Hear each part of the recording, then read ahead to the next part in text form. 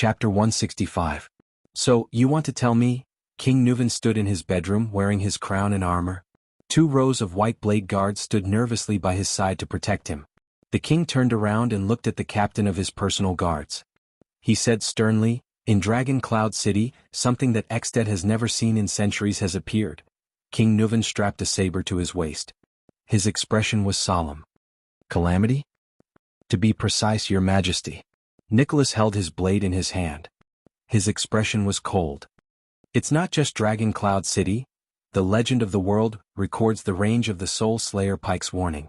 At this moment, that thing is probably in Heroic Spirit Palace." The old king pondered for a few seconds. "Very good. At least we now know that those monsters are not just legends." King Nuvan's expression was solemn. He strode out of the bedroom, the white blade guards following closely behind him. The old king glanced at the guards outside the door. They were in their best state of vigilance. "What's the situation now?" "I've already sounded the highest alarm and sealed the gates leading to Axe District and Spear District. I've asked the people below to report to me at regular intervals." Nicholas shook his head. "Unfortunately, up until now, none of the guards, servants, or white blade guards in the palace have gone missing, and none of them have shown any abnormalities." King Nuvan turned around and stared at Nicholas with a frown. "Unfortunately?" "I'm sorry to use this word." The latter lowered his head slightly. "But if that's the case, we can't pinpoint the location of that thing." King Nuvan inhaled and nodded. "Inform the archdukes first. They should know why our alarm went off. Then lock up all the drunkards at the banquet and chase them out at dawn. Recall the white blade guards who are on duty. If possible, send someone to Shield District and summon Glee Ward. I need him to wield the Soul Slayer pike. Inform the chief garrison officer. Have him send his disciplinary officers to patrol the districts and fire signal arrows. Similarly, report regularly. Light the first portcullis. All archers get into position. Don't be stingy with eternal oil." As orders were issued, the guards in charge of relaying them hurriedly ran back and forth. "Don't be nervous, boys." The old king did not stop walking. His eyes sparkled. "This is Extet, Raikaru's hometown. Things are no longer like they were 600 years ago. It's no longer the Battle of Eradication, and it's no longer the time when those monsters ran wild. But they are still the legendary calamities," Nicholas said warily. "The legend of the world records their strength. I know that they are powerful. Every archduke is taught that." King Nuvan's voice was sonorous. "But if power is everything, what happened 600 years ago?" The old king's expression became stern, and his gaze was sharp. "Why are we still fighting the Battle of Eradication?" "Of course." Nicholas nodded with a pale face. "Next, after ensuring the safety of the palace, I will expand the search area beyond the sluice gate." At this moment, an unknown noise came from the back of the team. Swoosh. The guards and white blade guards unsheathed their weapons nervously. They surrounded the king in the middle. King Nuvan watched his subordinates' actions and snorted coldly. Under Nicholas' reprimand, the guards let go of their overly nervous nerves and returned to their normal state of alert. A guard hurriedly sent a message. "Your Majesty," the guard said loudly. "It's the Empire's envoy, he insists on seeing you." King Nuvan frowned. Soon, the vice diplomat of the Constellation Diplomat Group, Lord Putre Nemain, appeared before the king. The thin vice diplomat's face was pale. Ignoring the extraordinarily high level of vigilance around him, he said anxiously, "Your Majesty, there's an intruder in your palace." "I already know." King Nuvan waved his hand and said impatiently, "I'm handling it." The guards on both sides stopped Putre and gestured for him to go back. "No, Your Majesty." Putre grabbed the guard's arm and said loudly, "No matter who that intruder is, he just abducted Prince Thales." King Nuvan's expression changed abruptly. Nicholas stared at Putre with a strange gaze. It was obvious that he was suspicious. The old king stared at Putre with an unpleasant expression.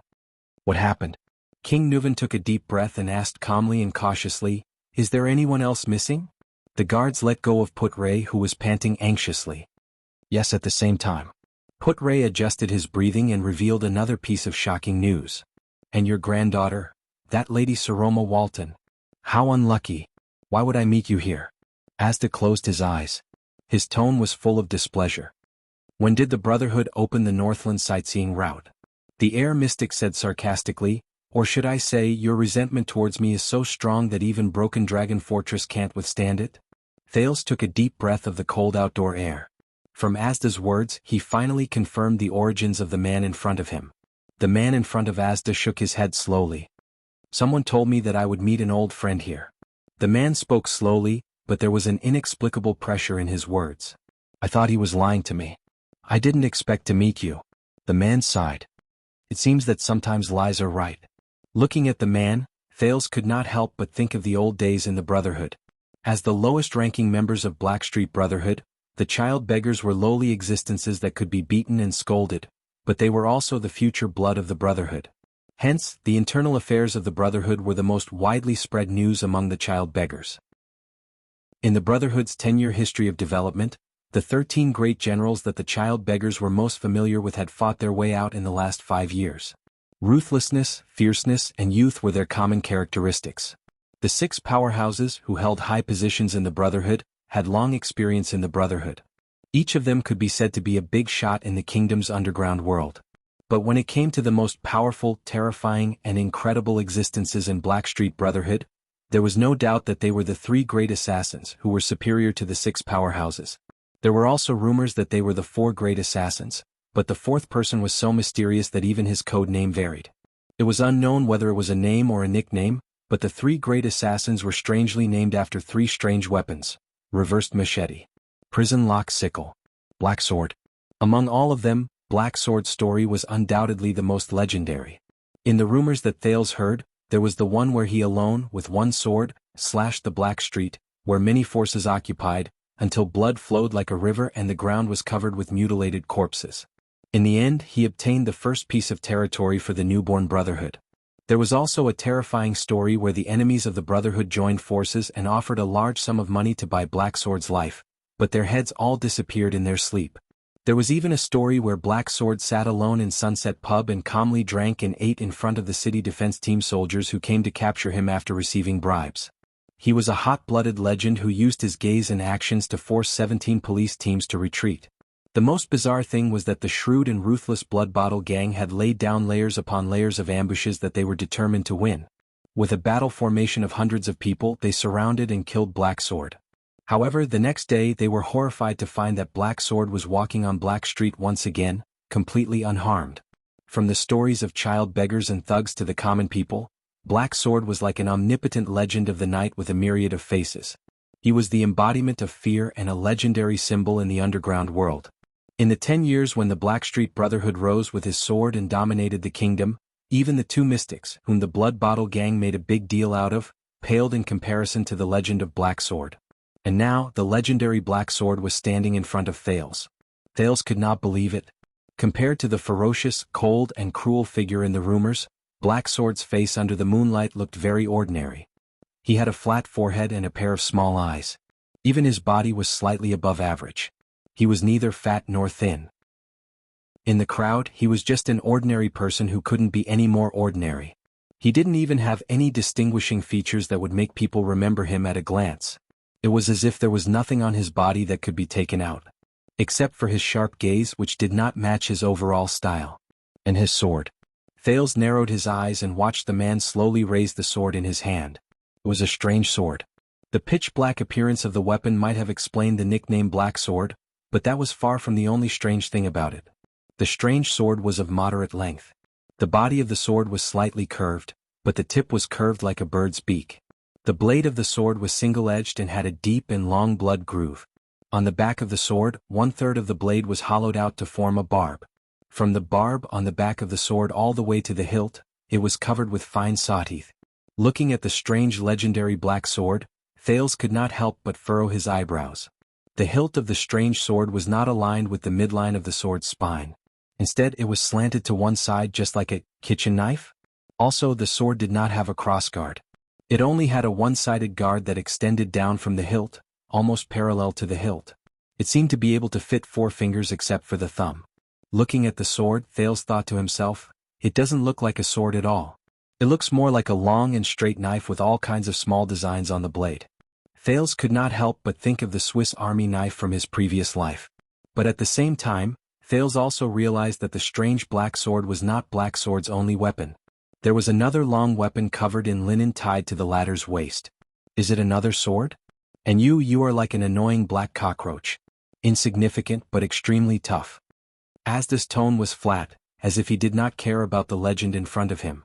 You can always drag your last breath and crawl back in a flustered but lucky manner. Then you crawl back in a disgusting manner. Continue to be annoying. The man did not reply. His gaze went past Asda and landed on Thales. Thales could not help but feel a chill in his heart when that pair of sharp eyes swept past him. These two fellows? Thales thought to himself. They are both extremely dangerous existences. But obviously, as members of the Brotherhood and Blood Bottle Gang, they were enemies. Maybe I have a chance to escape from Asda. Asda looked at Black Sword and shook his head slightly. Over the years, I have watched you grow from superclass to supreme class. You have become stronger and stronger. You have almost developed feelings for each other. Black Sword still did not say a word. You know, standing in front of me in a daze is the most foolish thing to do. Asda was not bothered by Black Sword's rudeness. He smiled and said, during this period of time I can completely make the air in your body, but before Asda could finish speaking, Black Sword moved in the next moment. Black Sword's figure swayed. He stepped on the snow under his feet, dragging his sword with one hand and shielding his chest with the other. He charged towards Asda. The corners of Asda's mouth curled up slightly. He was unconcerned. Thales was shocked. Ever since he came to Red Street Market, he had witnessed the movements and body movements of many elites in his short but exciting experience. They ranged from super class to supreme class, and each had their own unique characteristics.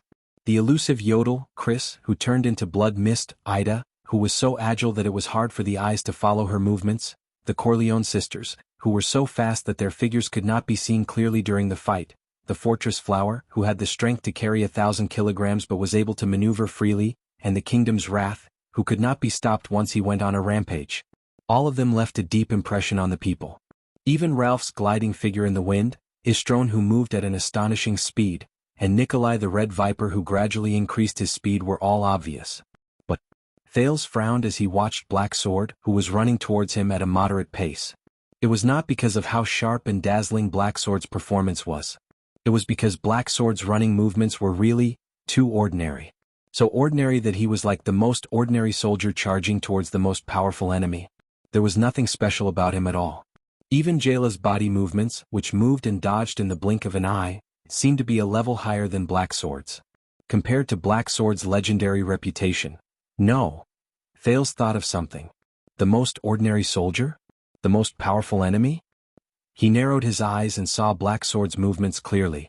The hand that was raised high in front of his chest, the sword that was dragged behind him, and the distance between his legs. Thales thought of something. This movement is so familiar. With a thought, Thales' eyes once again entered that strange observation mode. As expected, Asda turned into the most dazzling blue light in his field of vision. But strangely, Black Sword's figure remained the same. There was no change. But Thales had no time to care about that. Because Asda, who was motionless, looked at the attacking Black Sword and snapped his fingers. Asterisk snap. Asterisk panic surged in Thales' heart. Asterisk whoosh. Asterisk in the next second, the snow on the ground between Asda and Black Sword suddenly flew into the air. The snowflakes scattered in all directions, revealing the black and gray rock stratum underneath. In Thales' vision, an energy embellished with blue light surged in an instant. Starting from the middle of the two, it swept towards the charging man. Thales' pupils shrank. He immediately realized that it was an airflow, the most turbulent airflow. The airflow was more than 10 meters tall and dozens of meters wide. Like a moving wall, it blocked the space between Asda and Black Sword, completely covering the top of the cliff. And now it swept up a large amount of snow. With a menacing momentum, it swept towards Black Sword. Asterisk swoosh. Asterisk it was like a huge paddle slapping towards the smallest insect. Such asterisk T. Thales furrowed his brows anxiously. Black Sword could only see the drifting snow. He could not see the invisible airflow. Unless Black Sword could burrow into the ground, he would not be able to evade the sweeping airflow that had no blind spots, regardless of whether he moved left or right, or whether he leaped or retreated. Be careful. Seeing the situation before him clearly, Thales could not help but blurt out, "In front of you is a wall formed by strong winds. Dodge it." Asda moved slightly and turned around to look at Thales. There was a ruminating look in his eyes. As for Black Sword did not seem to notice. He continued to charge forward. Thales clenched his teeth. Did he not hear me because the airflow is too strong? He will be blown away by the airflow. Then he will be blown off the cliff. He will fall from the highest peak of Dragon Cloud City and fall to the ground. Thales felt dejected. Black Sword might be my only chance to prevent myself from being captured by the mystic. At the very least, I have to let him live and send a message. But he could only watch helplessly as Black Sword charged straight at the invisible wall of air that he could not dodge. He did not retreat or evade. He was charging towards his own death. Finally, Black Sword charged into the turbulent airflow. His hair was blown backwards and his robes fluttered. He was about to be swept away by the airflow. But in the next moment, Thales opened his mouth wide in shock. Black Sword was not swept away. As he crashed into the airflow, he held the sword with both hands. The tip of the sword was pointed straight ahead, swaying in the airflow. Black Sword's body suddenly moved to the side. His feet began to move in a strange manner. He no longer attacked in a straight line.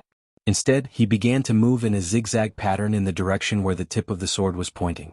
Just like that, Black Sword raised his long sword and withstood the airflow that could blow away boulders. He changed his direction occasionally, but his speed did not decrease as he continued to charge towards Asda. Like a wedge, he pierced into the airflow and continued to go deeper. Thales watched his movements in disbelief. How is this possible? Why does Asda's airflow have no effect on him? Thales narrowed his eyes. The fluctuation in his body began to gather, allowing his vision to become clearer. Soon Thales understood why. In his field of vision, Black Sword was not charging around aimlessly. In the airflow that flashed with blue light, he was regularly turning towards a few specific spots. Almost all of them were the sparsest and dimmest parts of the blue light. Using some unknown method, Black Sword had already figured out the invisible airflow. He found the weakest link in the uneven airflow. Using his footsteps and angle, he forcefully squeezed into the airflow controlled by Asda. Thales could not help but feel puzzled. Normal people can't even see the airflow, let alone Black Sword in it. How did he do it? As his opponent, Asda did not seem surprised. He only moved his fingers slightly. In Thales' eyes, the airflow that flashed with blue light suddenly brightened. The airflow suddenly multiplied. Black Sword's advancing footsteps halted. He was about to be swept away. At the same time, Black Sword's arm turned. His strange long sword suddenly trembled. Black Sword slashed an arc with both hands in the oncoming turbulent airflow. Thales widened his eyes. In the instant that the blue light intensified Black Sword's black sword, Thales really did not know how to differentiate between his nickname and his weapon, slashed at a weak spot. Asda's expression changed slightly. With this slash, the airflow's momentum was disrupted. Thales saw it clearly. In that instant, the airflow that was filled with blue light was actually, a gash was torn open by the man's sword. Although it was only for a moment, at that moment, Black Sword was like a legend who suddenly came to life. He tapped his feet on the ground and leaped up. In Thales' eyes, he squeezed through the narrow gap in the airflow that could last for an unknown period of time. In the blink of an eye, Black Sword was already 5 steps away from Asda. The man's eyes were cold as he stared at Asda. He did not stop moving. At that moment, Asda suddenly raised his arms. For some reason, Thales felt that Asda's action seemed to be a little panicked. In the next moment, the air pressure around Asda seemed to explode. Asterisk bang. Asterisk with Asda as the center, a large amount of air shot out in all directions in the shape of a ball. In Thales' eyes, the only thing he could see was the blue light around Asda's body shooting out in all directions. At that moment, Thales thought of a funny analogy. Why was Asda like a porcupine shooting arrows in all directions? He charged at Black Sword in exasperation and retaliated angrily? A huge force surged in the air and Thales was pressed to the ground. He had no choice but to return to reality. Thales knew that this was Asda's doing. It was to protect him from being hurt by the explosive air pressure. He gritted his teeth and tried his best to raise his head to see the battle clearly. Snowflakes fluttered in the air. The majestic and turbulent air pressure erupted violently. Black Sword, who was a few steps in front of Asda, bore the brunt of it. Once again, Black Sword made an unexpected move. As if he knew what kind of threat was coming at him, Black Sword's body swayed as he moved forward. Started spinning? Thales' shocked gaze was fixed on Black Sword. Asterisk hiss. Asterisk his entire body brushed past the terrifying air pressure, producing a violent and ear-piercing sound. The man's body continued to spin like a strange dancer as he spun and moved forward amidst the explosive air pressure. However, he cleverly reduced the pressure he had to bear to the minimum. Black Sword's body spun twice. With each spin he maintained a perfect balance and took a step towards Asda. The air pressure did not affect his speed at all. Under the ear-piercing sound of the air explosion and Asda's solemn gaze, Black Sword took a step in front of him. At that moment the air mystic and Black Sword's eyes met in the air. In the next moment, Asda, who had an unpleasant expression on his face, raised his right hand and clenched his fist. Black Sword swung his arm and hurriedly thrust his strange sword forward. The air around them trembled and began to change in a strange manner. Black Sword's long sword moved and drew a strange arc in the air. The sound of the blade piercing flesh was heard. However, the moment Black Sword swung his sword and Asda clenched his fist, the air around them suddenly became thick, heavy, and extremely viscous. This reminded Thales of the move that Asda used to suffocate him. He could not help but feel a chill in his heart. Boom. Asda's clenched right hand was separated from his body and fell to the ground. Bang. In the air, a boundless pressure assaulted them, forcing Black Sword to kneel on one knee. Without waiting for his opponent to react, Black Sword pushed against the ground with his left hand and rolled backward. At the same time, he swung his long sword and broke through the heavy atmosphere. Black Sword rolled back a few meters and left the range of Asda's air pressure. He held his long sword across his chest and watched Asda vigilantly as he panted. Meanwhile, the air mystic stared blankly at his arm that had fallen to the ground. This sudden showdown finally came to an end for the time being. Thales got up from the ground. He had already forgotten to breathe as he watched. Asda's ability to control the atmosphere at will was already shocking enough. Thales believed that no matter who it was, if they were to encounter any of these situations, they would only be able to cover their heads and flee like a rat. But Black Sword, in the shortest amount of time, his every move effectively cut into the weak points of Asda's strange ability. He overcame every obstacle and rushed to the mystic. He even chopped off the mystic's arm.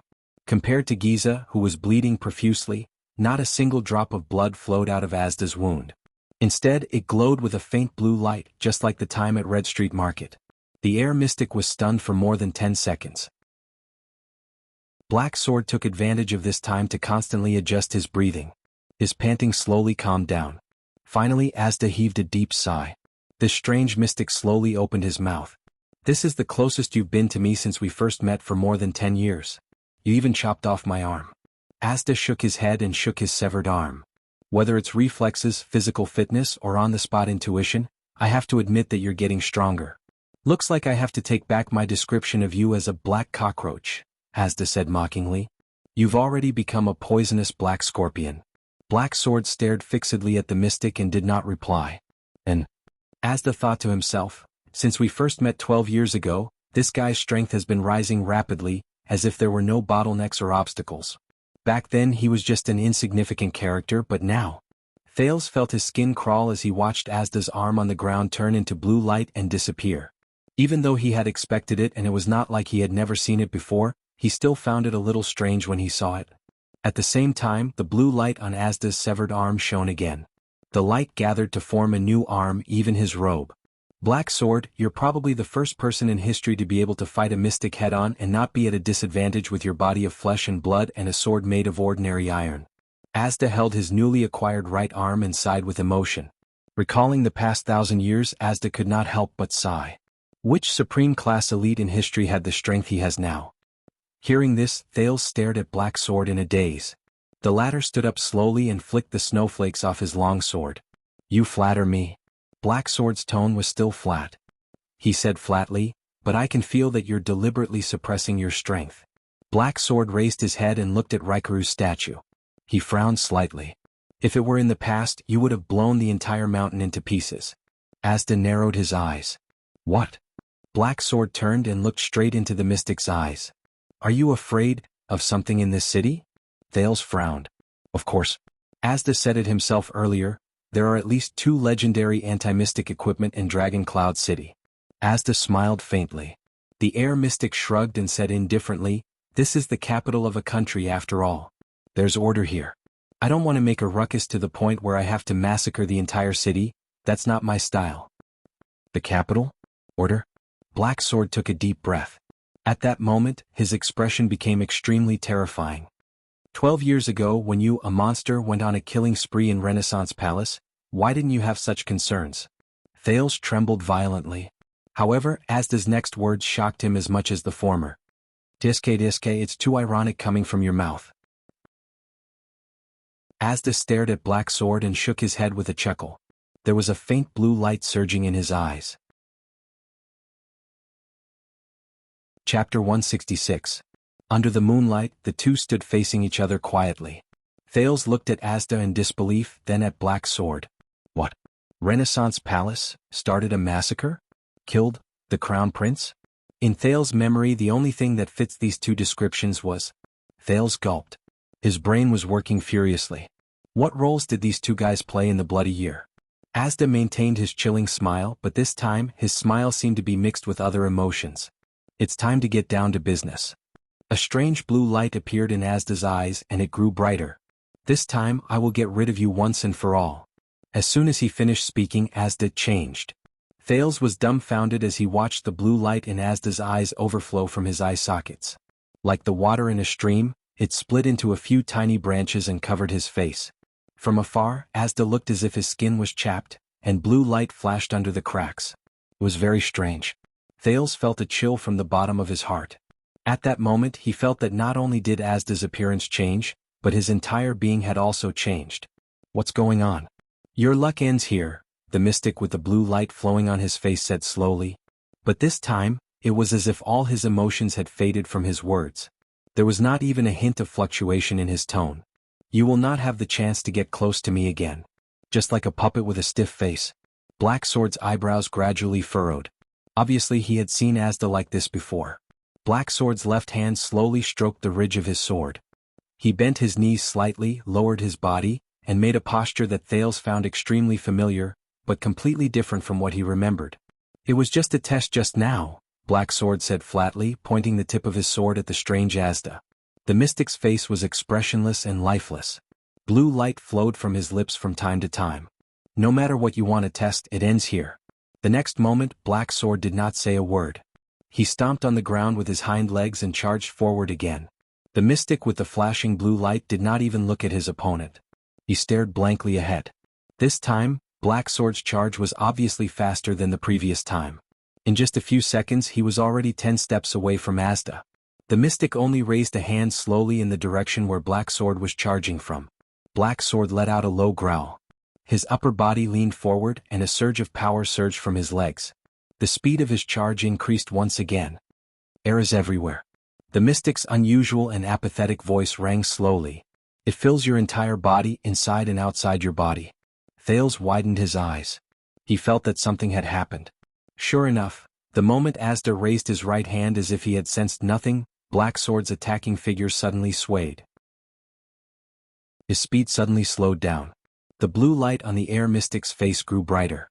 The air in your lungs has been frozen. It cannot enter or exit. You can't breathe anything. Black Sword's expression changed, and he clutched his chest with his left hand. Thales opened his mouth in surprise. What? The air in the human body? Could Asda do this?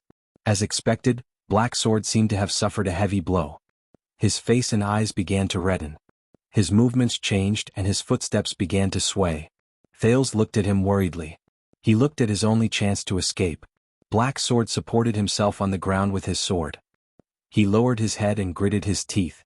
But in the next second, the scene around Black Sword suddenly blurred in Thales' vision. At that moment, it was as if some power had blocked Thales' vision, and the latter was a little surprised. But reality did not allow Thales to think too much. Black Sword had already pulled his sword out of the ground. His stagnant movements became strangely smooth again at that moment. Black Sword's body moved. He actually regained his original speed and continued to charge towards Asda. Thales was puzzled. What did Black Sword do? Not a bad response. The mystic's calm and emotionless voice rang again, answering Thales' question. Using the power of eradication to strengthen and stimulate all the muscles related to breathing, you forcefully inhaled a small amount of air. Black Sword's body swayed, and he staggered as he rushed towards Asda.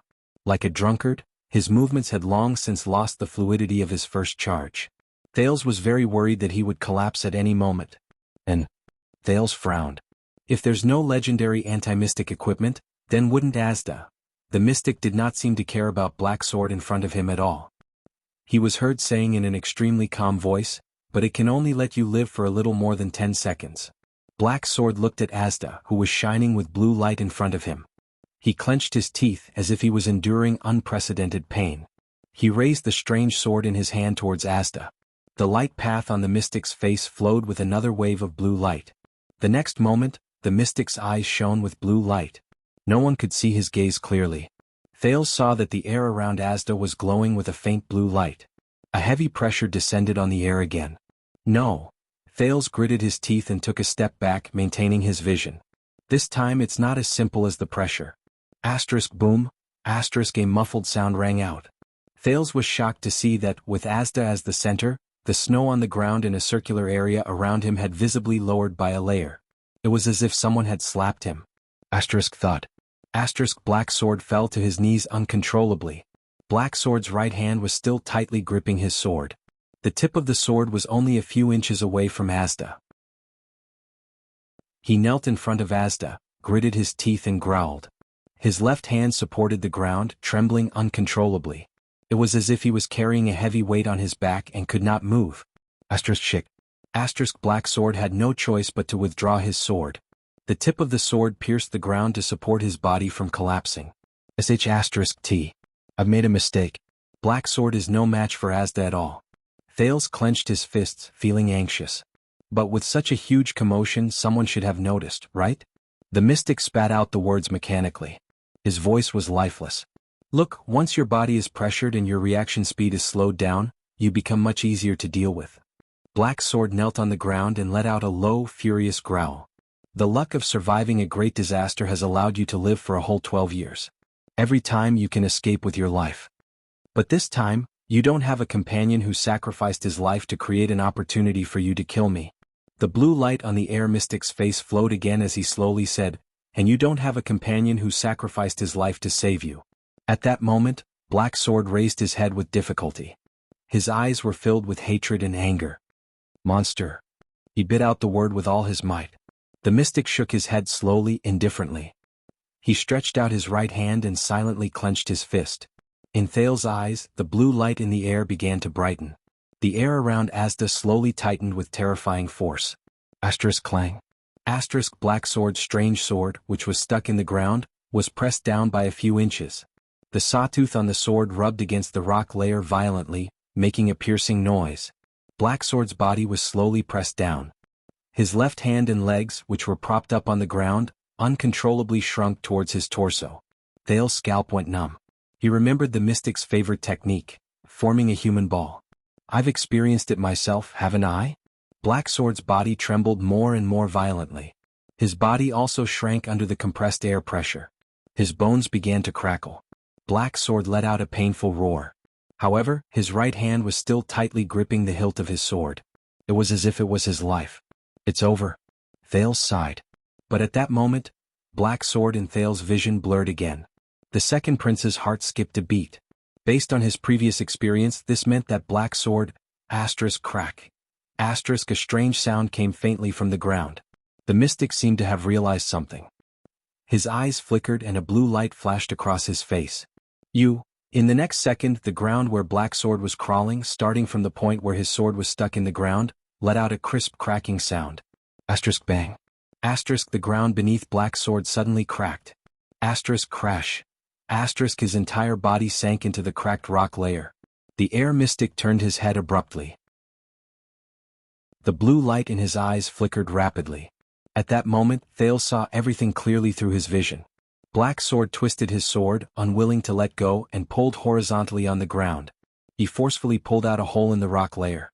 The terrifying air pressure seemed to have found a vent. It drilled into the hole and broke the entire rock layer. Then more and more air seeped into the gradually cracking rock layer. The heavy pressure in the air suddenly lessened. Thales was stunned. If that's the case, sure enough, Black Sword, who was curled up on the ground, was no longer restrained by the air. He stepped on the continuously sinking rock layer and suddenly leaped up. At that moment, Black Sword's eyes were clear, pure, and determined. He looked at the expressionless mystic in the latter's eyes, which were glowing with a blue light. Black Sword took another step forward and approached Asda's range. The mystic suddenly raised his hands slightly. His body was pushed by the air and floated backwards. It was as if he was escaping from Black Sword. But before he could float too far away, Black Sword's right hand trembled in a terrifying manner. A strange power surged. Black Sword's blade pierced Asda in a steady, powerful and accurate manner amidst the turbulent airflow. Thales inhaled sharply and watched Black Sword's instant counterattack. The blade pierced towards Asda's head. The blue light on Asda's face shone brightly again. Asterisk clang. Asterisk a dull sound was heard. The blade seemed to have collided with the hardest metal. It was blocked by a strange transparent barrier in front of the tip of Asda's nose. Thales furrowed his brows. He saw a blue barrier appear in front of Asda, blocking Black Sword's weapon. Air wall. He looked at the blue ball of light in Asda's left hand and said to himself, "You always find a way out of desperate situations," the mystic said lifelessly. What a beautiful counterattack. Black Sword roared furiously. He exerted strength in his legs, charged forward, and thrust his blade forward. Asda floated backwards, but the blade remained in front of him as if it could not break through the air wall. It looked as if Black Sword was pushing Asda backwards. But Thales was shocked. "They're floating towards me. Try to kill me again?" The mystic's voice was cold and calm, as if the thing in front of him was not a sword but a fly. "You already knew that I can't be killed. Then why are you still defending?" Black Sword's eyes widened in anger. He held his sword with both hands and did not stop moving, as if he was determined to break through the air wall even if it cost him his life. "It's my habit." The mystic floated backwards and said flatly, "I don't like people getting close to me." Thales felt his scalp go numb as he watched them float towards him. He was about to run away. But at this moment the situation changed again. Black Sword suddenly sheathed his sword and quickly turned around. He paused on the ground, gave up on continuing to thrust forward, and completely left Asda's side. As if he did not expect Black Sword's action, the light on the mystic's face flashed. In the next second, Black Sword rolled to the side and landed beside Thales. Thales was shocked. Before he could react, he felt something tighten around his shoulder. He turned his head in shock and found that Black Sword was already standing behind him, gripping his left shoulder tightly. How? Thales' mind was in a mess. Black Sword. The air mystic, who had been lifeless since the beginning as if he had lost all emotions, roared for the first time in a loud voice, "How dare you!" Asda let go of his left hand that was maintaining the air wall and raised his right hand. But at that moment, Thales only felt a chill on his neck. That strange black long sword was already placed horizontally in front of his throat. Asda's hand stopped in midair. Black Sword's cough rang behind Thales' ears. It made his heart pound. Thales came to a realization. Black Sword is holding me hostage? Thales resisted the urge to complain. He felt bitter in his heart. Why am I so unlucky? The air mystic watched all of this. The light on his face flashed more and more rapidly. He frowned. "You always surprise me. I told you I was just testing you just now." Black Sword coughed and spat out a mouthful of blood. "To make sure that my skills didn't deteriorate, and that your response didn't change drastically. Then I found an opportunity like this." Black Sword panted and slowly tightened his grip on Thales' hand. "Is this boy very important to you?" The blue light in the mystic's eyes dimmed, revealing his gaze.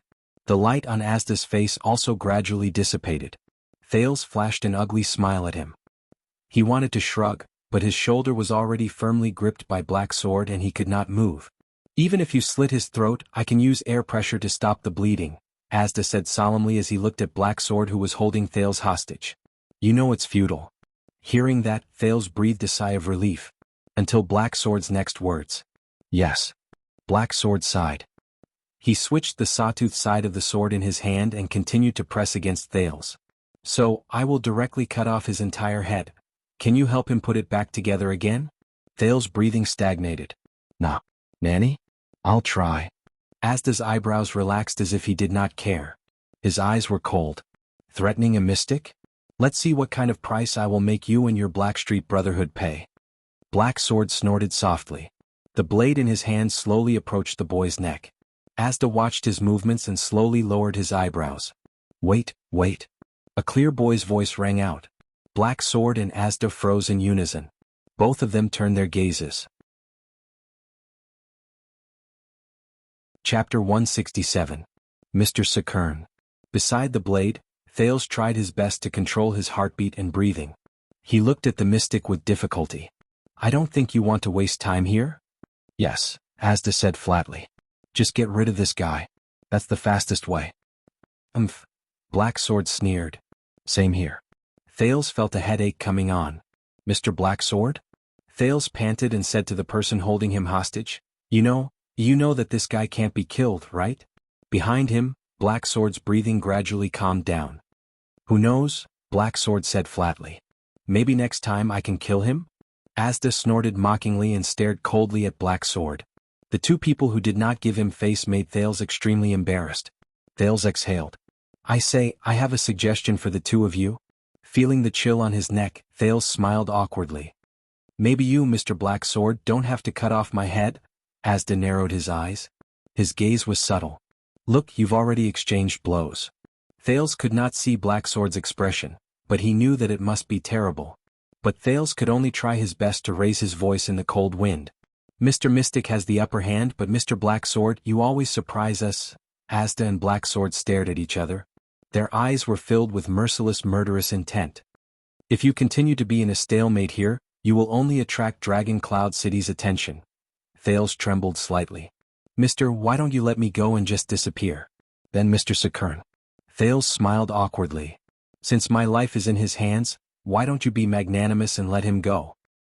Most importantly, I have to get myself out of this. Thales thought to himself. I was hoping that Black Sword's sudden appearance could help me, but in the end, neither of them are good people. Under the moonlight, the cold wind and the falling snow gradually lessened. Black Sword did not speak. Thales, who was almost frozen, tried his best to maintain a smile. What do you think? Asda and the prince's eyes met in the air. Thales felt a chill run down his spine. Even though being a mystic was much better than when he was in his emotionless glowing mode, just now, he could still feel the chill in Asda's eyes. I refuse, Asda said coldly. I've had enough of this cat-and-mouse game. He must die here today. The smile froze on Thales' face. Hey, Thales stared at Asda in disbelief. What happened to the love between mystics? What about helping each other? Asda ignored Thales' gaze. At that moment, the mystic's heart was cold. Black Sword's performance just now proved that he was fully qualified to be one of the disaster hunters from 600 years ago. As long as he had a legendary anti-mystic equipment. In the past, the supreme class fighters who were carefully selected from various races were all terrifying existences who had gone through countless hardships. They held the greatest nemesis of mystics and hid on the battlefield, waiting to deliver a fatal blow. During the Great Purge after the war, they were even more terrifying trackers in the dark. They hunted down all mystics whether they existed or did not exist, whether they were enemies or not. They did not let go of any faction. If it was not for the Great Fission and the political division of the various countries after the war, which caused the disaster hunters to fall apart, Black Sword. Asda looked at his right hand, which had just been cut off and then regenerated, and narrowed his eyes. He must die here. Look, of course I can let you go, child, Black Sword said softly behind Thales' ear. But he won't. The leader of the Brotherhood shook his head slowly and sighed slightly. You can only blame your bad luck. Thales sighed in anguish. Asda sneered and said, Then let us see how long a mere human can last in the snowy Northland. Yes. Black Sword tapped Thales' shoulder without showing any sign of weakness. How long can he last? Caught in the confrontation between the two, Thales frowned helplessly. What the hell? Thales took a deep breath and slowly gritted his teeth. He glanced at Dragon Cloud City beneath the cliff of the sky and kept thinking. There's no other way. I got it. Thales took another deep breath and licked his dry lips. Enunciating each word, he said, How about this? I have an idea. Black Sword and Asda shifted their attention to him. Thales' face was downcast as he slowly finished his sentence. This way, Mr. Black Sword, you will have time to escape. I believe you can. And Mr. Sakern, we can also continue our journey. Listening to Thales' words, Asda and Black Sword frowned. Asda sneered. Are you helping him? No. Thales felt the force on his shoulder lessen. He curled up the corners of his lips again and said with a smile that was even more radiant, I'm helping all of us. Asda's gaze grew colder. It made Thales' skin crawl. A gust of cold wind blew past. Black Sword sighed softly. I've been looking for this opportunity since the beginning, Black Sword said slowly in his ear. Thank you for your suggestion, child. So you agree? Thales turned his head awkwardly and pulled his neck away from the cold blade and saw. Black Sword looked at Asda, who did not look too pleased. He patted Thales' shoulder and nodded slowly. Of course, there's only one thing that needs improvement. Thales was stunned.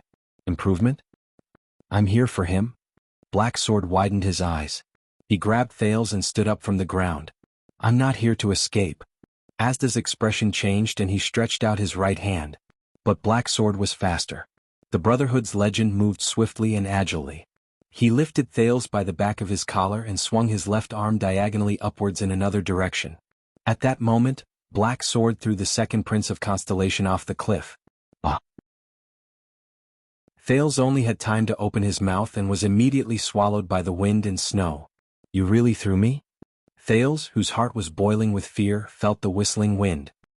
He narrowed his eyes and looked at the ground below him. He looked at the shrunken dragon cloud city in his field of vision.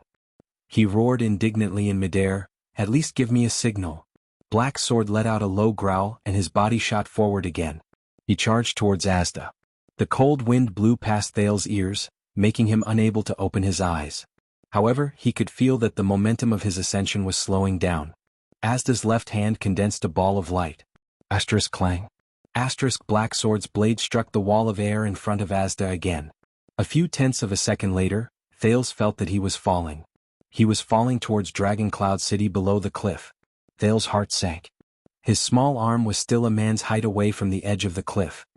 Damn you, Black Sword! I didn't ask you to throw me so far.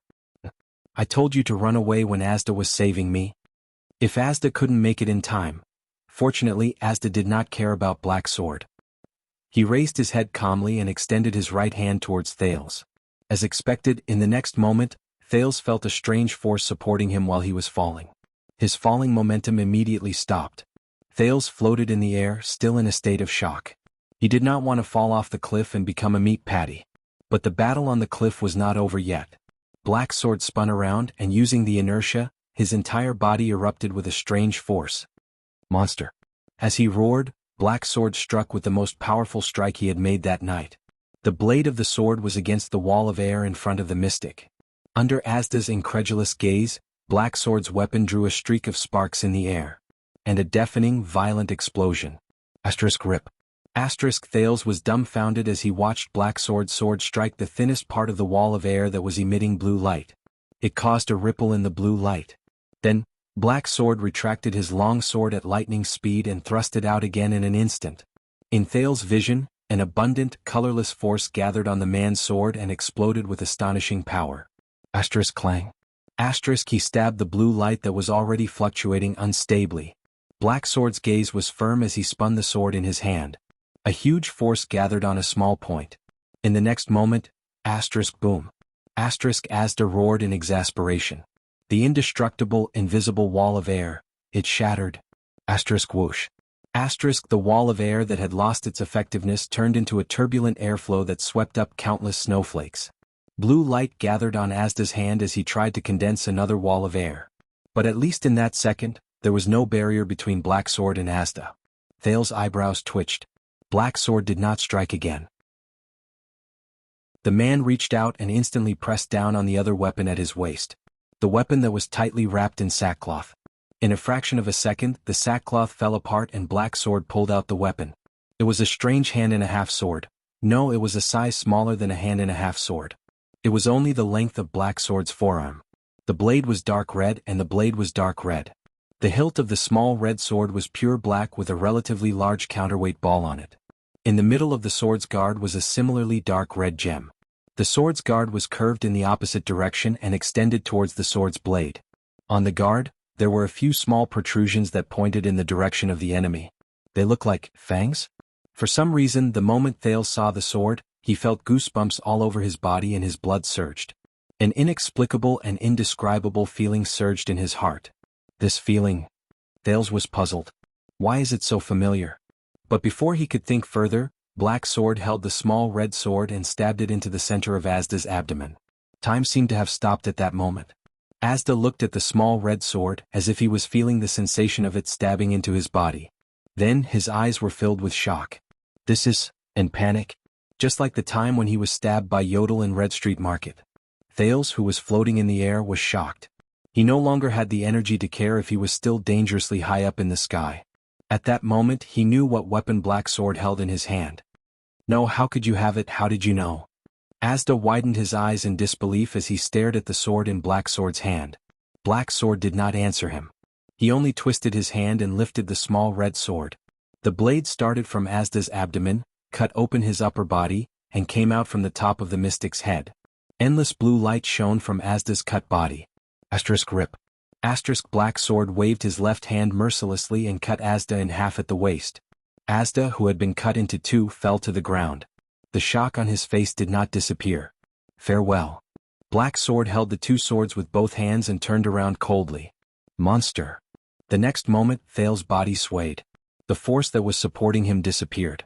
T. Panic rose in Thal's heart. Asda's ability had failed. He was hundreds of meters in the air and he was falling towards Dragon Cloud City at the bottom of the cliff. Thales looked at the mini Dragon Cloud City below him. His heart beat continuously. His body kept falling. At that moment, clang. The sharp sound of metal rubbing against stone. Thales raised his head and his whole body trembled. He saw Black Sword step on the cliff and charge towards him. Then, Black Sword's eyes were cold as he suddenly extended his right hand. But his right hand was holding a long sword. He viciously thrust the strange black sword in his hand at Thales, who was falling from midair. Thales' pupils shrank abruptly. What? The blade did not stop. It went straight for his head. The cold wind echoed in Thales' ears. In a fraction of a second, countless emotions flashed through his mind.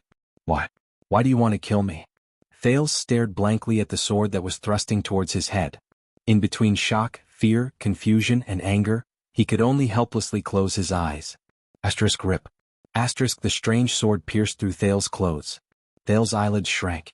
But the expected pain and touch did not come. The wind howled. Thales trembled and opened his eyes.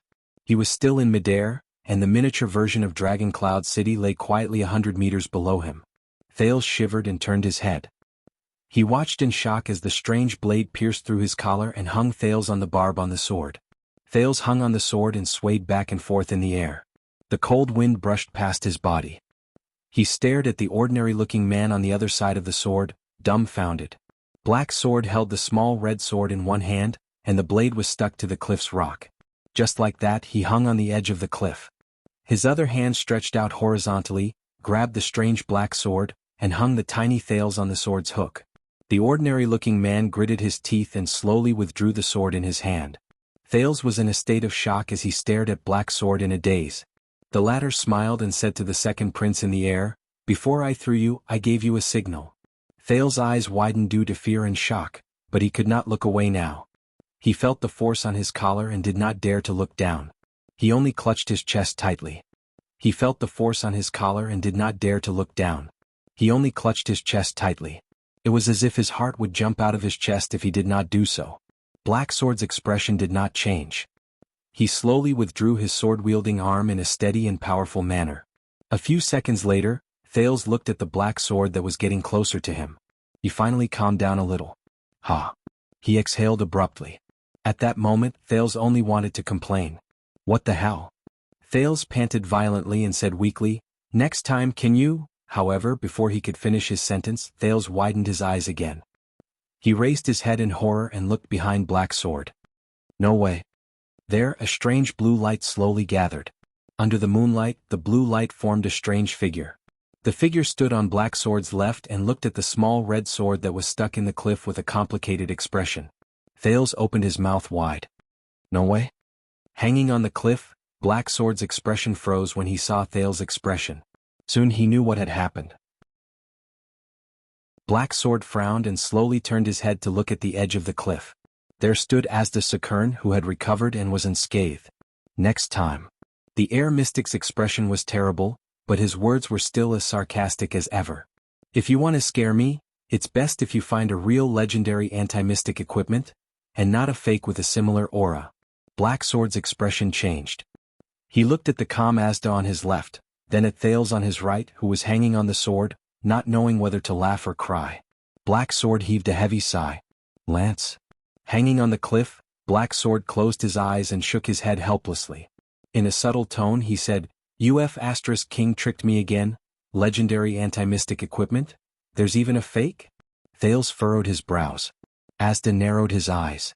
Black Sword looked gloomy as if he had eaten a fly. In the cold wind, the three of them were silent for 3 seconds in a strange position. They did not seem to know how to respond to such a situation. You child. Finally, Asda shifted his gaze and looked at Thales coldly. His tone was frightening. You are really naughty. Thales could only put on a sad smile. But before he could say a word, Black Sword moved again. In the next moment, Black Sword lifted his feet and pressed against the side of the cliff. He exerted force with his left hand and pulled out the small red sword from the rock. Without any support, Black Sword began to descend slowly with Thales. Asda's expression changed abruptly. Thales was so shocked that he forgot to breathe. At that moment, Black Sword raised his head and glanced at the mystic, who had an unpleasant expression on his face. A surprise for you, he said faintly. You. Asda raised his hand angrily. Air pressure flowed, intending to support them. But Black Sword did not give him the chance. In a fraction of a second, Black Sword's power surged, and his legs kicked the rock surface. He grabbed Thales and with a speed that Asda could not react to. Chapter 168. Thales finally knew what it felt like to fall from a great height. That was not feeling it. It was because the feeling of weightlessness, having nothing to rely on and nothing to rely on, could instantly take away all one's thoughts and take away one's autonomy and control of one's body. Only panic, bewilderment, and absent-mindedness remained. Cold wind blew against their faces. Asterisk whoosh. Asterisk Thales was held in Black Sword's embrace with one arm. His lips trembled, but no words came out. In the high-speed wind, even breathing became difficult. Thales' mind was blank. At that moment, that strange fluctuation surged through his entire body, and even time seemed to slow down. But this time, that fluctuation did not bring him a miracle. The violent airflow blew past their sleeves. They were still falling. Dragon Cloud City beneath them grew bigger and clearer. And he could do nothing. Thales could only close his eyes and wait for his death with an empty mind. At that moment, Black Sword, who was behind him, suddenly moved. Asterisk hiss. Asterisk the sharp sound of metal scraping against the rock surface exploded in his ears again. Thales felt his body fall as if gravity had returned. He opened his eyes abruptly. What greeted his eyes was a flash of fire. Thales watched in shock as an arm stretched out from behind him. It was holding that strange black sword and scratching the cliff wall, creating a string of sparks. As they fell, they kept decelerating. In the next second, Thales felt a violent jolt. There was a sudden weight beneath him. The feeling of his torso being torn apart and the dizziness in his head assaulted him at the same time. Thales could not help but retch a few times. He panted and found that his breathing had become smooth again. The Prince of Constellation was shocked to find that they had stopped. Thales could not help but suck in a cold breath. Their falling momentum had been stopped, and they were now suspended on the cliff wall. And he who was falling headfirst was now upside down. I survived? Thales looked up in disbelief and saw the situation in front of him clearly. Black Sword's strange sword was long gone, and his right hand was now firmly gripping a thin rope. The other end of the rope was firmly tied to a thick nail, which was nailed deep into the cliff wall. They who had no one to rely on were firmly suspended in midair. Black Sword clenched his teeth, his right hand covered in blood. Clang. The sound of metal hitting the ground could be heard. Thales came back to his senses, and before he knew it, he was already drenched in cold sweat. This rope, the Prince of Constellation asked in disbelief, was prepared by you from the start? Black Sword smiled coldly. We chased Asda here to fight. Black Sword loosened his grip and they slid down the rope at a uniform speed. It was to have a way out. Although the rope in Black Sword's hand was thin, it seemed extremely tough, as if it was specially made for this activity. Thales stared at Black Sword's hand in astonishment. He stared at the blood that flowed out from the high-speed friction just now, but the latter did not seem to notice it at all, as if it was not his hand. Boom. They fell on an irregular outcropping of rock at the edge of the cliff. He looked at Dragon Cloud City below him. He could already clearly see the roofs of many residential houses. He panted with all his might, trying to regulate his breathing. But he should be more worried about the current situation. Thales began to think about his relationship with the person in front of him, as well as his options after he got rid of Asda. How would he deal with her? Does he know who he is? Thales' breathing slowly quickened. If Black Sword was the murderer who killed Crown Prince Midir 12 years ago, Thales thought, that means he is. In Mindy's hall, Gilbert told him that it was the assassins of Shadow Shield who killed the eldest son of the king. In Heroic Spirit Palace, before Archduke Poffert died, He said that Shadow Shield had always desired his life. When he thought of this, Thale's heart skipped a beat. Thales gritted his teeth and glanced warily at Black Sword, whose back was facing him. This person is very likely, but at that moment, the moment Thales stared at him, Black Sword suddenly turned around. Thales was so frightened that he trembled and clenched his fists. His scalp went numb as if he was being targeted by a powerful hunter. Black Sword gave Thales a deep look. His eyes were filled with murderous intent. Thales did not dare to breathe loudly. He only forced a smile with an ugly expression. Black Sword furrowed his brows and inhaled. When he realized that the person who was looking at him with hostility was just the boy in front of him, the coldness in Black Sword's eyes faded and he turned around expressionlessly. Black Sword picked up the black sword that had just fallen and readied himself. Thales' palms were already covered in cold sweat. Does this guy have eyes in the back of his head? How can he even sense my gaze?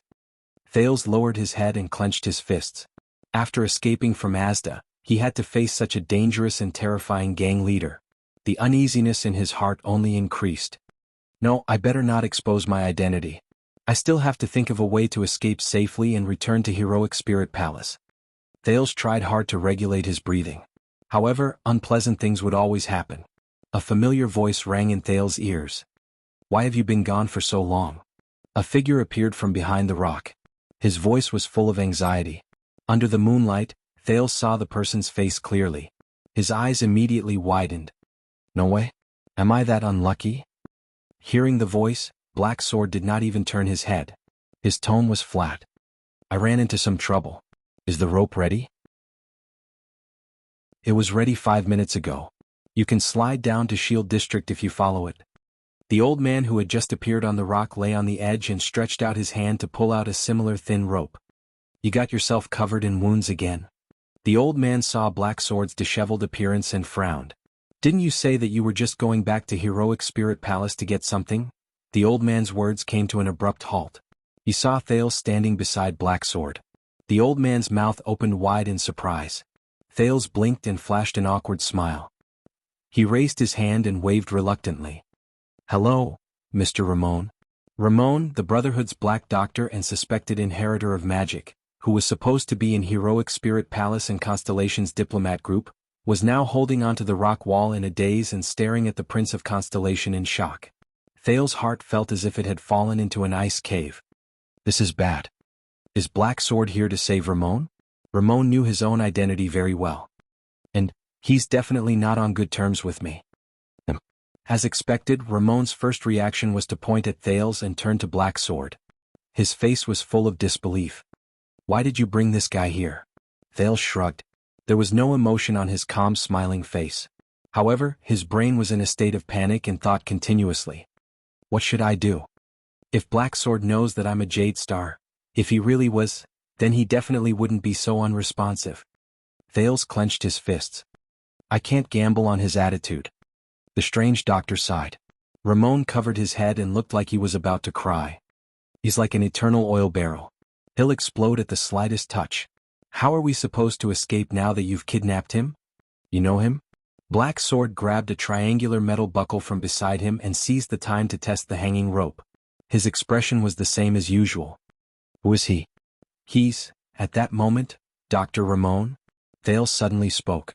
You seem to be very happy. Ramon raised his eyebrows. When he thought of Thales' mind-reading ability, his expression immediately turned unpleasant.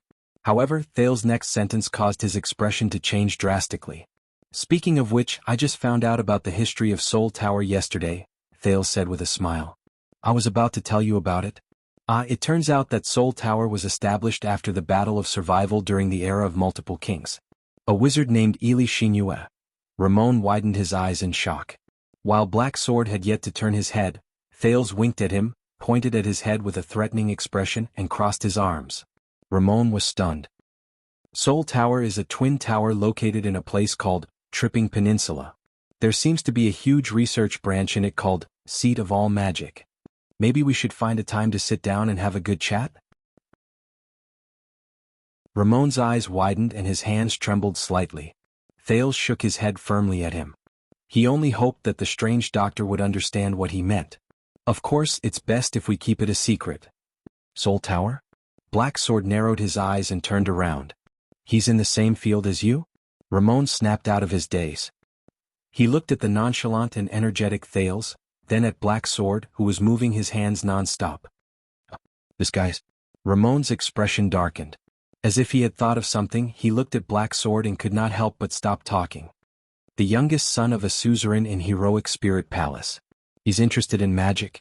Nowadays it's not easy to meet a noble who knows about and is not averse to magic. Ramon rubbed his hands together and chuckled.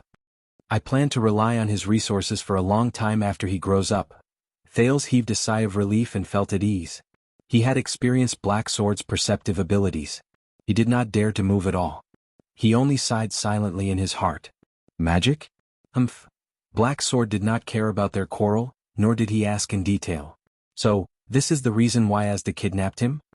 This sentence seemed to freeze the already cold air. Asda, him? Ramon's expression changed drastically. He looked around. This is Extet, Dragon Cloud City. You met the air mystic? I was just greeting him, Black Sword said nonchalantly. Speaking of which. After Black Sword installed the metal buckle, he pulled the rope hanging down. With a cold expression, he drew out the small red sword from his waist and tossed it to Ramon. This is the weapon lance found in Azure Ambition. I almost let that monster eat it. Other than scaring people, it's useless. How is that possible? Ramon dodged the tip of the sword in a flurry. He held up the small red sword, his eyes filled with doubt. Could it be that the lady boss also made a mistake? It's a fake? Maybe. Now that I think about it, we were too confident. Black Sword furrowed his brows.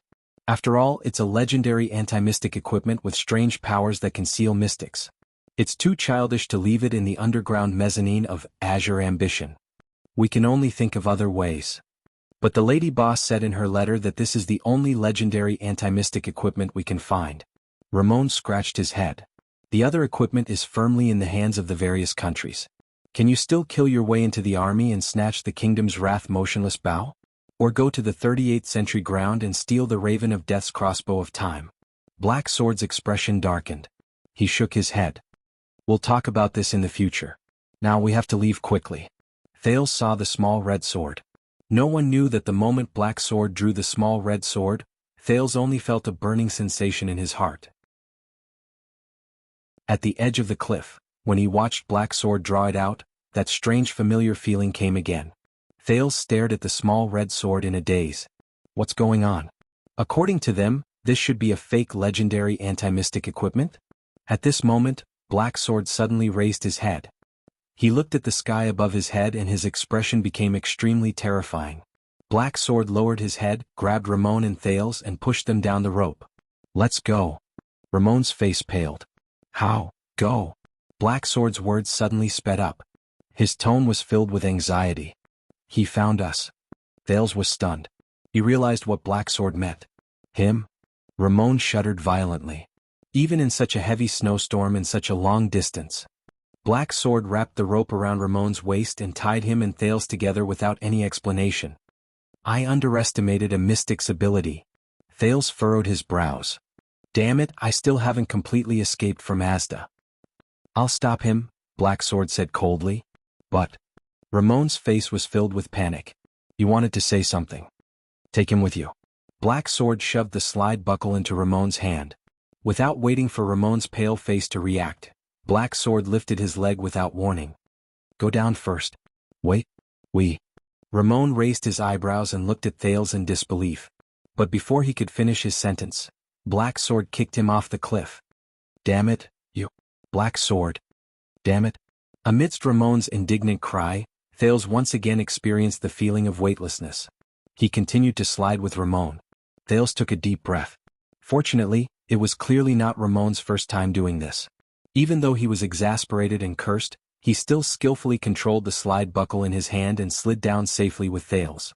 They had just slid down more than 10 meters when the clear sound of swords clashing against each other rang above their heads, along with the rapid sound of air currents. Damn it. As they slid down, Ramon looked worriedly above his head.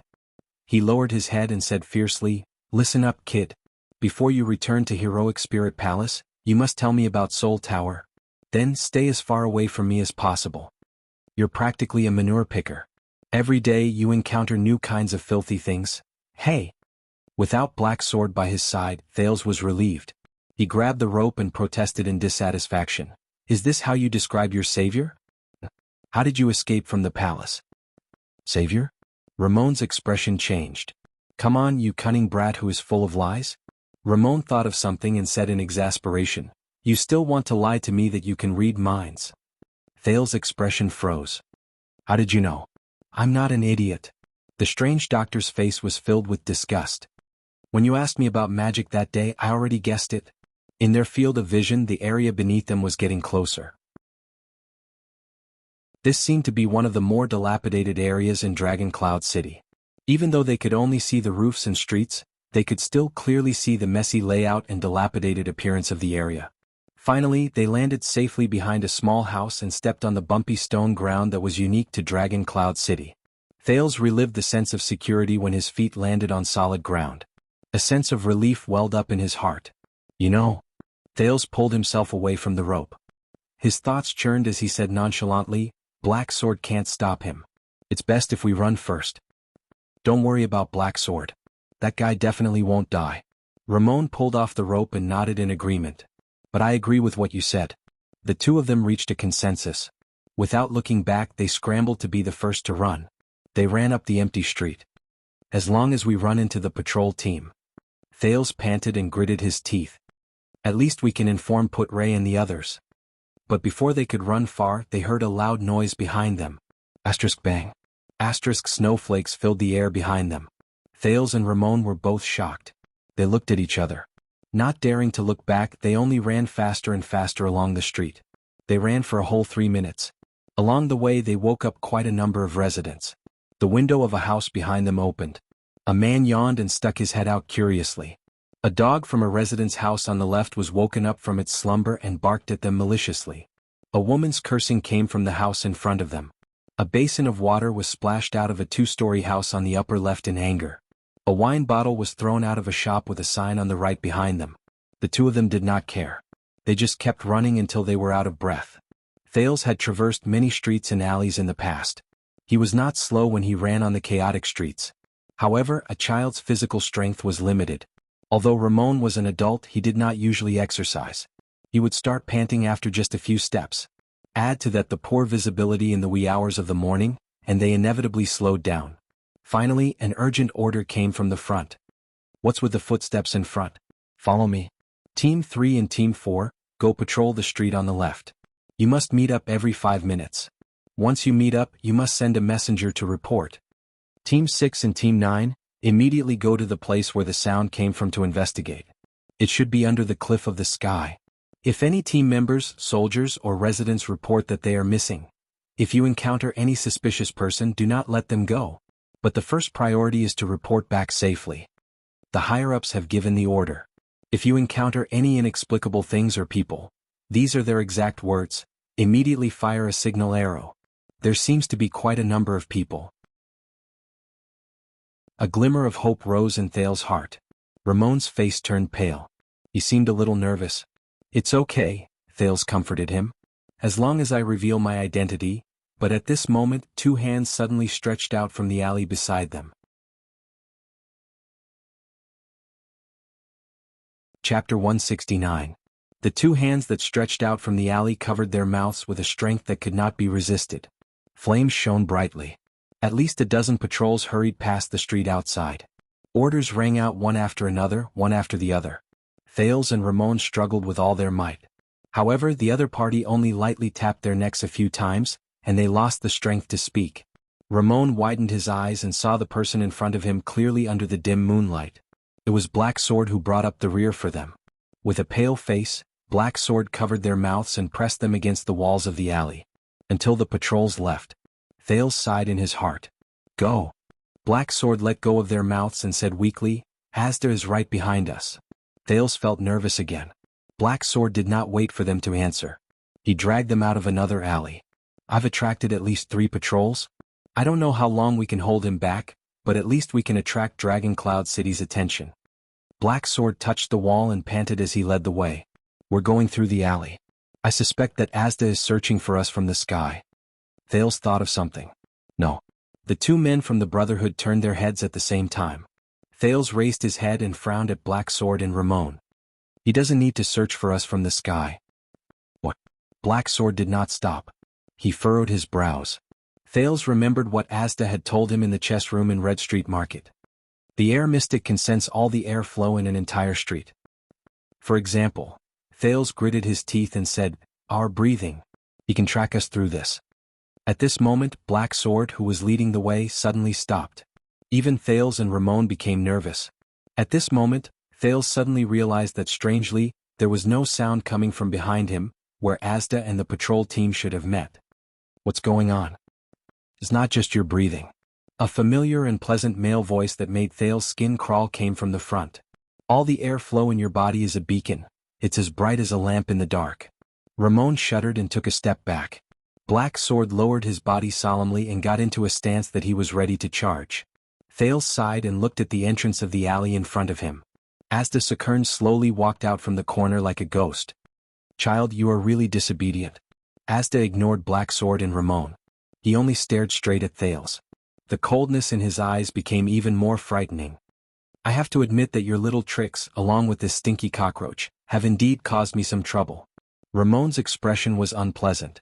He took another step back and looked around. Black Sword was still at the forefront. He calmly placed his hand on the strange sword at his waist. "That's because you're not very friendly." Thales exhaled and clenched his fists. This was a residential area. Would it help if he shouted now? Or would he kill those people who came out to watch the show? "Oh no. I'm already very friendly." Asta shook his head. He seemed to be in a stable mood. "But you forced me, so I could only use some rough methods." Thales narrowed his eyes. He realized that there was something wrong with Asda's words. As expected, Asda crooked his finger. Behind him, a small figure floated out. A figure that kept sobbing. Thales' pupils shrank. No, it was a scruffy girl wearing glasses. About 8 or 9 years old. Under Asda's control, she floated in the air and occasionally let out a terrified tremble. "Damn it." Thales stared at the girl in disbelief. The girl's glasses were tilted to one side. She watched in horror and panic as she floated in the air. However, the moment she saw Thales, it was as if she had found a life-saving straw. "It's him. It's that boy." The girl extended her small childish hand to Thales, revealing the bruises on her wrist. Tears of grievance flowed out of her eyes.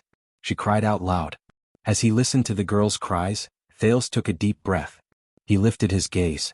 With a complicated and indescribable feeling, he looked at the girl who was trembling in fear and sobbing in fear. "Little rascal." Thales clenched his fists. "That girl. Saroma Walton. Little rascal. Come back to me quickly. Don't be at odds with me anymore. Unless." Asta said softly and hooked his finger. "Do you want to see this little maid die?" Little rascal, who was in the air, suddenly flipped over. Her head was facing downwards. Thales held his breath. At that moment, little rascal was so frightened that she stopped crying. She just floated listlessly, sobbing in extreme fear and trembling. Even Black Sword furrowed his brows. Thales clenched his teeth. "I know you won't go with me willingly." Asta seemed to know what he was thinking. He chuckled. "So I took some precautions." Little rascal, who was in the air, turned around again. The girl was already scared out of her wits. Tears streamed down her face and she could not even speak. "This is between us." Thales gritted his teeth. His heart was filled with complicated feelings. She has nothing to do with this. He looked at the terrified gaze behind little rascal's glasses. Before his eyes, little rascal looked at the convulsing Alex, covered her mouth and retreated in fear. He then thought of King Nuven holding little rascal's hand tightly and placing a black ring on it. He thought of little rascal's trembling hand when he pulled the girl away in the Hall of Heroes. She did not know anything at all. She was not prepared for anything. She was forced to face all of this. "Of course," Asda said slowly and smiled. "I noticed that when we were at Red Street Market, you cared a lot about your companion, didn't you? Then let's see if you care about this companion as much as I do." The scene from a long time ago appeared before Thales' eyes.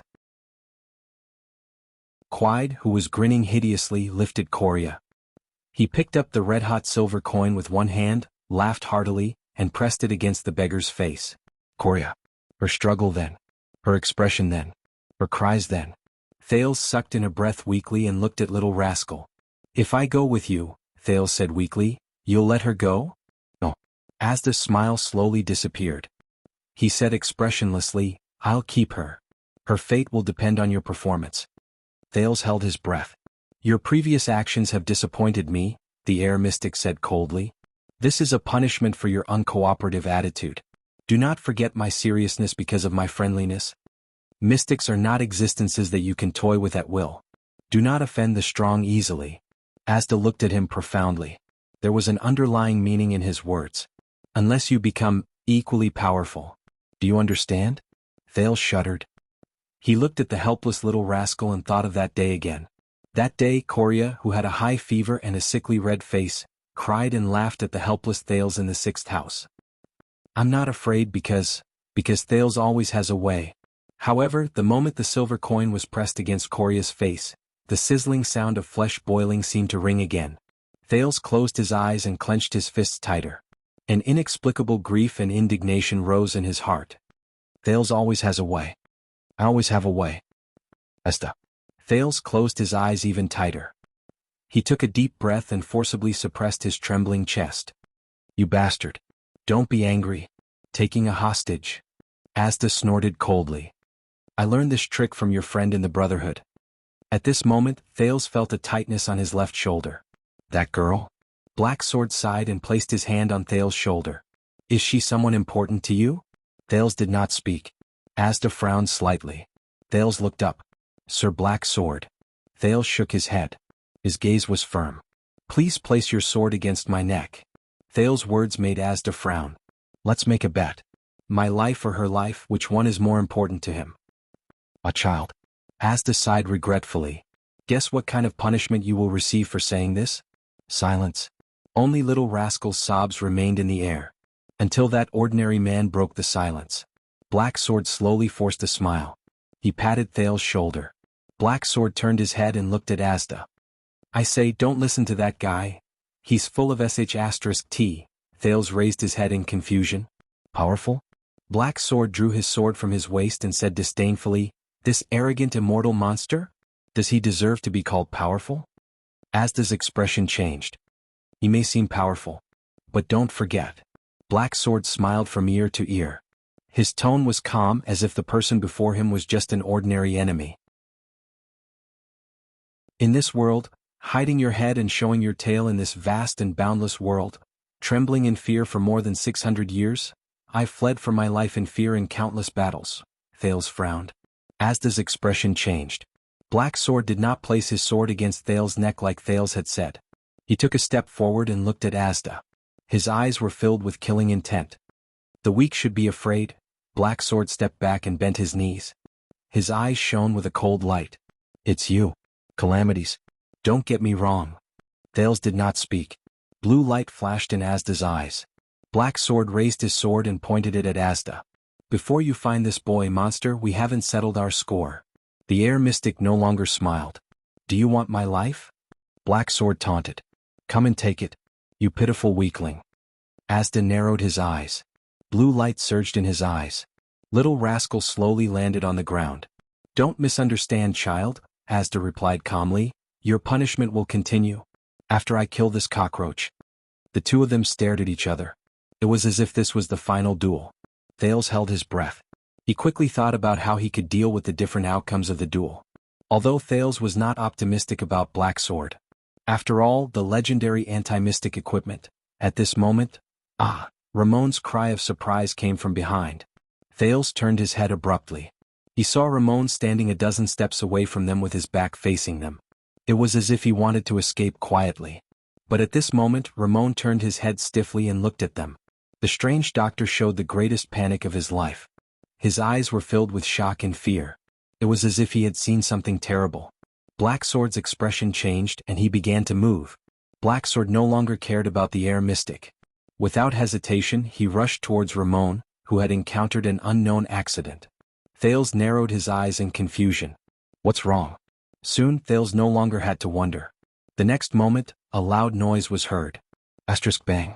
Thales' eyes were wide open. He watched as Ramon, who was still alive before his eyes, exploded. The strange doctor, who had been alive and kicking just a moment ago, was instantly covered in blood, which scattered into countless pieces in all directions. Thales watched all of this in a daze. The The force of the explosion stirred up waves of air and sent the walls on both sides of the alley flying. No!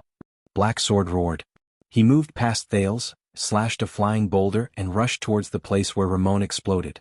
Thales raised his hands with difficulty to block the flying bricks, wood and stones. Black Sword rushed into the endless cloud of dust. The sounds of intense fighting came from inside, followed by Black Sword's deafening roar. After dozens of seconds, Black Sword's roar stopped abruptly. Thales watched all of this in a daze. He did not even notice when Asda walked to his side. "Step back," the air mystic said coldly to Thales. Thales reacted. He turned around and rushed towards Little Rascal, who was trembling on the ground. "It's okay now." Thales tried his best to comfort her, but his heart was filled with fear. He looked at the cloud of dust. Little Rascal grabbed Thales' arm tightly. She gritted her teeth and sobbed. After a while, a delicate figure slowly walked out of the cloud of dust. The newcomer held a sword in her hand. Thales' pupils shrank. It was a strange pitch-black sword. "Look, how dare you call us weaklings?" The newcomer happily threw Black Sword's weapon away. Asterisk clang. Asterisk, the strange black sword fell to the ground. This is what happened to him. The newcomer chuckled. "No way?" Thales stared at the strange sword on the ground in disbelief. "Black Sword? He was just—" The strange sword was still trembling. It was as if it was calling out to its departed master. The newcomer got closer and closer until she was completely out of the range of the cloud of dust. Thales' expression changed. He looked at the new uninvited guest with a frightened expression. It was a delicate young girl. She had a pleasant smile on her face. Thales' stomach churned. The newcomer evoked his most hated memory. "I was wondering what it was that made our chi choose to evolve." The young girl chuckled, tilted her head and looked at them playfully. "It's all thanks to you evolving without hesitation that I could find this place so quickly." Asda took a step forward with an indifferent expression and blocked Thales' figure. "It's been a long time, my dear partner." The air mystic's expression did not change. He calmly said to the young girl, "Giza, I'll just tell you the title of the next chapter, Chapter 103, Chi and Blood." Chapter 170. Your Majesty, those constellations. On a high platform in Heroic Spirit Palace, the Star Killer stood beside King Nuven with his strange blade. They requested to look for their prince on their own. King Nuven propped himself up on the high platform and narrowed his eyes as he looked down at his city. "This is Dragon Cloud City that belongs to the Waltons." The king exhaled slowly. "Let them go." King Nuven's voice sounded a little tired. "Maybe I can find my granddaughter on the way." Compared to the current situation, perhaps the Walton family is really secondary. King Nuven sighed heavily. Nicholas nodded and turned to pass the order. Not long after, the Star Killer returned to the king's side. This time, his expression was solemn. "The patrolling team has reported back. We have located the approximate location of the calamity." King Nuven's expression changed. He turned to Nicholas, and his gaze regained its shrewdness and decisiveness. In Shield District there were 2 teams that did not respond for more than half an hour. Then their corpses were discovered. They had been reduced to pieces, the commander of the White Blade Guard said slowly. "Shield District." King Nuven pondered for a moment. "Very well." The old king looked at Dragon Cloud City beneath him again and said flatly, "Turning people into pieces? Is there any information about that calamity that I need to know?" There was silence. Then a peaceful voice rang out. "Yes, Your Majesty." Behind King Nuven, the master of the secret room, the Red Witch, Kalshan bowed her head respectfully. "If possible, please evacuate Shield District and the bordering districts as soon as possible. If necessary, you may even evacuate the residents out of the city." Beside her, Nicholas took a deep breath. "That much?" King Nuven frowned. "I have to evacuate half of the city for a calamity?" "Please believe me, Your Majesty," Kalshan said slowly, her tone gentle. "The price of half of Dragon Cloud City? It's better than the entire Dragon Cloud City." Thales grabbed Little Rascal tightly to prevent her from falling as she trembled in shock. What are those things? Who are they?" Little Rascal's tears had dried up in shock. The remaining tear stains told of her misfortune. "No matter what they are. I'm here," Thales said softly. "Everything will be fine." However, his gaze was involuntarily drawn to the 2 people in front of him. Especially the girl who stuck her head out of Asda's shadow and looked at him with a flowery smile. "Child, I've said it before. Like a girl next door, Giza Streelman's eyes were filled with gentleness and pity. We will definitely meet again. Thales felt his hair stand on end. The explosion caused by Ramon's death had collapsed 2 walls and turned the alley into a circular flatland. Many of the residents in the surrounding area had been affected. Such a huge commotion could no longer be concealed. My God. My legs are pinned down. What happened? Help. Someone help me. Hurry up and find him. Where's the disciplinary officer? Did the house collapse? From time to time, injured civilians could be heard wailing in the ruins around them. More and more Northlanders woke up from their sleep and walked out of their houses. After recovering from their shock and panic, they went to help the injured. There were about 100 people. Who are you? A few Northlanders noticed the 2 mystics who were confronting each other. Puzzled, they approached them. What happened just now? Hey young lady, did you see the explosion just now? In Thales' eyes, a short, sturdy and older man approached them with a solemn expression. He first stared at the handsome Asda with a suspicious expression, then said to Giza, who had a subtle expression on her face, "Are you in trouble?" Thales' heart skipped a beat. But Giza and Asda still stood quietly, as if they did not hear the noise and clamor around them. It was as if they were the only 2 people in the world. "I'm glad to see that you've recovered, Giza," Asda said softly. "I heard some things about you from that child and your attitude towards him." "That's great." Giza flashed her usual gentle smile and clicked her tongue. "Then I don't have to repeat it again." Asda's expression was slightly cold. "Perhaps there's some misunderstanding between you 2. Thales slowly gulped. He turned his head, looking for a chance to slip away, but he only saw more and more residents approaching. T. Thales' heart froze. Both of you. I don't know if you're quarreling or putting on a show in Dark Knight Temple. The short, sturdy man impatiently pointed at the injured all around them. But right now, everyone needs help. It's best if you don't just stand there, but his voice was interrupted. A group of heavy footsteps came from afar. A team of patrolling soldiers came here with torches in their hands. They split into a formation and approached while vigilantly watching everyone on the street. Thales shuddered. Dragon Cloud City's patrolling team. But he glanced at the mystic who was still quietly confronting each other. They came at a bad time. Misunderstanding? Giza ignored the patrolling team that suddenly appeared. She shifted her gaze back to Asda, and her gaze was subtle. Don't worry, the misunderstanding between me and that child will soon be resolved. The blood mystic licked her lips. Very soon. Thales glanced at her feet. He did not know if it belonged to Ramon or Blacksword. He felt goosebumps all over his body. Asda's brows furrowed. He understood what the other party meant. Everyone quiet. Stand close to the street. At this moment, a rough voice came from the patrolling team. In the name of the king, accept the disciplinary officer's inspection. Then leave this place immediately. The civilians who were either helping the injured or watching in bewilderment all turned to look at the disciplinary officer with various emotions. Do as I say. The disciplinary officer walked out from the team with a stern expression. I'll say it again. Hey officer. The short, sturdy man who interrupted the mystic's conversation patted his chest in dissatisfaction and turned to the disciplinary officer. We're all injured here. We need help. Are the lives of Shield District worthless? Following his words, the civilians booed in unison. You will receive the help you deserve, but Shield District must be evacuated as soon as possible. You, the disciplinary officer said impatiently, but then he paused and narrowed his eyes. Wait, I recognize you. Your big leather belt, from the Glacier Sentinels, right? The short, sturdy man nodded slightly with a stern expression. We need help. The disciplinary officer recognized the short, sturdy man and his attitude became much better. He turned to his subordinates and waved. All right, for your sake, go and help first. Save the injured. Then evacuate immediately. Only then did the civilians calm down. The disciplinary officer turned his head and frowned at Big Leather Belt. Where's Gleeward? He's the only one who can control these people. He was called away by a few officers just now. They said it was the king's order. I don't know if it's true. Big Leather Belt glanced at the mystic who was confronting him. Why did they evacuate? I don't know. It's the king's order. The disciplinary officer shook his head.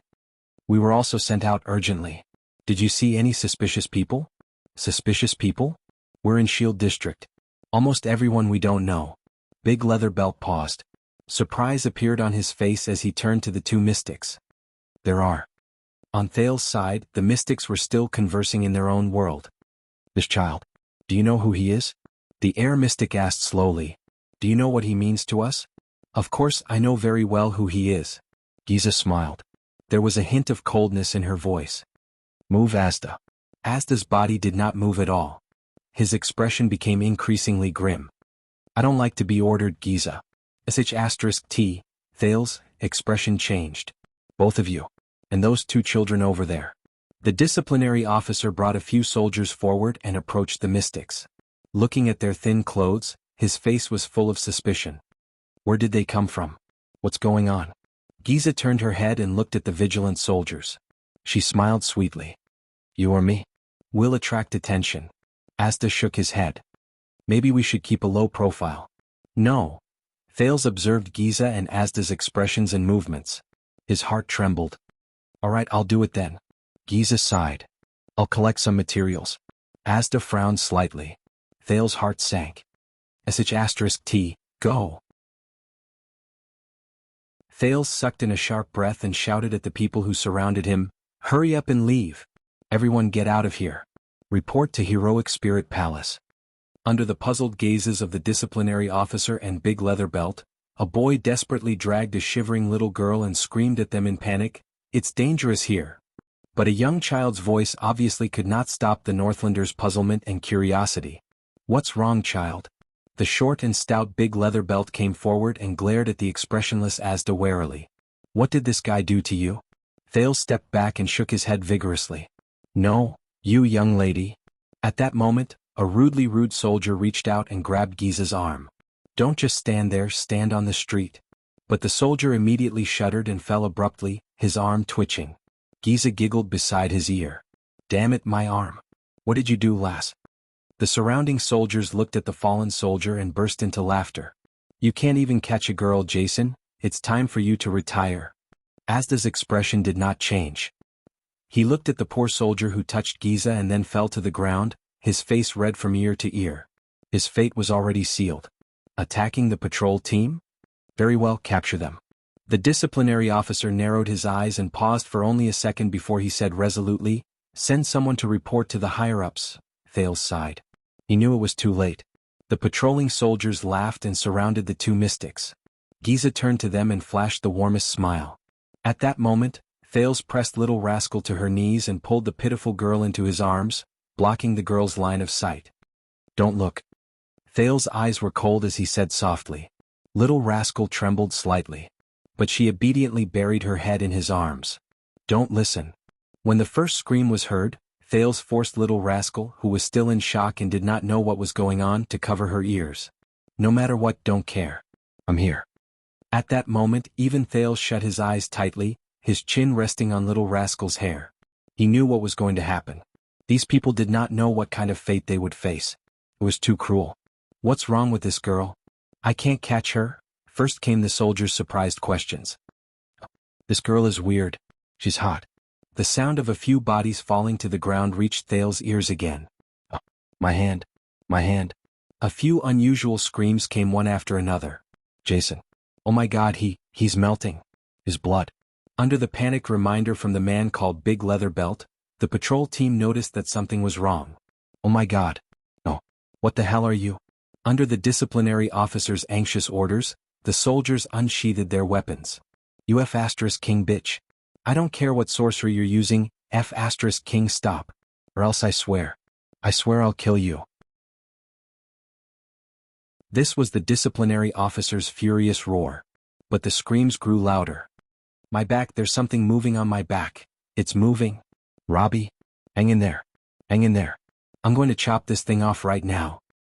Boss, hurry up and kill her. There was a loud explosion. Bang. Thales, who was holding Little Rascal tightly, shuddered. This was the sound of flesh and blood exploding again. This caused the surrounding commoners to cry out in fear and surprise. No. A heart-wrenching scream came. The body is moving on its own. Is that City's hand? Oh my God. It was accompanied by Giza's soft chuckle. What are you waiting for? Kill her. Kill her. This was the hysterical disciplinary officer. The sound of a sword cutting into flesh was heard. Then came the sound of a head falling to the ground. And Giza's gentle laughter. No, it's impossible. Her head, why is it still moving? Help, boss. The thing sticking out of her body. Monster, it's a monster. Oh my God. Don't go near that thing again. Step back. Everyone step back. The man called Big Leather Belt roared madly. Thales clenched his teeth and tried his best not to imagine everything around him. Little Rascal was in his arms. Even though she could not see or hear, she was trembling slightly. He had seen those nightmarish scenes in the birch tree forest in Constellation's northern territory. Retreat. Everyone retreat. The disciplinary officer's voice finally began to tremble. Fear seized his brain and overpowered his courage. It was not just the patrol. Realizing that they were facing an unexplainable unknown and that the patrol could not control the situation, panic finally spread among the crowd. The people began to flee in terror. But it was too late. The sound of earth and rocks being broken could be heard. Watch out for the ground. What's coming out of the ground? Nina, don't worry about me. Take our son and run. Are these tree roots? I can't cut them. No, father, no. Don't. Stay away from me. Countless men and women cried out in fear. Boss, what do we do? These things are everywhere. As the soldiers screamed hysterically, the disciplinary officer's voice was drowned out. Thales shut his eyes tightly and bit his lower lip. His hands, which were holding Little Rascal, were trembling. The frantic footsteps gradually diminished.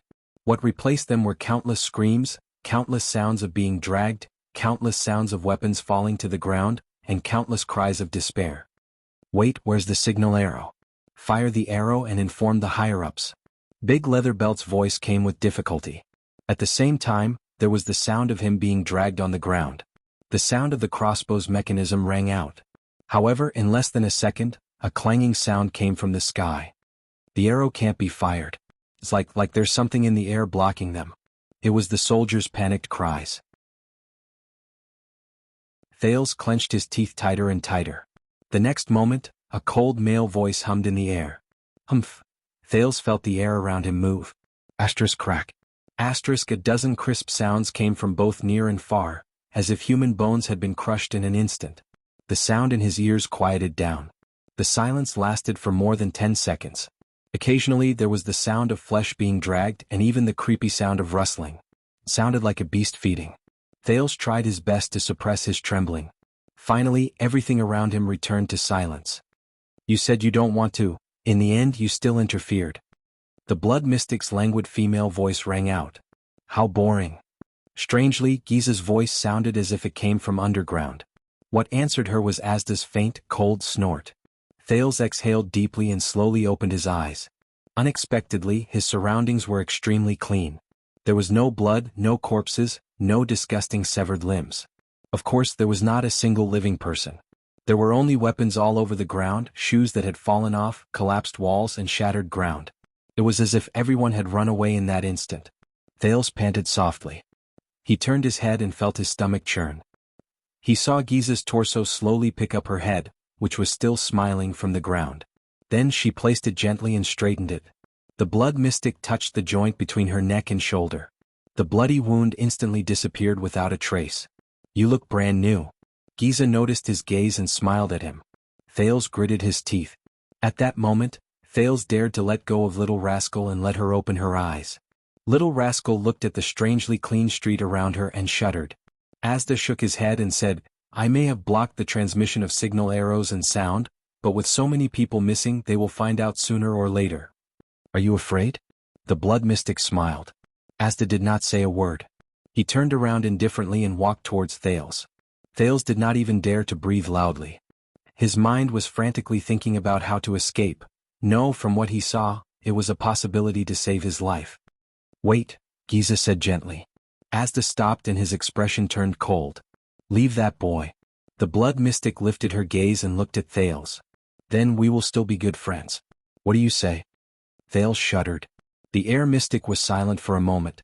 Asda turned to Giza and said slowly, the Soul Slayer Pike and Severing Soul's Blade are both in the city.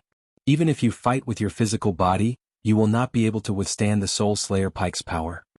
We'd better escape quickly. Oh. The blood mystic shook her head slowly. You deliberately lured the patrols here, Giza enunciated slowly and calmly, just to use this reason to force me to leave? To protect your precious boy? It really makes me sad. Partner. Hearing this, Asda sighed. For some reason, Thales felt that the air mystic's tone was sorrowful at that moment. Have you forgotten the original intention of our cooperation, Giza? For some reason, Thales felt that the air mystic's tone was sorrowful at that moment. The three of us worked together, whether it was my plan, Furlan's ideals, or your persistence. Wasn't it all so that the mystics could one day be free from that shackle? The blood mystic snorted softly. What happened 12 years ago has long since proved how childish and laughable your thoughts are. Giza lifted her head to look at the moon in the sky that was moving westward. She sneered and said, "It doesn't matter if it's you or Furland." Thales shuddered violently. 12 years ago. Why 12 years ago again? Could it be that the mystics were also involved in the bloody year? Thales could not help but recall what Black Sword said to Asda. When you went on a killing spree in Renaissance Palace? And Thales subconsciously tightened his arms around Little Rascal again. Blood Bottle Gang is the result of the cooperation between the air and blood mystic. But based on their conversation there seems to be a third person? Who is Furland? Asda heaved a deep sigh. Very well, then we can go our separate ways from now on. After all, we went our separate ways before the war. This is your choice. The outcome of that year was indeed unable to convince you. The air mystic's expression darkened. But what does this have to do with this boy? Asda raised his head, his eyes sparkling. You must have a reason to kill him, right? Of course. This time, Giza answered readily. His bloodline? I made a promise a long time ago. A bloodline that must be killed? Asda turned his gaze and glanced at Thales. Do you know his mother? Thales suddenly tightened his grip on Little Rascal's hand. But this time, Giza flashed a gentle smile. Why don't you take a guess? This reason cannot convince me, Asda said coldly. The blood mystic sighed slowly. All right, and one more thing. I don't want him to suffer like we did, to suffer all sorts of torture. Thales' face paled. Suffer? This reason still cannot convince me, Asda repeated stubbornly, his expression darkening. Don't worry, I only want his life. Giza smiled and shook her head. Asterisk bang. Asterisk in the next moment, 6 blood-red thorny tree roots suddenly shot out from the ground around Thales and stabbed towards the Prince of Constellation from all directions. T. Thales was startled. He could not react at all. Asterisk thud. Thud. Asterisk the 6 tree roots stopped abruptly a few inches away from Thales. They were blocked outside by a transparent barrier. Asda raised the light ball in his left hand and stared at the blood mystic. Blue light flashed in his eyes. Don't, Giza, he whispered. Thales panted in shock as he stared at the terrifying thorns in front of him. Giza chuckled again. The tree roots moved as if they were alive. They shrank back and stabbed forward again. Ah! This time Little Rascal screamed when she reacted. Asda snapped his fingers. Asterisk bang. Asterisk a few powerful air currents swept out from around Thales and broke the tree roots. Really? Giza? The air mystic said coldly with a stiff expression. The battle of eradication has already caused us great losses. It was not easy for us to get to where we are today. Don't ruin everything. The broken tree roots trembled and grew thorns again. They shrank back to the blood mystic's side. Humph, what a joke. At that moment, Giza suddenly giggled. How dare you mention the battle of eradication? You make it sound like you're proud of it. Hearing that, Asda frowned slightly. We are one, the air mystic said seriously. Dividing ourselves into factions will only harm each other. It will not benefit the whole. Giza snorted. Her voice turned cold. The blood mystic walked forward slowly. The tree roots beside her followed slowly. There seemed to be flames dancing in her eyes. When we were bathing in blood and fighting for the future of mystics, where were you cowards? When we were locked in battle with the obscurants, where were you deserters? When we were cornered by the 2 empresses, where were you vermin? Ulbane Lebla beat Eric. When we fell one by one, where were you so-called moderates? Bah. He listened to Giza's words in a daze. He memorized all these names, titles, and nouns one by one. They might be useful in the future. Even though he was facing perhaps the most dangerous enemy in history. Asda's expression turned cold. Don't put your label on us. The air mystic's tone was cold. We are not moderates. Of course, this is the name Lebla gave to your faction. Giza's smile grew brighter. Before this, we called you Taurus's lapdog. Asda's expression became increasingly unpleasant. Does this mean that there is no room for negotiation? Asda took a deep breath. We are collaborators after all. Yes. Giza nodded and smiled sweetly.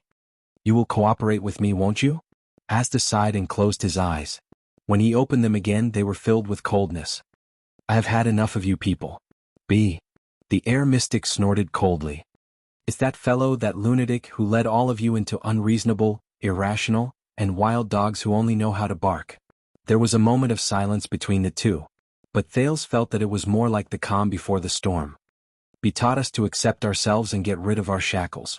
As expected, a moment later, Giza's eyes shone with a terrifying blood-red light. And you, a domestic dog from the magic tower and Taurus's follower, feel uncomfortable without a collar, don't you? I knew it. Asda did not show any weakness.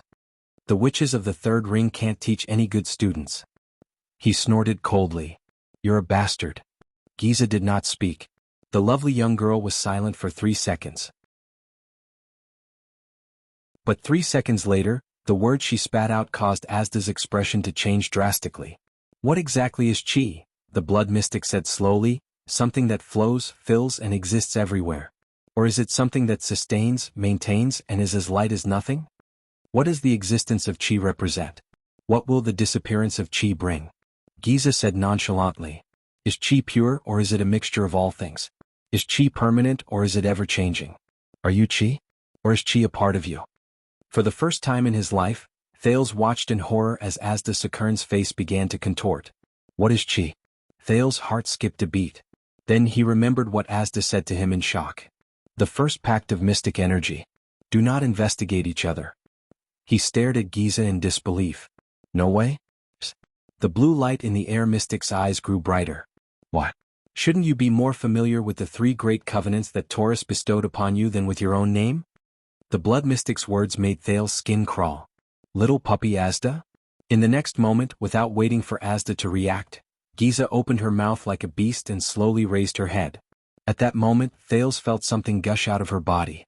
In his field of vision, Giza's red light grew brighter. A bright, blood-red line appeared on Giza's neck and gradually spread to her face. The blood-red line immediately split into several branches and slowly became thicker, like blood vessels, until it covered Giza's face. The blood-red lines seemed to have a life of their own. They slowly changed, moved, and trembled on Giza's face. It was as if they were breathing. Asda's expression changed. He walked to Thales' side and glanced at the Prince of Constellation with a frown. What? Thales opened his mouth awkwardly, but the moment he spoke, he was interrupted. Don't say anything, Asda said coldly. When I tell you to run later, run. Don't look back, don't stop. Thales stared at Asda in surprise. He could only nod helplessly. Judging from his tone, even Asda doesn't have the confidence to protect me? Little rascal curled up in Thales' arms and trembled. Giza, whose face was covered in blood-red lines, took a deep breath, as if she had just woken up from the most beautiful dream. She grinned and there was madness in her eyes. Her originally gentle and pleasant smile turned into the most beautiful, terrifying, and enraged laugh. Ah! The blood mystic seemed to have opened the valve that controlled her emotions. She tilted her head and laughed without any scruples. It feels so good after so long. Asda stared at her solemnly. You're taking a risk by evolving at this time and in this place. What? You don't dare to evolve? The blood mystic smiled beautifully. That's true. After all, you're a coward. Little puppy Asda, let's play a game, shall we? Asda's eyebrows sank.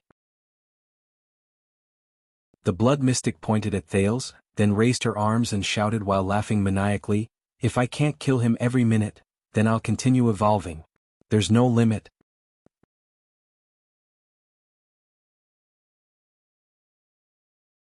Chapter 171. The moment Giza raised her arms, Thales felt the ground shake. Asterisk boom. Asterisk in the next second, the blood mystic rose from the ground. No, it should be said that a gigantic blood-red tentacle with a diameter of 2 people broke through the ground, rose from the ground and lifted Giza up by force. It lifted her 7 or 8 stories high. Asterisk splat. Asterisk then, with the sound of flesh bursting, the gigantic tentacle exploded into countless smaller tentacles. They extended a terrifying surface area and stretched in all directions. Each tentacle seemed to have a life of its own as it slithered forward. A few seconds later, the blood-red tentacles trembled simultaneously, and covered the sky as they slithered towards Thales. There were hundreds of them. The tentacles covered almost his entire field of vision, even the moon was obscured. Thales looked at the scene before him with a pale face, while Little Rascal grabbed him in a daze. She had long since been scared out of her wits. Asda opened his mouth and roared, "Run! Run!" Thales shuddered, grabbed Little Rascal and turned to run. He gritted his teeth. Just like Asda said, he did not care, did not turn his head and just ran forward. Giza's maniacal and delighted laughter came from behind him. Thales had just taken 2 steps when he heard a loud bang behind him. A gust of air rushed towards him uncontrollably. Then there was another loud bang. Asterisk bang. Asterisk in another direction, the air swirled up countless rocks and snow, sweeping them away. Thales' heart skipped a beat. Such asterisk T. This is the situation when the air wall is forcefully broken. Bang. Bang. Bang. The loud bangs came one after another. The air flow became more turbulent and chaotic. Obviously, Asda's air wall was being broken again and again. At that moment, Thales felt a weight on his hand. Little Rascal fell to the ground. Thales felt a chill in his heart. Before he could react, the 2 of them, who were a beat slower, felt a wave of darkness attack them. Countless tentacles attacked from the sky behind them, covering their heads like a huge bowl. Then they blocked their way forward. In the darkness, Thales gasped. He had just pulled Little Rascal up when he heard the sound of flesh scraping against each other from all directions. In his field of vision, the tentacles glowing with red light attacked him from all angles. Little Rascal hugged him tightly and cried out in surprise. "Oh, was there no more chance?" In despair, Thales touched his waist and felt for JC's dagger. At that moment, the tentacles around Thales trembled at the same time. His field of vision was filled with red light. Suddenly, spots of blue light diffused from the red light. The tentacles stopped in their tracks. Bang, bang, pop. Strange explosions rang out one after another. In the next second, a ray of moonlight appeared in the darkness. It grew bigger and brighter until it dispersed the tentacles' concealment. Bang, pop, bang, bang, pop. Thales watched in shock as the hundreds of blood-red tentacles around him exploded from the inside one after another. Countless blood mists and fragments burst out. In the blink of an eye, over 100 tiny tentacles exploded from their roots. The gigantic tentacle that was connected to the blood mystic's body was also undulating internally. A large hole appeared on the surface of the tentacle, and countless drops of blood spilled out. Giza laughed heartily and gently stroked the tentacle beneath her. Immediately, the tentacles and limbs that were scattered due to the explosion struggled violently and began to change shape. Some of the larger limbs grew into countless appendages and legs, like spiders or scorpions. The smaller limbs extended their length and resembled tadpoles or snakes. Some of the limbs even shrank into a round ball and began to roll like the tires of his previous life. What they had in common was that the moment they changed shape, they ran, crawled, or rolled towards Thales and Little Rascal in various ways. Thales felt his skin crawl as he watched the hundreds of strange-looking little animals chase after him with twisted bodies. He turned his head and ran for his life while tears streamed down his face. "I really have trypophobia." Little Rascal seemed to understand the severity of the situation. She gritted her teeth and followed Thales' pace. However, they could not outrun the little animals. Soon, a monster with 6 legs, 1 eye, and 2 claws leaped to their side. Thales immediately had goosebumps all over his body when he saw it from the corner of his eye. However, in the next second, the monster suddenly shuddered and exploded like the tentacles before it. It was not the only one. Countless of its kind behind it exploded at the same time, spraying blood all over the place. Blood drenched Thales and Little Rascal's faces. However, before Thales could rejoice, he suddenly felt the blood on his head and face begin to move as if it had a life of its own. Like countless tadpoles, they became active and trembled on the surface of his skin. F***ck. Disgust and fear flashed through Thales' heart at the same time. Fortunately, in the next moment, an unprecedented gust of wind assaulted them and lifted them into the air. Whoosh. The wind seemed to have a mind of its own. It went everywhere and forcefully scraped off the blood that belonged to Giza from the surface of their bodies. Thales and Little Rascal fell to the ground again, battered and exhausted. The gust of wind grew stronger and stronger. With a rumble, it blew away countless houses and swept towards Giza, breaking her newly grown tentacles, scattering them and exploding them from the inside out in the air. Thales did not stop.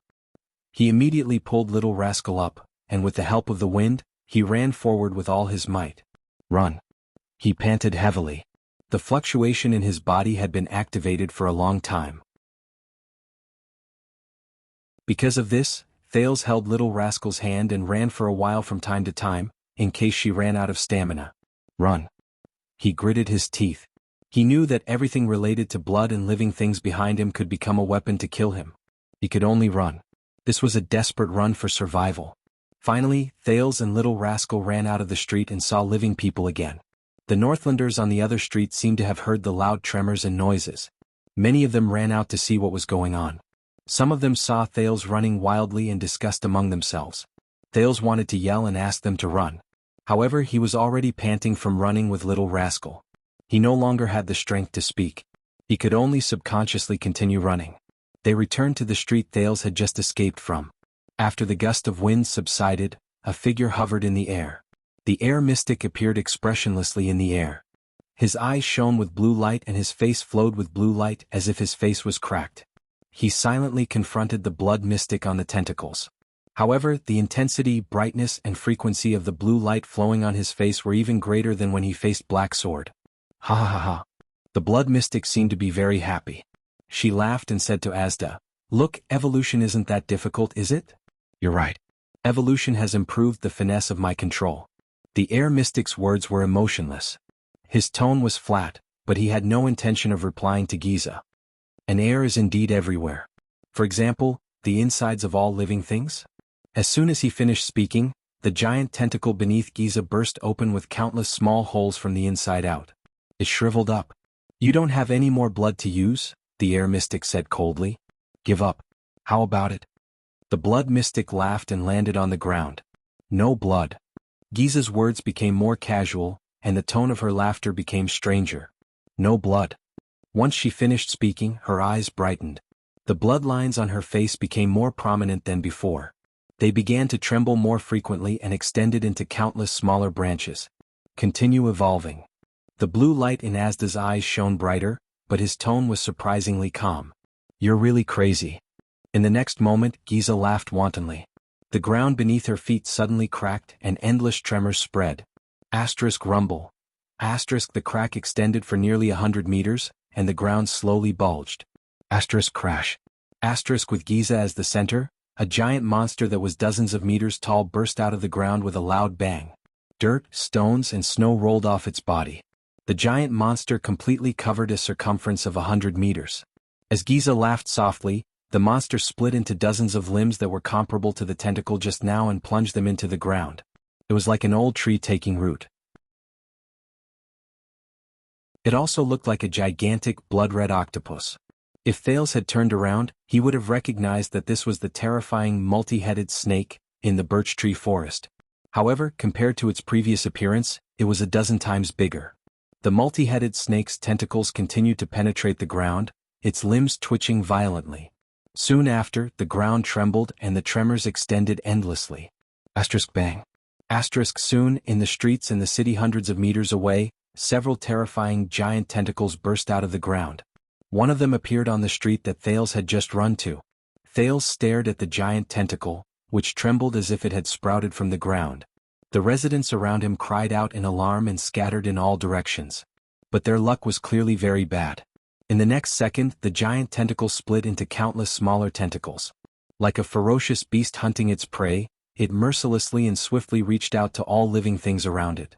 All life. Thales, whose scalp was numb, did not even turn around. He continued to run for his life with Little Rascal. In his heart, he was crying out in grief with all his might. What is this? The blood mystic in the past was not like this. Amidst the loud noise, countless civilian screams, cries of pain, cries for help, and desperate cries came one after another like demonic sounds. No. What is this? Help. Cut it off. Cut it, Mom? Run. Hurry. Damn it, you damn. Let me go. In a few streets, countless people were swept up by the small tentacles. They were pulled towards the giant tentacle, which served as its root, and fused into the horrifying flesh and blood. Even animals like cats and dogs were not spared. Even birds, insects, trees, and flowers. No matter what it was, their voices, just like their lives, stopped abruptly after entering the flesh and blood of the tentacles. No, no. Thales clenched his teeth tightly. Tears streamed down his cheeks continuously. The tragic scenes before his eyes stimulated his emotions in a way that exceeded his tolerance limit. Little Rascal only lowered her head. She did not look around, behind, or around her. She cried as she ran. She cried as she ran. A few tentacles stretched towards them, but Thales was on the verge of collapse. He did not even have the thought of dodging. There were only a few air currents and air walls that followed them like shadows, firmly blocking these terrifying predators. Asda floated quietly in the air. Everything in the air told him that something was happening in this huge city. No blood. On the other side, the blood mystic smiled like a flower at the expressionless air mystic. I am an entire city's worth of flesh and blood. How can there be no blood? With the injection of fresh life, the Hydra's body became stronger and larger. The tentacle that was closest to Thales suddenly trembled, and more tentacles erupted from it to attack him. The air mystic turned his eyes, which shone brightly, and swept a glance in the direction of Thales, who was running wildly in the distance and could barely be seen. He immediately turned his head back. The blue light on his body slowly turned from lines to stars. It was like a dazzling star. Asda's words became calmer and more indifferent. Life must rely on air. The air mystic slowly raised a hand. If there is no air, how can life survive? Giza's smiling face slowly darkened. Asda suddenly clenched his fist. At that moment, Thales, who was in the distance, only felt that a circle had appeared around him. In his field of vision, it was as if he and Little Rascal were suddenly contained in a transparent sphere made of blue light. In the next second, Thales was horrified to see that everything around him was different. First, all the sounds around him disappeared. Then, the snow on the ground began to boil at a speed visible to the naked eye. No, it was not just the snow. Everything in front of them was slowly emitting steam and boiling. A man beside them suddenly grabbed his neck, as if he was having difficulty breathing. He desperately opened his mouth trying to inhale air. Steam came out of his eyes and mouth, scattering rapidly. 10 seconds later, the man collapsed weakly. His body began to swell. Thales and Little Rascal stared blankly at everything in front of them. They realized that the snow and items around them were still normal. What's going on? Little Rascal asked fearfully. Thales shook his head, dumbfounded. With his knowledge, he could not understand such a situation at all. He raised his head and saw that countless residents around him had all fallen to the ground at the same time. Red steam came out of their bodies and their bodies began to swell. Even those terrifying tentacles were emitting steam as they struggled, and soon fell to the ground. Thales felt chills run down his spine. He subconsciously grabbed Little Rascal and continued to run forward. In his eyes, the blue sphere around them was like a layer of protective membrane, protecting him and Little Rascal from being harmed by the unknown, terrifying situation in the outside world. In the silent, treacherous world, Thales ran past countless people who had fallen to the ground. Some of their bodies were as swollen as the man just now, but most of them were obviously dead. When they died, their bodies returned to normal size, but their skin was tightly attached to their bones. They looked like dried corpses that had been dead for a long time. At that moment, Thales felt an extreme chill in his heart. His instincts told him that there was no longer anyone alive in this district. With his trembling hand, he squeezed Little Rascal's hand tightly. The latter was also in a daze and subconsciously followed Thales.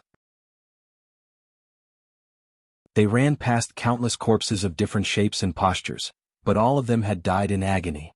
Thales gritted his teeth and wiped away the tear stains on his face, holding back the second wave of tears in his eyes.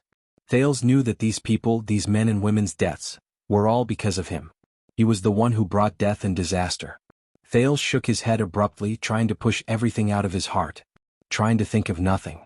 Out of his wits, terrified and filled with fear, he only had one goal left in his mind. Run. Run. The further the better. In the silent world, the air mystic floated quietly in the air. He watched coldly as the blood mystic and her pet fell to the ground, trembling and boiling. The blood in Giza's body was continuously evaporating. But the blood mystic still forced herself to smile at him. In the next second, the blood veins on Giza's body grew vigorously again. It was as if her entire body was enveloped in blood. The gigantic tentacle beneath her suddenly moved. Countless pieces of flesh retracted. The gigantic Hydra, which was hundreds of meters long, rapidly shrank into a tiny, strange, dark creature. It extended smaller but extremely sturdy tentacles, which now looked more like black bone spurs. The air mystic was still expressionless, but his eyebrows twitched slightly. He still clenched his right hand tightly, and the blue light on his face flickered more and more rapidly.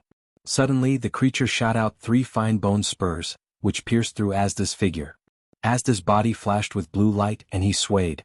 The air mystic's right hand loosened. At that moment, as if an infinite force had suddenly descended, the entire shield district exploded with a loud bang. Asterisk boom. Asterisk all the houses, the ground and everything around Thales exploded, as if they were suddenly slapped by a palm. Dirt and rocks flew everywhere and debris flew everywhere. Many of them tried to attack Thales and Little Rascal, but they were blocked by the blue sphere. At that moment, Thales felt as if the entire Dragon Cloud City had been shaken by a giant, and then exploded. He and Little Rascal both fell to the ground. But then, Thales realized that everything before his eyes had returned to normal. First, at the moment of the explosion, the sound seemed to have returned. The snow no longer evaporated, and the shriveled corpses began to return to normal. Thales gasped for air, still in a state of shock. He turned his head and looked in the direction where Asda and Giza were. But he could not see anything. Little Rascal trembled and tugged at his sleeve. Thales turned his head and saw Little Rascal staring blankly in front of them. The street, which was dozens of meters long, was littered with corpses. There were hundreds of them. Thales knew that more corpses might be lying quietly in other streets. He desperately tried to control his trembling chest and forcefully swallowed a mouthful of saliva. Little Rascal sobbed softly. Why? Little Rascal's hair trembled and she shook her head pitifully. Her tears slowly fell. What are these? Don't look. Thales took a deep breath and clenched his teeth. He resisted the urge to cry, covered Little Rascal's eyes, and continued to walk forward with her in his arms. Don't look. At that moment, a great sorrow rose in Thales' heart. He gritted his teeth and said, It's okay. It's okay. Soon it will be over. It will be over. In the distance, the air mystic slowly recovered under the healing of the blue light. He looked at Giza expressionless. Surprised, right? Giza looked at him with a smile. But this is life, isn't it? Do you know, even in a vacuum without air, there are incomparably great lives that can stubbornly survive? Asda looked at her and his face shone with blue light. That boy is really lucky. Are you ready for the second round? The blood mystic shook her head coquettishly. The blood veins on her face began to turn an even more terrifying dark purple. It's coming. If you evolve again, you'll have to knock on the door. The air mystic was emotionless, as if he was extremely rational. He looked at Giza calmly, as if she was not chasing after the mystic candidate he was supposed to protect. Are you sure? Ah, puppy Asda. The blood mystic licked the corner of her mouth, charming and mischievous. I'm sure. You have to keep a close eye on him. In the distance, on a small roof in Armor District, a young man in white watched the terrifying scene in Shield District with a solemn expression. He stared at the terrifying monster that was dozens of meters tall. He was not the only one who came out to watch the show. On both sides of the streets of the Armor District, residents of all sizes came out of their houses, pointing at the monster in horror. But this young man seemed a little special. He was strangely talking to the air? Yes, the young man in white said worriedly. It has already begun. But there is a very big accident. The young man took a deep breath, raised his right hand and said to the air, that homicidal maniac seems to be more violent than expected. Does Black Sword really have the ability to force that monster into such a state? The young man paused for a moment, then nodded. Yes, at this rate, I suspect that the entire Dragon Cloud City will be torn down by it. In the distance, the monster abruptly shrank. All right, I'll continue to observe. Oh, it seems that the commotion has quieted down. The young man breathed a sigh of relief and continued, but I suggest that we should be more cautious and consider a few more possibilities. Perhaps there are some unexpected factors tonight. A few minutes later, boom, a violent explosion suddenly came from Shield District. The young man widened his eyes. He stared at Shield District in the distance. It was filled with single-story houses of all sizes, but one layer of Shield District seemed to have been flattened. My God, you won't believe this. The young man said hurriedly, this is too ridiculous. That monster looks like it wants to destroy the world. Something unexpected must have happened. Whether it's Ramon or Black Sword, I don't believe that they can make that monster go this far. Are you sure this is okay? The young man froze for a moment. His expression was unpleasant. Yes. The young man exhaled. Then let's do this. The young man put down his right hand and did not speak anymore. Only his expression was even more solemn than before. Your Majesty, did you see it? Nicholas hurriedly rushed to the high platform and reported to King Nuvan. The old king stared at Dragon Cloud City beneath the high platform. He stared at the farthest, lowest, largest and most populous district. King Nuvan gritted his teeth. His eyes were bloodshot. I saw it. Just now, a giant blood-red monster suddenly appeared there. It was followed by countless tremors and screams that could even be heard clearly in Heroic Spirit Palace. Then the monster fell silent again. However, a few minutes later, another loud bang rang in the air. The entire Shield District shrank by a level that could be seen with the naked eye. This is really unexpected. King Nuvan's words were laced with deep hostility. Aside from Raikuru, I am probably the first Northland king who was lucky enough to see it in more than 600 years. King Nuvan clenched his fists. Anger and hatred surged in his eyes. The monster that can only be seen in pictures since I was young, the Hydra Kilika. Raikuru's mortal enemy. King Nuvan slammed his palm on the platform. The veins on his hand bulged. Nicholas gritted his teeth. He glanced at his blade and slowly tightened his grip on the hilt. What happened to Shield District? King Nuvan controlled his tone and tried his best to ask calmly, how many residents were evacuated? What about the patrol team's report? Behind him, the Red Witch, Kalshan, walked forward with a solemn expression. She looked at the smoke-filled district in the distance and sighed slowly. When she raised her head again, the Red Witch's eyes regained their clarity and calmness. Your Majesty, the Red Witch said flatly, forgive me for being blunt. I'm afraid it has. Kalshan bowed slightly respectfully.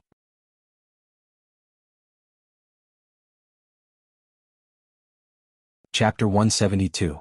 Under the night sky, the blood-red stripes on Giza's face had turned purple. In the center of the ruined city, she stood on the black, slender, multi-headed snake covered in ferocious spikes. From afar it looked like a giant long-legged spider. She smiled enchantingly. You won't have the chance to endanger our hope anymore. The air mystic still had that calm expression on his face. He stared at Giza as if he did not care. I will get rid of you directly. Ah. The blood mystic chuckled softly. A dimple appeared on her face. Get rid of me? What are you going to do? The air mystic's eyes flashed. The blue light on his face shone brightly. Asterisk whoosh. Asterisk a powerful gust of air exploded around Giza out of nowhere. It blew the pet beneath her until it lost its footing. The air current continued to grow stronger, attempting to blow the blood mystic upwards. The black monster beneath her was blown off the ground and floated in the air. All that was left was a spike embedded in the ground. Giza's expression changed drastically. The air mystic spoke slowly. Above the sky there is a layer of unknown land. It is a place where even air cannot reach. It is cold, silent, sometimes bright, sometimes dark. It is almost impossible for life to survive there. Even gravity has lost its meaning. You will not fall, nor will you rise. You will only meaninglessly revolve around the sun, the moon, and the stars. The air mystic's voice was emotionless. Go there and sleep for a few thousand years. When we have completely won this battle for the survival of the mystics, which is measured in millennia, after the mystic evolved, his rational and dull voice trembled a little at this moment. You will be in the new prosperous and magnificent world that we have built. There are no enemies, no fear, no escape, and you will be able to live in it. Awaken. On the deathly silent street, 2 light footsteps could be heard. Thales pulled Little Rascal along and ran through a street at a speed that was close to walking. Both of them were panting from exhaustion. They had to stop and press their knees to rest for a while. Can we escape? Little Rascal's voice trembled. She turned her head away, unwilling to look at the people who had fallen dead on both sides of the road. We will find out. Once you're done resting, continue walking. Don't stop. Thales gritted his teeth and persevered. Little Rascal bit her lower lip and shook her head. Year 346 of the calendar of eradication. During the Third Peninsular War, the Eastern Peninsula Allied Army attacked Dragon Cloud City. From Shield District, Hammer District, Armor District to Sword District, Bow District, Arrow District, Spear District. Thales lifted his head and glanced at Little Rascal. The little girl shivered and murmured, apart from Axe District and Heroic Spirit Palace, the entire city had fallen under the Night Wing King's army. That was until Chara raised his black flag in Northland. But even then there were no casualties in Dragon Cloud City, and now... Little Rascal's eyes were red. She grabbed Thales's arm tightly, not daring to look at the corpses strewn all over the road. Dragon Cloud City? Is Dragon Cloud City going to be destroyed? I don't know. Thales sighed with a heavy heart. But we're still alive. That's enough. Thales straightened his body and dragged Little Rascal along without any explanation. Also, he stared at the ground beneath his feet, carefully avoiding the corpses that appeared every 2 steps. And Dragon Cloud City must have a way to fight against the mystics. Otherwise, Thales lifted his head and looked at the dead silent scene on the road. He gritted his teeth lightly. This is the power of the mystics in there? But, Thales lowered his head and looked at a child who was about his age beside his right foot. Before he died he was still holding onto a wooden stick. He felt a wave of desolation in his heart. Probably no one will survive. At this moment, a tired male voice rang from the ruins to their left. If I were you, boy, Thales shuddered when he heard Little Rascal scream. Thales subconsciously took a step back and shielded Little Rascal behind him. He touched JC's dagger with his right hand. Then he stared at the source of the voice.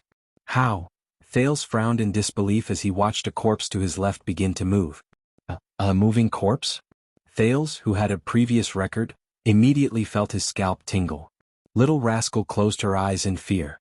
The corpse turned over and revealed a hand? Thales widened his eyes and stared in shock at the hand that stretched out from the ground. He watched as it pulled away a pile of rubble and wood and dug a hole in the snow.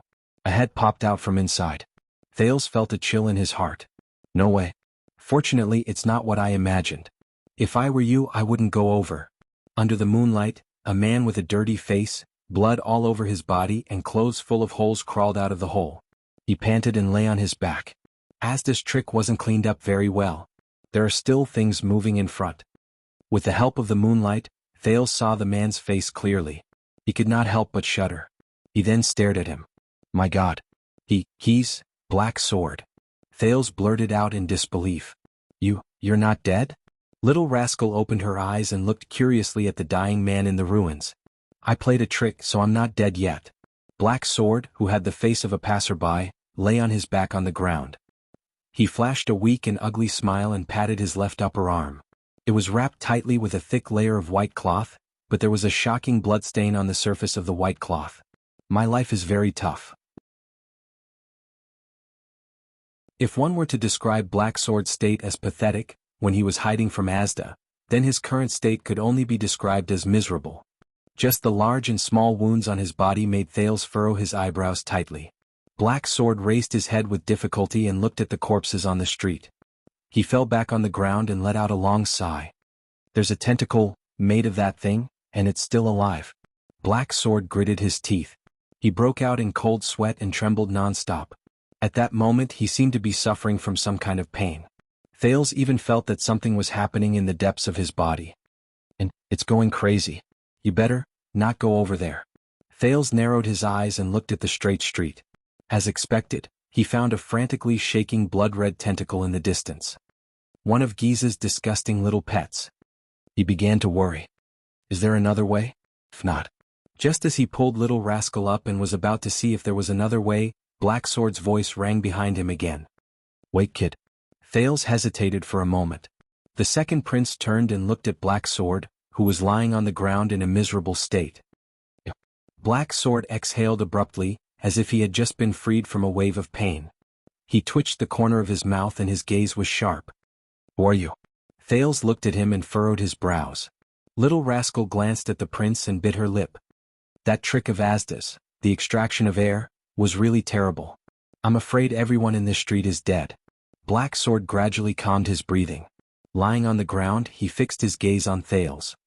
I buried myself underground and desperately sucked in a small amount of air between the rocks and the soil. In the end I survived and survived. You're really lucky. Thales shrugged and turned to leave. I'm used to racing against death. Black Sword's deep voice rang behind him. But you kid, you shouldn't still be alive. Thales tightened his grip. Asda released a killing move that didn't differentiate between friend and foe, but he didn't forget to protect you, did he? Black Sword exhaled a mouthful of steaming white air. Are you really that important to him? Who are you? Thales was stunned. His heart began to race. Fortunately, Black Sword is heavily injured. I hope he doesn't have any spare energy to deal with me. But, Thales raised his head. Those two fellows should be fighting right now, Thales said coldly. You'd better run away quickly. Otherwise, when they decide the winner, no matter who wins, you won't have a good ending. Black Sword stared at him without saying a word. His eyes shone brightly on his filthy face. That gaze sent a chill down Thales' spine. It was as if Black Sword already knew what Thales was trying to avoid talking about. Little Rascal tugged at him timidly. You'd better be polite, kid. Black Sword's gaze shone with an unsettling glint. He said in a deep voice, because right now, I'm your only hope of survival. Hearing this, Thales was stunned. You should be hoping that I recover as soon as possible, get rid of that tentacle, and escape with all of you before the other things catch up. Thales was stunned. What? Finally, Black Sword's burning gaze became less piercing. If the two of them fight, you hope that the winner will be Asda, right? You think, at least you're still useful to him? You think he won't kill you? Thales raised his eyebrows, turned around and prepared to leave. It's a pity. Just as Thales took a step forward, Black Sword shifted his position. This movement made him grimace. The winner will only be that disgusting little girl.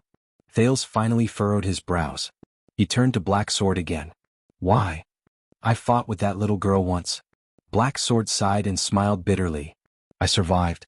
That little girl has a special sense and control over living beings with flesh and blood. Maybe she has a killing move like Asda's just now. Under Thales' confused gaze, Black Sword shook his head and exercised his injured left arm. But that's not the scariest thing about her. She seems crazy, brutal, and unreasonable. Black Sword turned his head, his gaze extremely solemn. Deep down, she's someone who really knows how to fight and how to win. Compared to her, Asda is like a Hercules who has never fought before. All he has is terrifying brute force. In reality, he's weak. Thales and Little Rascal looked at each other. They saw question marks in each other's eyes. How do you know? Thales shook his head. You've never seen them fight. Besides, they can't kill each other. Killing is one thing and winning is another. Black Sword snorted. Asda and I are old acquaintances. Although I can't kill him, I'm used to escaping from him time and time again. But that little girl, Black Sword's injury seemed to be improving. He began to exercise his right arm. When Ramon was killed and I rushed towards her, I had already made up my mind to escape and find a place to recuperate. Thales sighed. And here I thought you were really going to step forward and protect us. You don't need my protection. Black Sword snorted. Asda will protect you when the time comes. Thales shrugged and averted his gaze. Anyway, I plan to pretend to be injured by her and use a piece of flesh to confuse her. Black Sword took a deep breath. Unfortunately, the first time we exchanged blows, I realized I didn't have to pretend to be injured at all. This is only the second time we've fought. Cold sweat broke out on Black Sword's forehead again. At that moment, Thales felt a strange power surging out of his body. She has completely absorbed the experience from our first fight and completely suppressed me. Black Sword clenched his teeth. His eyes were fierce. It's different from facing Asda. The second time I faced her, I didn't stand a chance at all. That kind of battle awareness and experience. It's the seemingly powerful air mystic who is actually safe and harmless. It's impossible to imagine. Thales furrowed his brows again. Safe and harmless? He thought of the people who were squeezed into balls and complained in his heart. You're using domestic quality inspection standards, aren't you? At that moment, boom. Thales turned his head in shock. On that perfectly straight street, a blood-red shadow suddenly sprinted towards them. Little Rascal's grip on his hand tightened. Those things. Damn it. Black Sword stared at the wriggling tentacle that was coming towards him. He tested his legs while trembling and could not help but frown. How can it still run without its roots? In the blink of an eye, the blood-red tentacle was before his eyes. Thales stared at Black Sword, who was lying on the ground, unable to move. He felt Little Rascal on his arm and could not help but feel his soul leave his body. In the duel between the two mystics, Giza laughed maniacally. A new world? Ah. I suddenly realized that you and Lebla should get along well. Why don't you consider joining us extremists? The air mystic did not answer. The next moment, the wind suddenly grew stronger. The blood mystic did not delay any longer. She crouched down and touched the huge, spider-like pitch-black monster beneath her. The latter shuddered violently, and more black spikes extended from its main body, which was covered in spikes. They pierced into the ground with the swaying wind. A faint tremor came from the ground. Asda, who was calmly watching his opponent's attack, could not help but have a change in expression. A dazzling blue light flashed across his face again. The blood mystic and her pet swayed continuously in the wind, but the former still smiled and met the air mystic's gaze. A black spike protruded from the ground. Crack. Then, a shrunken version of the pitch-black monster, covered in spikes, broke out of the ground amidst flying soil and stones. His speed was astonishing. 3 steps behind Asda, he launched a surprise attack at him. Bang. It crashed into a transparent barrier. The air mystic's expression did not change. He deployed the air wall in time and blocked the incoming monster from the back of its master's head. However, more and more rustling sounds and cracking sounds came from the air mystic's body. Crack. Dozens of spider-like black spiky monsters swiftly and agilely broke out of the ground. They surrounded Asda and attacked him from all angles. The air mystic clenched his fist lightly. Visible water vapor immediately rose from a 10-meter radius around him. The dozens of monsters shuddered at the same time. But the shuddering only lasted for a moment. These monsters regained their mobility and rushed forward. The air mystic raised his eyebrows. It's useless even if you strip them of all the air. The blood mystic looked at Asda in amusement from above. They are little cuties who can survive tenaciously in a vacuum. Finally, the air mystic frowned slightly. But a second later he let go of his clenched fist. Bang. Amidst the shattering sounds of countless house ruins, air pressure surged and pounced on the 10-meter radius of the vacuum, forcefully crushing the dozens of monsters. In the next moment, on the air mystic's face, which seemed extremely calm, layers of ripples surged in the cracked blue light. With Asda as the center, an invisible air current exploded outwards with an astonishing momentum. Snow and dust flew and soil and stones shot in all directions. A circle formed by dust began to expand from the small center. Boom. The violent air current turned into the most unstoppable whirlwind. It lifted and cleared everything around it. The air mystic observed everything calmly from within the whirlwind. However, before the air mass with astonishing momentum could completely erupt, the air mystic suddenly turned his head and looked in a direction in the dust. Over there, a pitch-black little monster seemed to ignore the tyrannical and enormous air resistance, pouncing towards him without slowing down at all. In Asda's eyes, the only thing he saw was the monster swaying unsteadily in the storm. It forcibly lifted a sharp spike and kept the other spikes behind its back. Like an octopus at the bottom of the sea, it sprinted forward with a strange posture. A hint of solemnity finally appeared on the air mystic's seemingly emotionless face. This posture and movement. It's how Black Sword dealt with it on the cliff just now. More and more pitch-black monsters used strange postures and movements to pass through his terrifying air currents and shot towards the mystic from all directions. At that moment, Asda hooked his left index finger and shot into the air like a bolt of lightning. But it was too late. A monster pounced in the air and shot out an extremely long spike from its abdomen. It pierced through Asda's left shoulder blade. It pulled him downwards. The mystic reacted quickly. With a snap of his fingers, an invisible air mass condensed into a sharp blade under high pressure. It exploded in a flat plane and cut off the spike. However, more and more monsters either shot out spikes or stepped on the bodies of their own kind and used the momentum to pounce on him. A monster pounced on his back. Her other hand wrapped around his ankle. Another released a spike and pierced through his left eye. Another landed on his head. Countless more of their kind charged forward one after another. They had a clear division of labor. At that moment in the air, dozens of black monsters pounced on the air mystic from head to toe, completely covering the blue light on his body. The next moment, their spiked limbs trembled back and forth like a loosened bowstring. Shing. Pft. The sound of flesh being scraped could be heard continuously. The next moment, under the countless monsters cutting, pulling, piercing and biting, Asda, who was in the air, turned into countless pieces. Fingers, elbows, arms, chests, heads, thighs, ankles.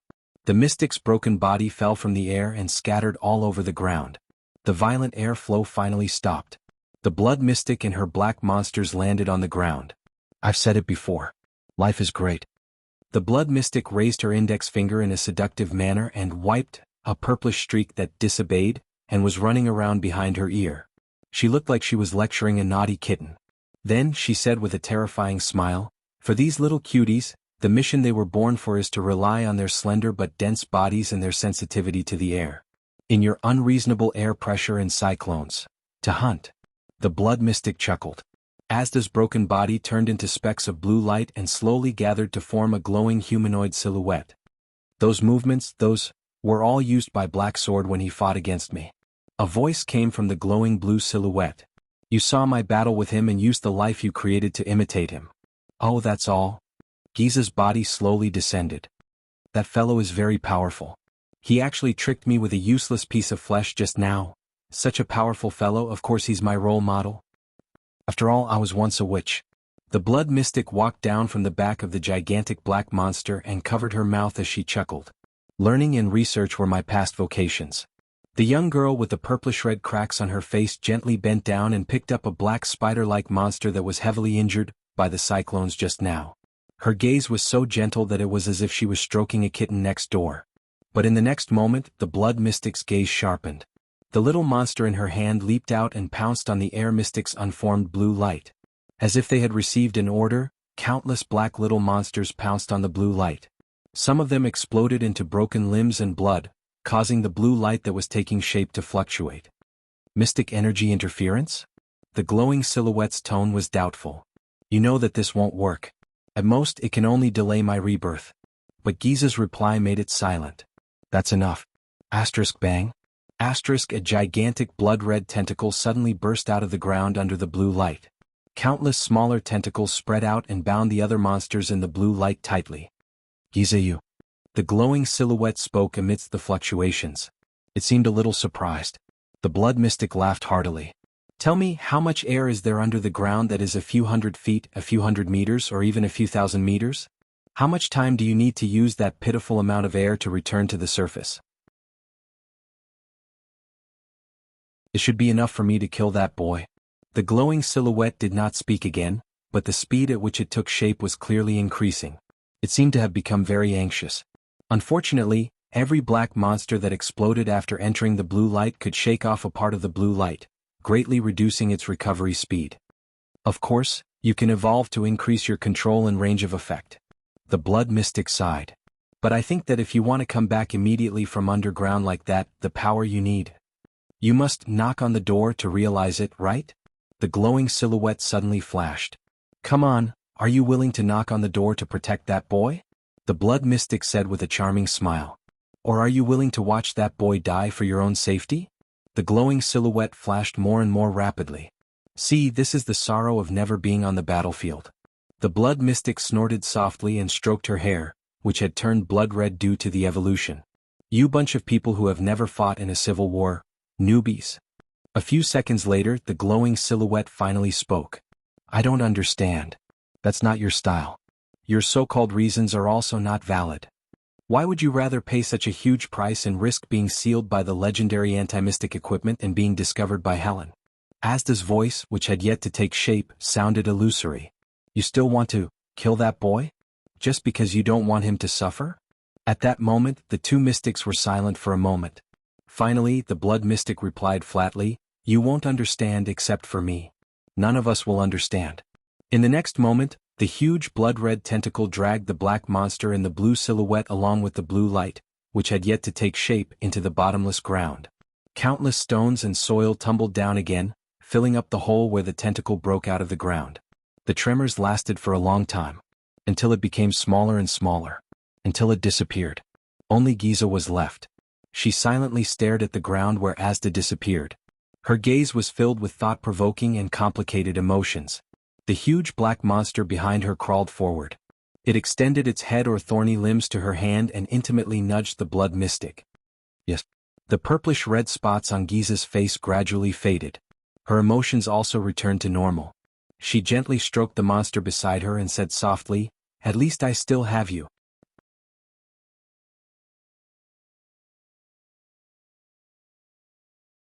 Chapter 173. Under the night sky, in the deserted ruins of Shield District, the blood mystic gently turned around and stroked the black Kilika. In the next moment, the dense shell on the spider-like Kilika's body began to tear, change shape, and expand. Its black exterior began to turn red, and a dozen blood-red tentacles formed from human limbs extended from its body, growing larger and larger. Kilika's body grew larger until it turned into the blood-red hydra that Thales had seen before. Like a giant squid that was dozens of meters tall, it shook its tentacles and let out a strange whistling sound. Find that child. Giza's madness and stubbornness just now disappeared without a trace as the purplish-red markings on her face faded. At that moment she was quiet and peaceful, like an ordinary and innocent girl. The mystic gently stroked Kilika, her tone light and gentle. You know his scent, understand his presence and are familiar with his bloodline? Giza exhaled softly, her expression strange. Belongs to that fellow's bloodline. That guy that you want to eat even in your dreams. The hydra's dozen or so giant tentacles trembled at the same time, and there was a sizzling sound of flesh and blood rubbing against each other. Asterisk boom. Asterisk the tentacles fell with a loud bang, creating dozens of deep ravines in the ruins. Smoke and dust rose into the air. Giza laughed. She looked at the terrifying Kilika with a doting gaze, as if she was looking at an angry puppy wagging its tail. Go. Find him. The girl next door. Giza paused for a second before she opened her mouth slightly and exhaled softly. Before he becomes a mystic, kill him. Even if it means destroying all of Dragon Cloud City. Even if it means exposing myself. Even if... Kilika's huge body once again let out a strange, unsettling sizzling sound. In the next second, its dozen or so blood-red tentacles plunged into the ground one after another from different directions. Asterisk bang. Bang. Bang. Asterisk its flesh and blood seemed to be multiplying endlessly, continuously extending the length of its tentacles and digging into the ground. Suddenly, Giza narrowed her eyes and turned her head with a solemn expression. A figure suddenly appeared in the smoke and dust stirred up by Kilika, slowly walking towards the mystic. Giza exhaled softly. As expected, I've wasted too much time. The silhouette in the smoke and dust approached slowly, one step at a time. The blood mystic closed her eyes and shook her head gently. He actually evacuated the people in the surrounding districts. Raikuru's descendants aren't completely useless. At this moment, boom. A medium-sized tentacle suddenly shot out from the ground beside the figure. Amidst the smoke and dust, tentacles broke through the ground and attacked the uninvited guest. However, the figure in the smoke only moved slightly. Chi. The sound of a weapon piercing flesh could be heard. The next moment, Giza's expression changed drastically. She fell to her knees. The blood mystic screamed in pain. Boom. In the districts adjacent to Shield District, more than 10 huge, blood-red tentacles broke out of the ground again. For example, in the Sword District, which was the closest to the few noble districts, there was a huge tentacle like this. After it destroyed a stone house on top, it broke through the soil and rocks and shot towards the sky. The moment it came out of the ground, the heads of these terrifying tentacles, which were formed by bloody human bodies, suddenly burst open and scattered into countless smaller tentacles. The small tentacles first stopped in the air and slowly turned around, occasionally trembling once or twice. It was as if they were sniffing. Not long after, these small tentacles trembled at the same time, and then quickly grew, proliferated, and extended in all directions. At this moment, a thin figure in a white cloak suddenly appeared from a corner and instantly landed in front of the roots of all the tentacles. The tentacles sensed the approaching flesh and blood. In that instant, countless tentacles attacked the cloaked figure like a wild beast with its hair standing on end. The figure turned around gently and brandished a special white-hilted blade. The blade flashed. Asterisk swoosh. Asterisk surrounded by countless tentacles. The figure flashed incessantly in that instant, even leaving afterimages. So much so that from afar, it looked like he was brandishing the blade in a few different directions.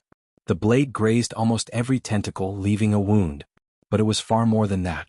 The next moment, the tentacles that were grazed by the blade trembled violently. Then, these tentacles that seemed to have a life of their own immediately began to blacken and wither in large swathes. Finally, as if they were burning, the entire tentacle turned into flying ash and scattered. Flesh and flying ash instantly floated into a ball. The cloaked man swung the blade again. This time, the strange blade stabbed into the roots of these small tentacles, the big blood-red tentacle. The huge tentacle shook violently, and bubbles and a large amount of steam began to emerge from the place where the blade had stabbed. Then, it also began to blacken and wither, until it completely turned into flying ash. Left the roots? The small tentacles that fell on the ground seemed to have sensed something and immediately trembled violently. Like snakes, they scattered in all directions, escaping from that terrifying man. At this moment, countless hurried footsteps could be heard. Dozens of masked figures in gray appeared at the corner of the street.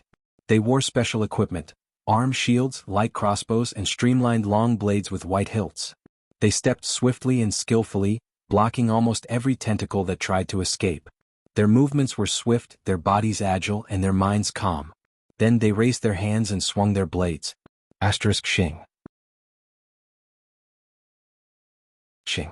Swoosh. This time, the small tentacles that were cut by the blade did not turn into flying ash. Instead, they were like normal limbs that were injured.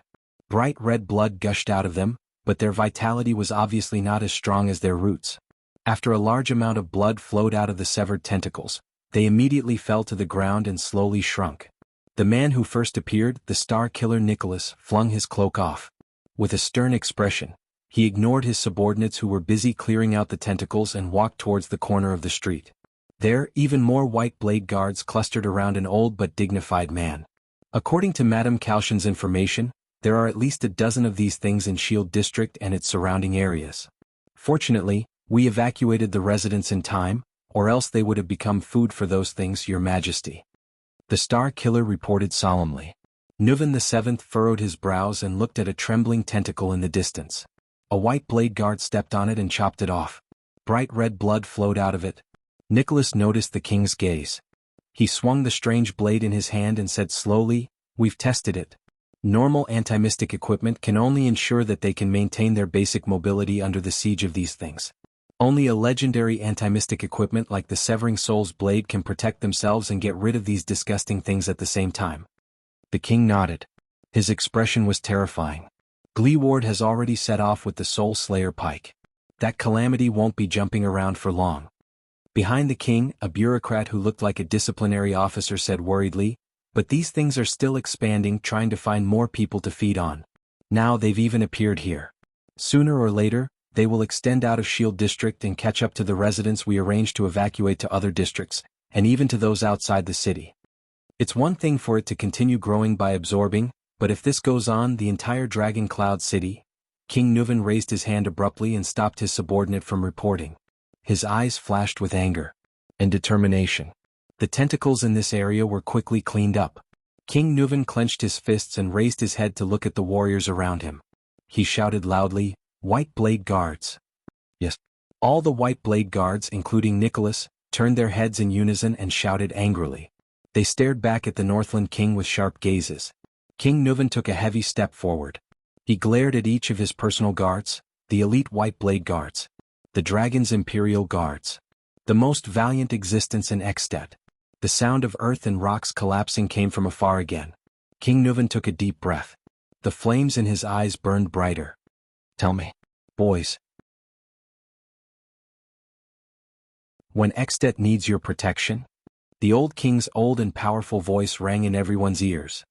"When Northland needs your bravery, when you need to sacrifice your lives, when you bleed dry." King Nuven turned his head and fixed his gaze on the blood-red hydra in the distance. He stared at the blurry but huge figure and roared ferociously. "Will you hesitate? Tell me." At that moment, all the White Blade Guards straightened their bodies without hesitation and punched their left chests with their right fists. Thud. The dull sound of a punch rang out at the same time. It was heavy and shocking like a person. All the elite warriors roared angrily at the same time. Their voices were deafening. "No, Your Majesty." Swoosh. King Nuven turned around and abruptly drew his saber. With a dignified expression, he nodded and looked at his guards. "Very good. Nicholas, you're in charge of dispatching." The Star Killer knelt on one knee and punched his chest with a solemn expression. "All White Blade Guards, equip yourselves with anti-mystic equipment and walk around the edge of Shield District," King Nuven said calmly to the captain of his personal guards. "Whether it's delaying, intercepting, or strangling, block this thing in Shield District.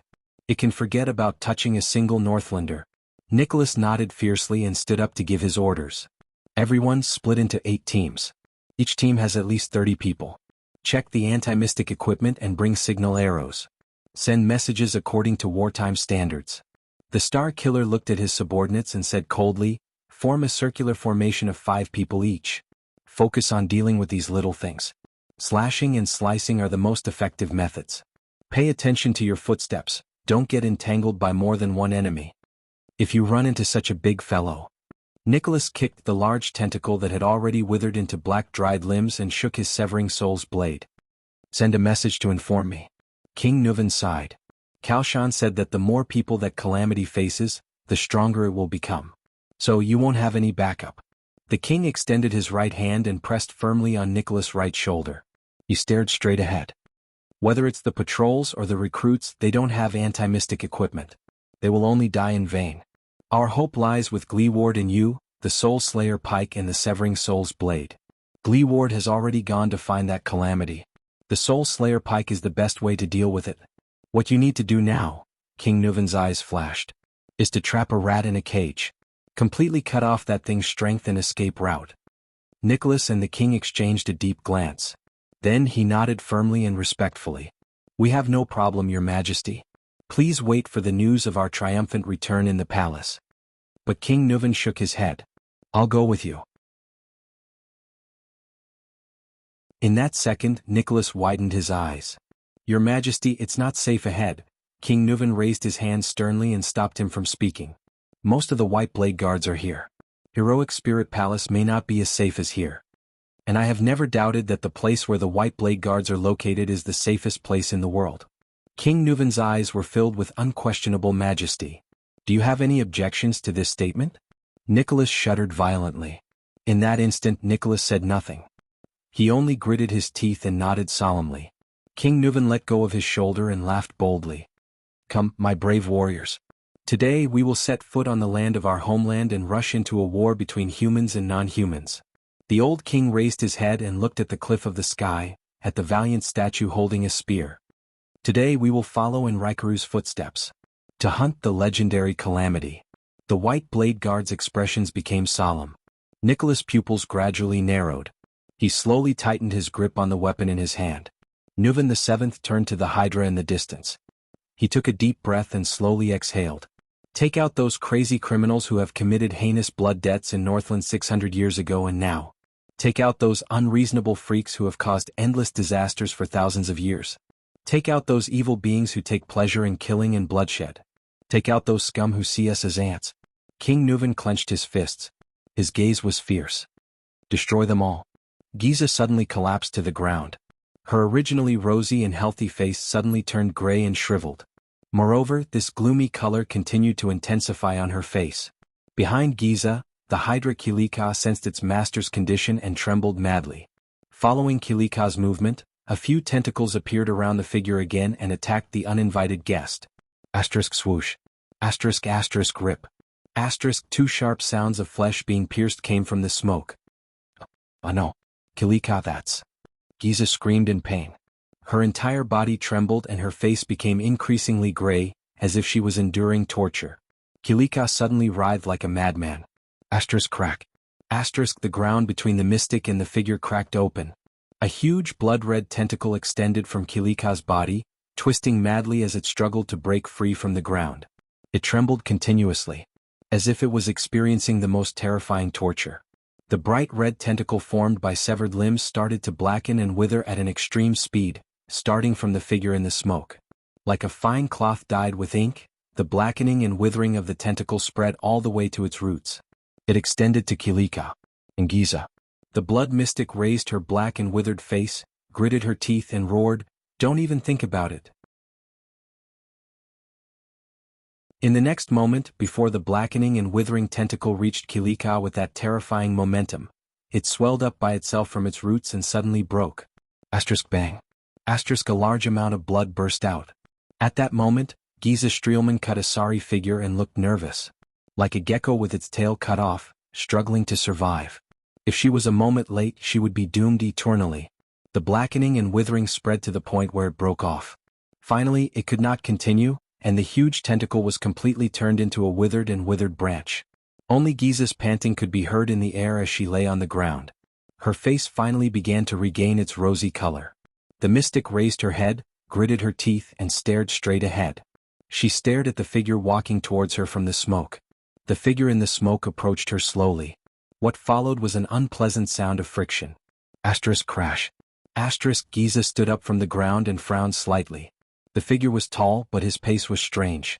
With every step his right leg would drag. It was like a cripple. Crash. The unpleasant sound continued. It sounded like exquisite tools rubbing against a rough rock surface. Finally, a rough voice came from the smoke. Shield District is a sad place. The smoke and dust gradually dispersed, revealing a strong and capable man. Under the Northlanders' forthrightness, generosity, optimism and positivity, it hides the darkest and most obscure colors of Dragon Cloud City. Crash. The noise continued. The crippled man was about 30 or 40 years old. The contours of his face were flat, but his nose was high. The stubble on his chin made him look rather boorish. Some people were born in this unfortunate place. Their parents only left them poverty and hardship, and they learned only tenacity and tenacity. The man limped forward, his tone filled with grief. Crash.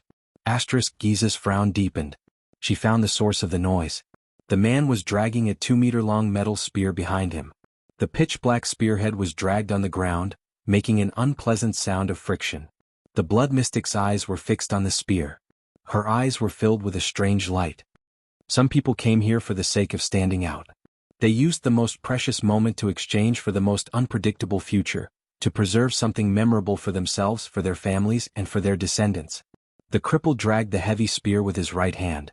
As he turned, the left side of his face was revealed. Giza saw his most obvious feature clearly. The man did not have a left ear. There was only a round hole where his ear should have been. It was as if it had been cut off at the base. But no matter who it was, they were forced to seek shelter in this broken place known as Shield District. It doesn't even have a complete thick wall to shield them from the wind and snow. Here, some people are busy, petty, and unscrupulous. Some are illiterate and tremble in fear. Some are lonely and despairing and covered in wounds. Some are impulsive, hot-tempered, and hot-tempered. Crash.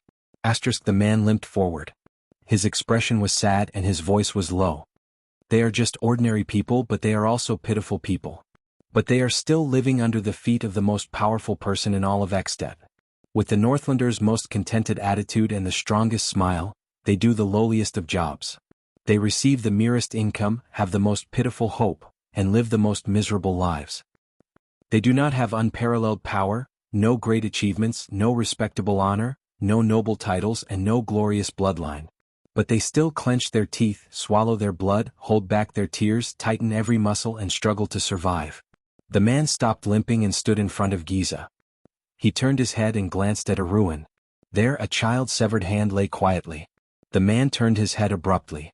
This time, his eyes stared straight at the mystic without wavering. His eyes were filled with indifference, loneliness, disappointment, pain, hatred, and dead silence. "This is Shield District, a filthy place where even the snow is black," the cripple said flatly.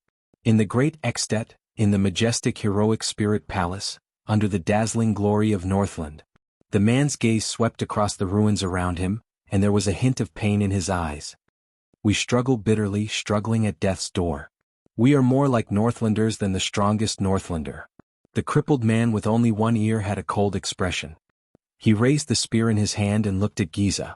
"But you, even this tragic and unfortunate chance, this chance to grit our teeth and fight for hope, had to be taken from our hands, which were empty to begin with, stripped of everything. We are in your eyes." The man closed his eyes gently. He tightened his grip on the spear in his hand. His words were filled with pain. "Like worms, you can trample and knead us as you please. Is that so? Calamity?" The blood mystic exhaled deeply. Her gaze was extremely solemn. She did not answer the man. It was as if she did not want to waste time. She only fixed her gaze on the spear. A few seconds later, Giza finally spoke slowly. 600 years later, the controller of the Soul Slayer Pike. Giza pacified Kilika behind her while panting. She said flatly, "So it's you, a cripple?" The man snorted. The blood mystic raised her head and looked at the cliff of the sky. She glanced at the heroic statue of the human hero, Raikaru Extet, and then looked down at the lame, one-eared man. She frowned. It was as if he was making a comparison. A moment later, Giza heaved a long sigh. "Isn't that too far off?" The man stared at her without saying a word. "What, in this era?" Giza said in disdain. "As long as you're a supreme class, You can master a legendary anti-mystic equipment? Phew. The one-eared man spun his hands. His spear whistled through the air, and the pitch-black spearhead was pointed straight at Giza. The spearhead vibrated slightly. Buzz, it was as if the spear had a life of its own. Drew Gleeward, an ordinary heavy swordsman in Dragon Cloud City, conscripted, he said in a low voice. By the way, the lame man named Gleeward said coldly with the Soul Slayer pike in his hand, the entire Shield District, I'll cover it. Giza's expression turned cold.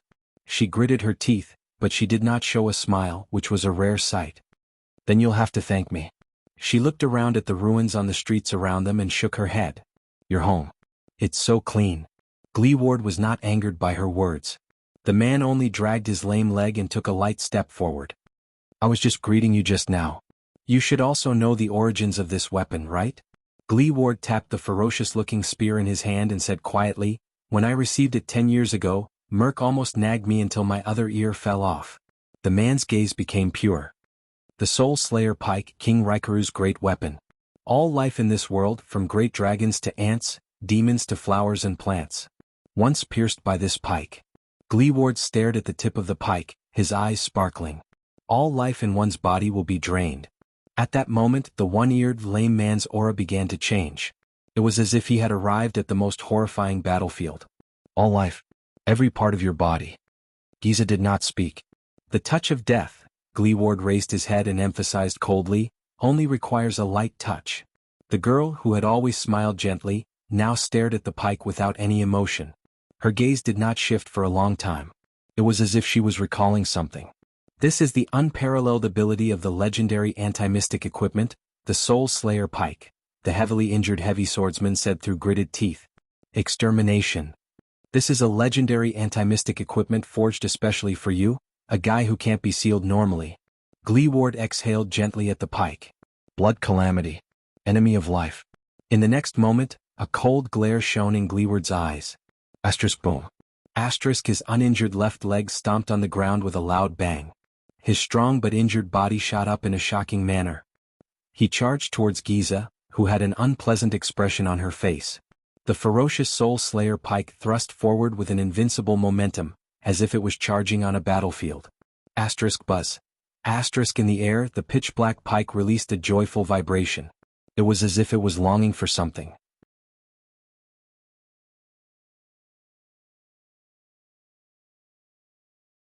Chapter 174. The moon was gradually setting in the west. Asterisk bang. Asterisk a loud rumble came from the center of Shield District. The once insufferably arrogant Hydra, Kilika, had once again dived into the ground and disappeared without a trace. In the endless smoke and dust, a man with only one ear dragged a long metal spear behind him. He limped and rushed up a slope made of ruins at an extremely fast speed. His posture was strange. Gleeward swept his gaze around him. He could only see a few blood-red tentacles scrambling to crawl into the ground. The boss of Shield District calmly raised the Soul Slayer pike and swept the spearhead in all directions. Just as the spearhead swept to the left, the Soul Slayer pike suddenly trembled. Asterisk buzz. Asterisk Gleeward no longer hesitated. He took a step forward and rushed in that direction. Asterisk swoosh. Asterisk his pike was faster than a human figure. It instantly pierced into the smoke and dust. Asterisk bang.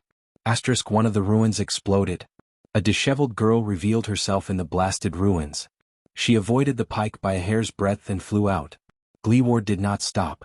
He chased after Giza and stabbed at her head. The spearhead swept past the left side of Giza's face. The latter's face immediately sizzled as if it was being roasted and began to melt. Damn it! As the blood mystic cursed softly, a few tentacles suddenly extended from under Giza's simple dress. They struck the ground violently and pushed her away. Away from Gleeward's pike. Very well. Gleeward stopped in his tracks. His eyes were filled with coldness and he said calmly, hide, run, hide. This is the attitude you should have, Calamity. Giza gritted her teeth and glared at Gleeward with a furious expression. Then the latter charged at her again. Giza moved. She rushed through a ruin without stopping. The many tentacles under her dress swung swiftly, allowing her to leap as if she was running on flat ground. Gleeward chased after her relentlessly. At that moment, asterisk boom. Asterisk a blood-red monster with 4 tentacles and 2 sharp pincers crawled out of the ground beside Gleeward. Asterisk thud. The lame man's footsteps came to an abrupt halt, and he abruptly stepped on a large rock to stop himself, narrowly avoiding a sharp pincer that swept past the tip of his nose. This weird and disgusting creature was actually made up of blurred and sticky limbs. On what seemed to be its head there was a huge eye that was spinning. Gleeward frowned. "These are your warriors?" Giza did not say a word. She just looked at him coldly. In the next instant, the monster expanded into a strange form that was several people tall and several people wide. It attacked the man with the gun from 6 directions at the same time. The tentacles curled around his limbs, one of them stabbing towards his crotch, the other reaching for his head. But Gleeward still did not move. He had no intention of dodging even in the face of a fatal encirclement. He just stared at the mystic. "That's a bad idea." Gleeward was unmoved. His tone was flat as he continued to observe his opponent. A second later, the crippled man's eyes flickered, and he swung the Soul Slayer pike in an arc. The moment his opponent's killing move was about to reach his body, the pike lightly brushed past one of the monster's tentacles. The monster shuddered violently. Its shockingly powerful tentacles and sharp pincers began to tremble uncontrollably. Giza's expression changed as she witnessed all of this. Then her body swayed as well. In the next moment, Gleeward quickly rushed down the slope. Behind him, the monster had already changed its shape and color as it trembled. It cracked open like a piece of charcoal and fell down. 5 meters away from Gleeward, Giza screamed uncontrollably again. She covered her face with her hands as she trembled and contorted. Her face, which was starting to turn black, was filled with pain. "How does it feel to be killed?" Gleeward's voice was heavy, and his footsteps were steady as he swiftly approached his inhuman opponent. "Whether it's Kilika or these monsters you created, they're all essentially you, right?"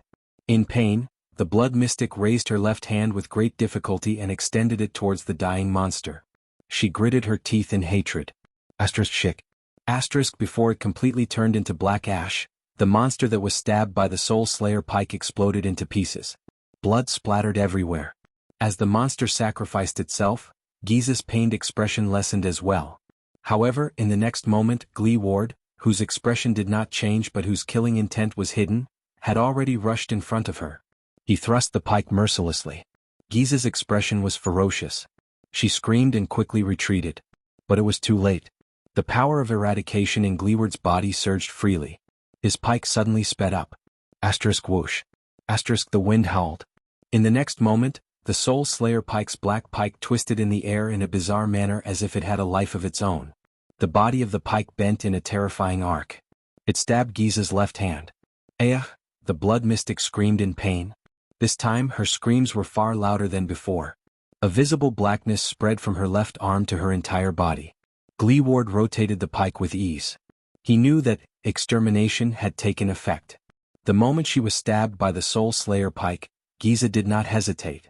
Her right hand immediately turned into a blood-red blade. Crack. Before the blackness spread to her chest, the blood mystic's expression was fierce. She chopped off her left arm. Her left arm fell to the ground. Then, before it completely turned into charcoal and ashes, it swelled and exploded. Giza clutched her severed arm and took a painful step back. "Beautiful. But do you feel pain as well?" Gleeward was the one who praised her, but he did not have any intention of showing mercy. His cold eyes reflected the girl's image. It also reflected the black pike he was thrusting towards the girl. The wind howled. The pike was raised again. The pike was pointed at the disheveled Giza. It was about to pierce her face. Giza clutched her left arm weakly. She gritted her teeth and stared at Gleeward with a mournful gaze. A satisfied smile finally appeared on Gleeward's face. But it was also at that moment that a few blood-red lines that looked like the branches of a tree and blood vessels slowly rose on Giza's face. The pike thrust forward. It was unstoppable. In the next moment, a figure burst out of the ruins on the ground. Boom. It stood between Giza and Gleeward. Thud. It was a dull thud, not the muffled sound of metal piercing flesh. Gleeward, who held the pike with both hands, frowned deeply. The tip of the Soul Slayer pike stopped right before the tip of Giza's nose.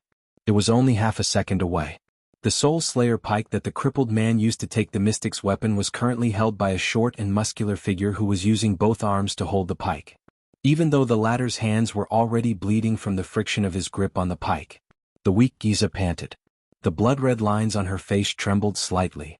She stared at the pike before her with the ghost of a smile. Her expression was complicated and subtle. But Gleeward's expression quickly changed. How? Gleeward stared in disbelief at the short and muscular man who was holding his pike in a death grip. The man's attire, figure, and appearance were no different from a normal Northlander.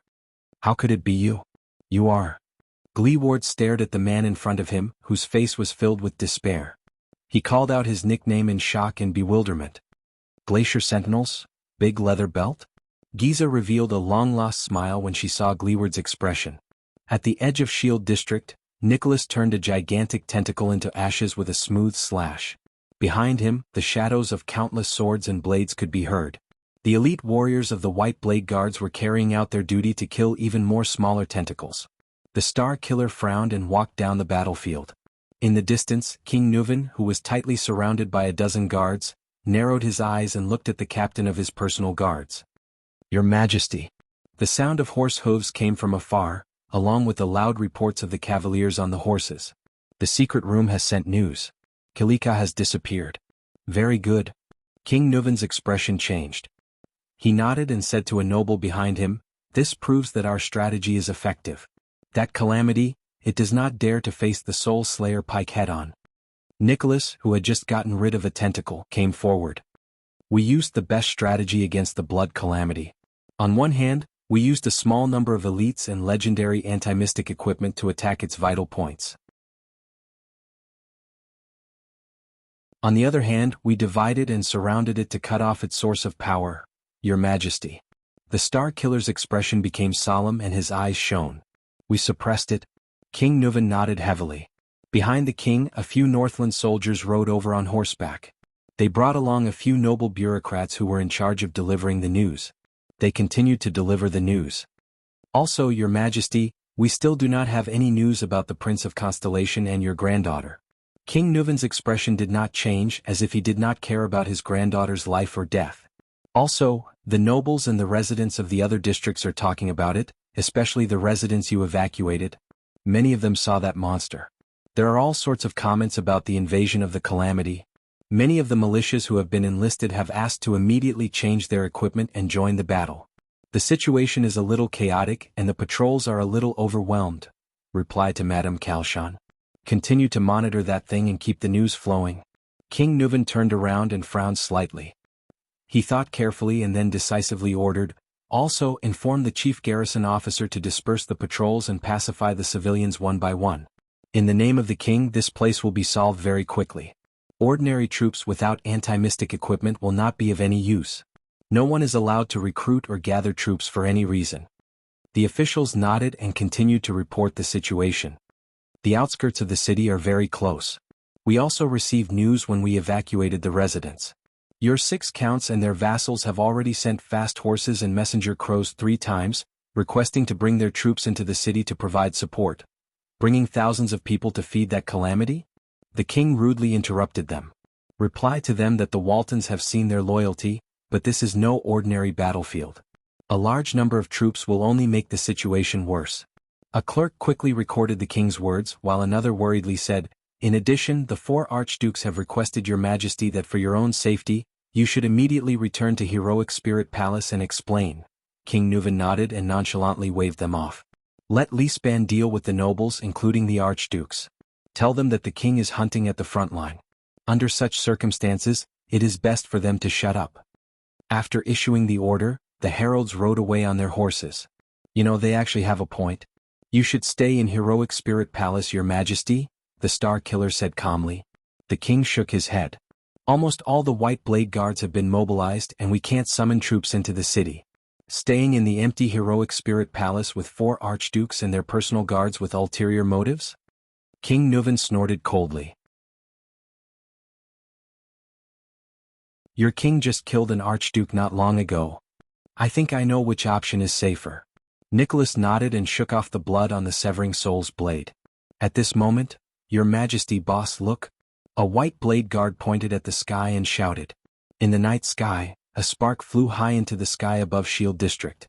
What followed was a sharp sound. The white blade guards shuddered in unison.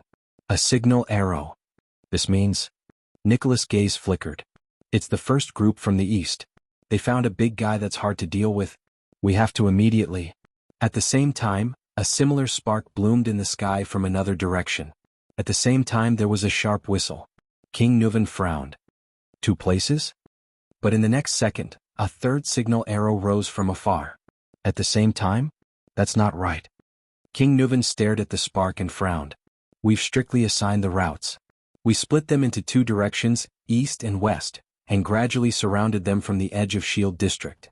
While the 1st and 5th groups were clearing the route in front, the troops at the back shouldn't have met the big guy. Just as he spoke, a 4th signal bolt appeared not far away. Nicholas' expression changed drastically. So many signals at the same time. There's only one explanation, Your Majesty. A few seconds later, Nicholas panted and said, a new monster broke out from the ground, so other than the 1st and 5th groups, the others also met it. He could not finish his sentence. Asterisk bang. Asterisk a loud rumble was heard. Amidst the smoke and dust, a blurry, indistinct, gigantic creature appeared in the center of Shield District, swinging its countless tentacles. Everyone present stared at the monster, the multi-headed snake Kilika, dumbfounded. How could this be? King Nuven gritted his teeth and looked at the nightmare monster that had reappeared. He took a deep breath and looked at the warriors around him. It's such a big target. Isn't it afraid of the Soul Slayer Pike's ability? Gleeward he. King Nuven stopped talking. The old king's expression was unpleasant. He had obviously realized something. There was silence for a few seconds.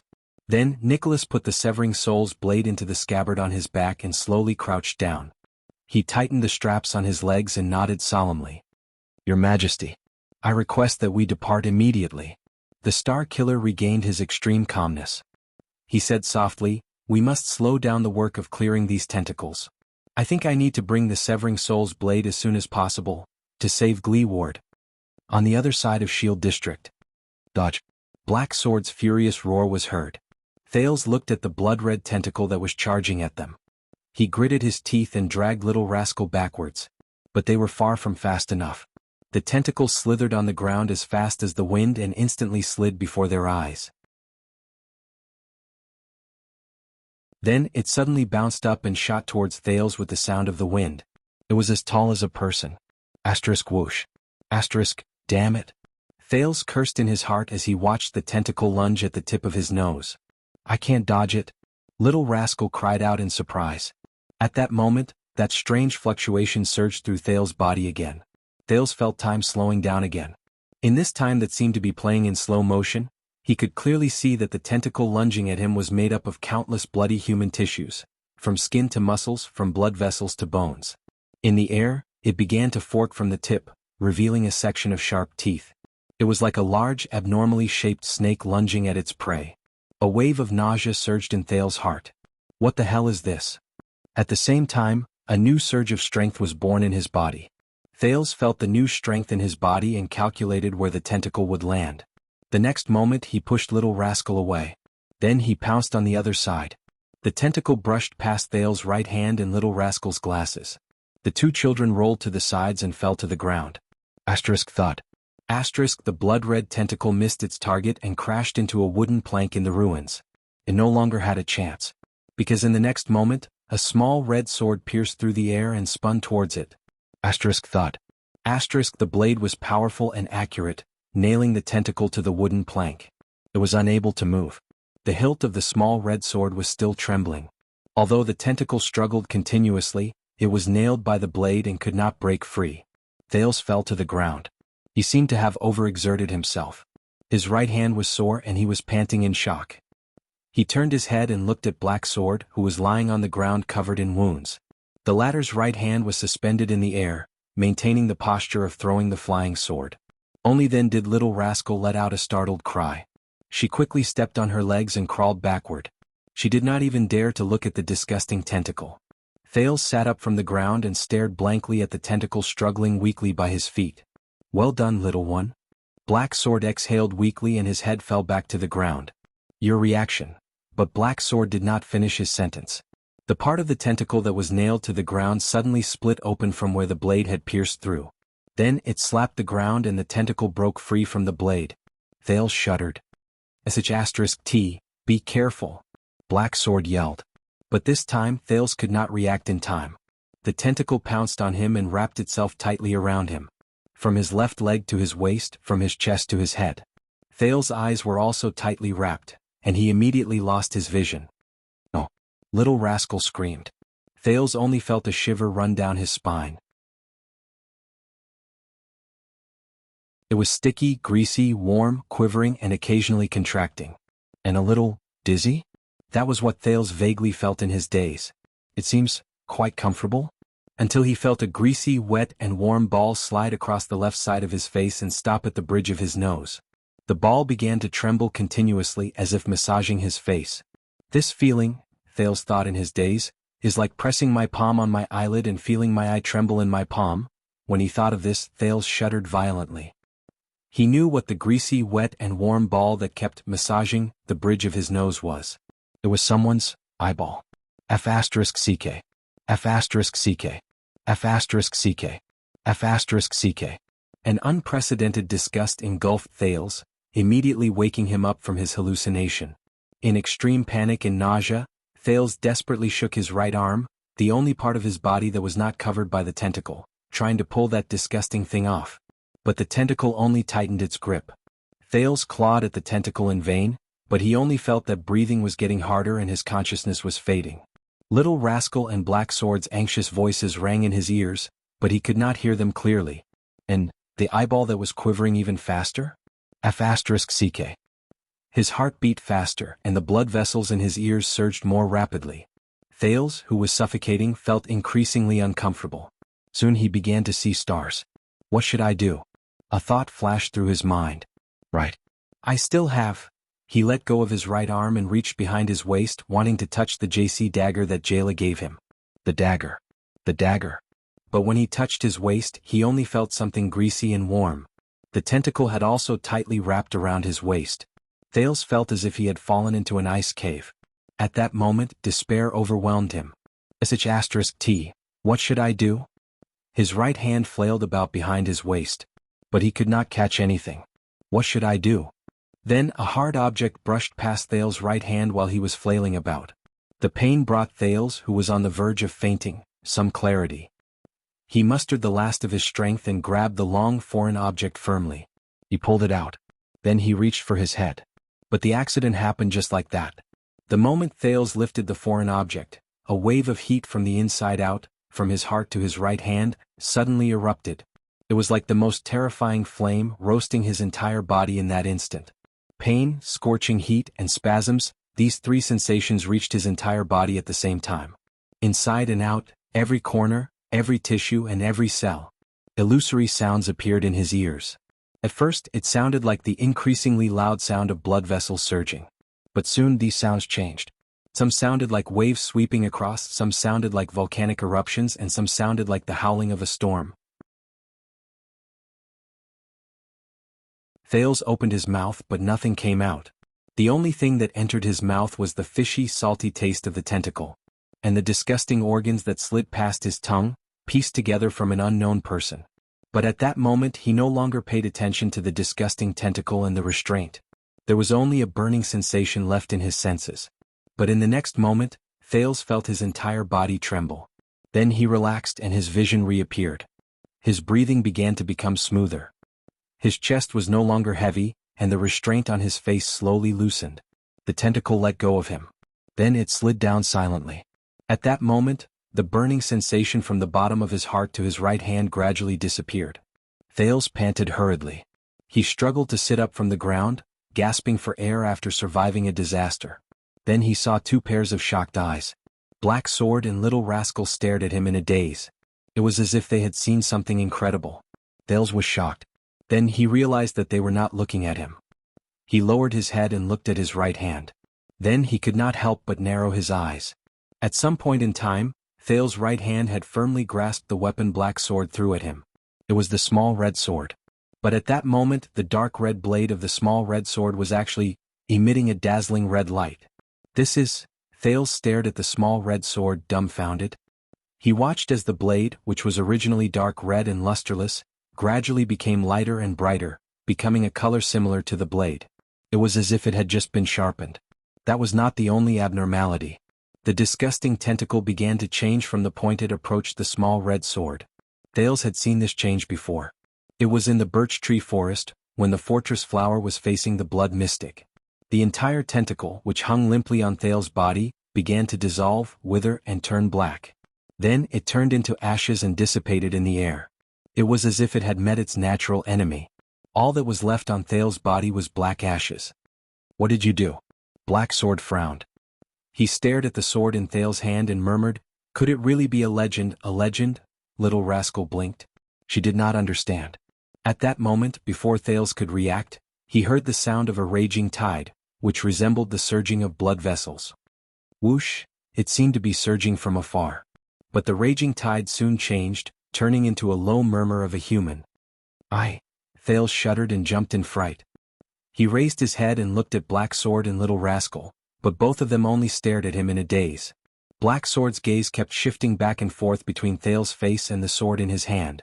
He did not bother to hide his deep suspicions. However, the two of them acted as if they hadn't heard the voice at all. This scene is so familiar. Thales looked around in panic. Aside from the ruins, the night sky, and the glow of the small sword in his hand, he saw nothing. What's going on? What's going on? Staring at the glowing small sword in his hand, Thales was at a loss. Just as he was about to speak, the single syllable became clearer. It began to form words and sentences. "My name," the voice rang slowly like an old man from afar. "My name," it sounded like it was coming from countless wooden planks. Thales could not tell what language it was. But he clearly understood the meaning of the voice. "My name, Blade of Purification." Thales opened his mouth wide and stared at the glowing small sword in his hand in utter shock. Purify? Blade of Purification? Thales was completely stunned. But that was not what surprised him the most. Amid the raging tide, the voice uttered the last two sentences. "It's been a long time," the voice said slowly, "my blood brother." Thales shuddered. "Blood, brother? Brother?" A second later, the voice and the light on the small sword fell silent. Cold snowflakes fell. It was as if nothing had happened just now, except for the tip of the small sword. It had turned from a dull red to a pure crimson. It was the color of blood.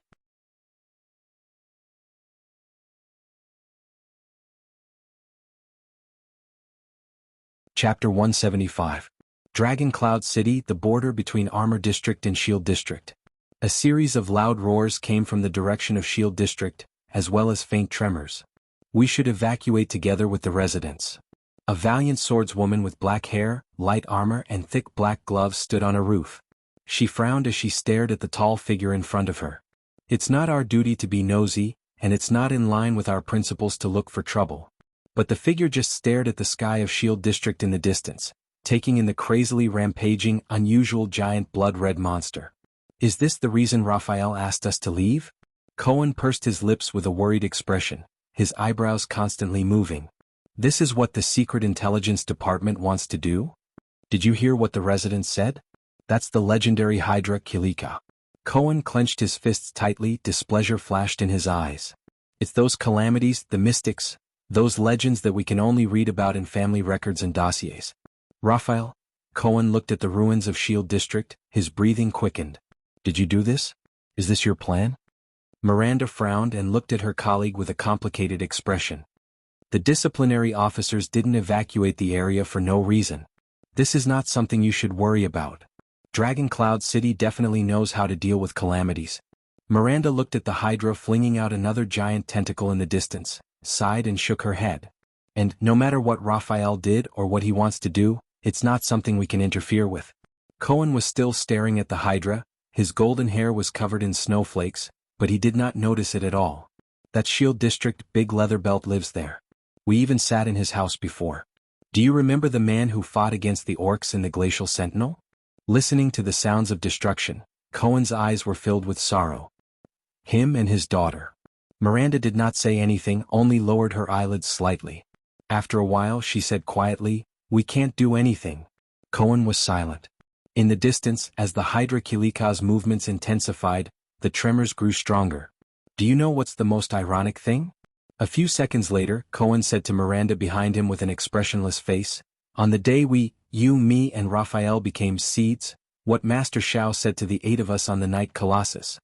Hearing this, Miranda subconsciously put her hand on the hilt of her sword.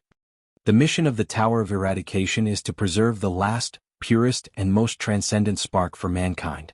Against the backdrop of the Hydra wreaking havoc in the distance, Cohen continued to speak calmly, to pass on the power of eradication, and to pass on the spirit and mission of our ancestors. Cohen's eyes flashed with mixed emotions. Be alert and ready at all times. The day they make a comeback, the swords of eradication will be unsheathed once more. Miranda raised her head and gritted her teeth as she stared at the Hydra's terrifying figure. Regardless of race, country or seniority, we will resume the mission that belonged to our predecessors, and we will recreate the glory of the Calamity Hunters. In the darkest days in the hellish battlefield, in the last moments of mankind, we will carry our swords in hope, go against the crowd, face death calmly and press forward. Charge towards the almost invincible calamities. This is the original and final mission of the Tower of Eradication. Raphael, as a seed with high hopes, Cohen sighed when he said this, turned the calamities. "Stop your meaningless and baseless guesses," Miranda interrupted him coldly. "We don't know what Raphael and the Secret Intelligence Department did. Maybe the Secret Intelligence Department has a more important political purpose. Maybe if they didn't do this, the Hydra would have appeared in Eternal Star City instead of Dragon Cloud City." Cohen sneered, which was rare. Politics. The blonde police officer shook his head in disappointment. The Tower of Eradication passes down skills to protect mankind, and is above politics. This is also the most valuable thing about it. No matter how bad the relationship between the Tower of Eradication and Constellation is, it has never rejected students from Constellation. Cohen lowered his head and said in a low voice, "But we use these treasures, which have been passed down for thousands of years, to kill each other. Swordsmen are proud to be born in the Tower of Eradication. But over the past 600 years, how many swordsmen of eradication have truly died in the hands of the calamities? Died while guarding the path of mankind? And how many died under the swordsmanship and powers of eradication that were also passed down from the tower?" Miranda's expression did not change, but her voice was a little ethereal. Not every student can escape the shackles of politics. Not every student has the same ideals and goals as the Tower of Eradication. But, Raphael? Cohen sighed heavily. With his status, compared to us, he should be the most detached from these things, shouldn't he? Miranda looked at his back in silence. A few seconds later, the swordswoman put away her solemn expression and chuckled softly. "Cohen." Miranda looked at Cohen, who turned around in surprise and curled up the corner of her mouth. "Has anyone ever told you, maybe you're not suited to be a suzerain or even a noble?"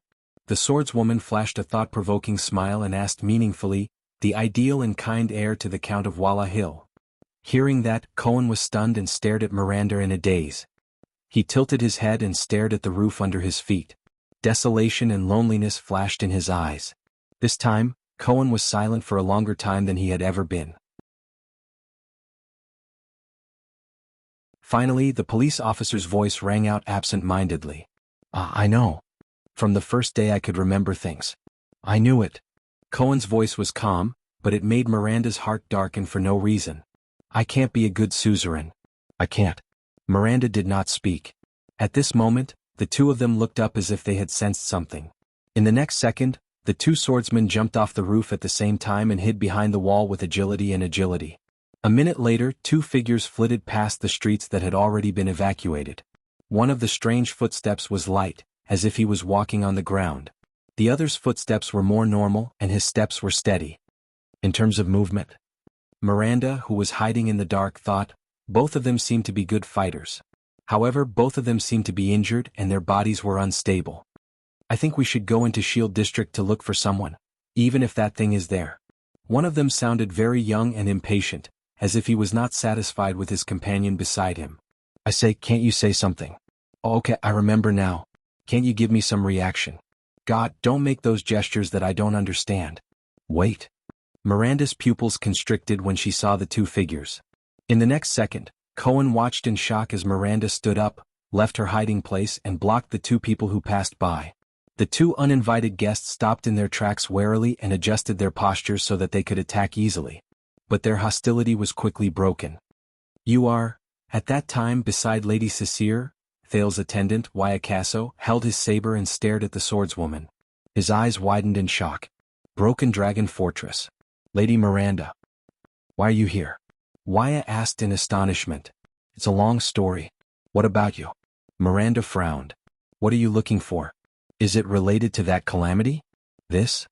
Waya was stunned at first, then he turned his head hesitantly. He was a noble of the Arun family, and even the heir of the Duke of the Northern Territory who had once tried to usurp the throne. The disappearance of the prince. But in the next moment, Waya frowned slightly. He saw that Miranda's expression was also not right. Both of them felt the tension in the air at the same time. They turned their heads. The companion behind Waya, a man with a silver half-mask and metal prosthetic limbs, was trembling. Ralph, the Phantom Wind follower, fixed his fractured hand on his body. His eyes were bloodshot as he stared at the blonde police officer. His hands could not stop trembling. He touched his throat with difficulty, then abruptly let go as if he was scalded. Soon Ralph's gaze was filled with hatred and anger. Cohen narrowed his eyes in puzzlement as he looked at the strange short-haired, silver-masked man.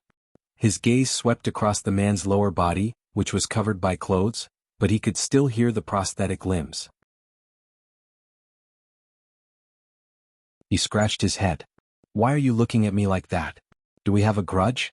"Excuse me." Under the other person's extremely unfriendly gaze, the police officer asked cautiously and confusedly, "Have we met before?" Cohen soon no longer had to be confused. In the next second, Ralph coldly swung his right hand, and a hidden blade popped out from his arm. Looking at the familiar hidden blade, Cohen's gaze tensed. A memory from not too long ago flashed through his mind. It was that night. Disaster sword, Groudon. The girl with dual blades. He himself. And the police officer frowned. He bent down and placed his hand on his saber.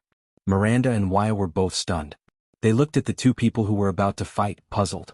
"So you're not dead yet, my old friend from Red Street Market." Cohen vigilantly took half a step back.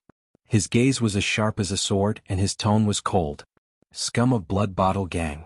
The expression on the other half of Ralph's face, which was not covered by the mask, became more and more unpleasant. He let out a low guttural growl and clenched his fists tighter. The rustling sounds of flesh scraping against each other came from all directions. It was as if thousands of snakes were swimming wildly in all directions. How many threats, enemies and dangers do these scraping sounds signify? In the midst of the strange rustling sounds, Nicholas, who was under the eaves of a dilapidated house, opened his eyes gently. The power of eradication in his body began to circulate in a strange manner. It surged through his entire body in waves. In the next moment, the Star Killer descended like a bolt of lightning. He broke through the eaves with an astonishing momentum. Asterisk bang. Asterisk as Nicholas' figure appeared, a dozen blood-red tentacles of various sizes appeared in front of him. The tentacles trembled in unison and attacked him from different angles. Nicholas, who was in the air, should not have been able to dodge. But his figure strangely began to flicker and blur. All the tentacles that were stretched out towards Nicholas curled, whipped, struck, and stabbed at him from front to back. These life-threatening tentacles brushed past his ears, armpits, soles of his feet, and waist in the air, but without exception, all missed his body by a hair's breadth. The air was torn apart by the tentacles. The howling wind glided past the surface of the Star Killer's body. In that second, the unscathed Nicholas' gaze was calm. He swung the severing soul's blade in the air. The trajectory and arc of the blade formed countless ellipses in the air as Nicholas' body descended. Asterisk thud. Asterisk Nicholas landed steadily on the ground. Behind him, many broken tentacles fell and turned into ashes. Nicholas stood up. Without changing his expression, he stabbed the severing soul's blade into the large tentacle in front of him. Soon, Kilika's severed limb disappeared from the world. It's much easier than parrying the weapons coming from all directions on the battlefield, Nicholas thought to himself. After all, I only have to face one enemy. He broke through from the edge of Shield District all the way here, and the worry in his heart did not decrease. Instead it increased.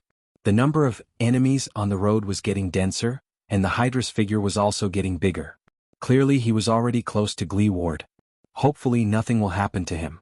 As one of the few Supreme-class warriors who had fought their way out of piles of corpses on the battlefield, Drew Gleeward had an indomitable will, rich experience and resolute determination that matched his exquisite fighting skills. This kind of warrior seemed to be born to exist on large-scale battlefields. Regardless of whether it was a favorable or unfavorable situation, they could create unimaginable miracles. When he thought of that person, Nicholas could not help but frown. The kingdom's wrath in the south. This was also why, even though Gleeward's temper was terrible and his relationship with the officials of Dragon Cloud City was bad, he was still chosen as the wielder of the Soul Slayer pike 10 years ago, even though he was still cursing and insulting Nuvan VII and the other archdukes of the Walton family and their parents on the first day he received the pike. Of course, it was also because of his bad temper that Gleeward, a heavy swordsman, lost his title, official position, and wealth after he retired. His name was also not among the 5 war generals. Instead, he became a famous boss in Shield District and Hammer District. The Hydra was right in front of him. Nicholas gritted his teeth. Before new monsters or tentacles reached him, Nicholas did not stop moving. He moved forward quickly. When he bypassed the ruins of a collapsed mill, Nicholas was stunned. He saw Gleeward. Gleeward was not suppressed to the point where he could not fight back as he had expected, nor had he fallen. This was the worst-case scenario he had expected. Gleeward stood in front of him, perfectly fine. His back was facing Nicholas. The Soul Slayer pike was still in his hand, and the spearhead was still trembling. What really stunned Nicholas was not Gleeward. Instead, it was his surroundings. Behind Gleeward were countless corpses. Adults, children, old people, men, women. Most of them were dressed in rags and had serene smiles on their faces. But their faces were as black as dried wood. Nicholas stared at the corpses all over the ground with an unpleasant expression. He had seen this kind of death before. It was the effect of being hit by extermination. But Nicholas stared at Gleeward in disbelief. "Gleeward!" Nicholas shouted loudly. Gleeward shuddered slightly and turned around slowly. Nicholas tightened his grip on the severing soul's blade in his hand. Gleeward did not even notice that he was behind him. This was unimaginable in the past. There's something wrong with his current state of mind. The Star Killer thought to himself. The lame former heavy swordsman turned around while trembling and looked at the Star Killer. Nicholas stared at Gleeward's face in shock. It was covered in tear stains. "It's you." Gleeward bit his lip and another tear fell. He said hoarsely and weakly, "Walton's lackey." When he heard the familiar and rude form of address, Nicholas felt slightly at ease. But he still stared at the corpses all over the ground and asked in puzzlement, "What happened? These people? What happened?" Gleeward shuddered violently, and his voice rose sharply. "What happened?" Gleeward clenched his teeth tightly and closed his eyes in pain. "Didn't you see it?" Nicholas walked forward and stood next to Gleeward. He faced the young girl in front of him. The young girl with a face full of blood-red spots and a gentle smile. "Oh." The blood mystic chuckled. "Another one?" A puzzled look appeared on Nicholas' thin and pale face. "It's okay." Giza shook her head. Her gaze was relaxed as if she did not care. "I have enough reserves." In the next moment, the mystic gently stroked Kilika behind her. The Hydra shuddered again and released 2 large tentacles.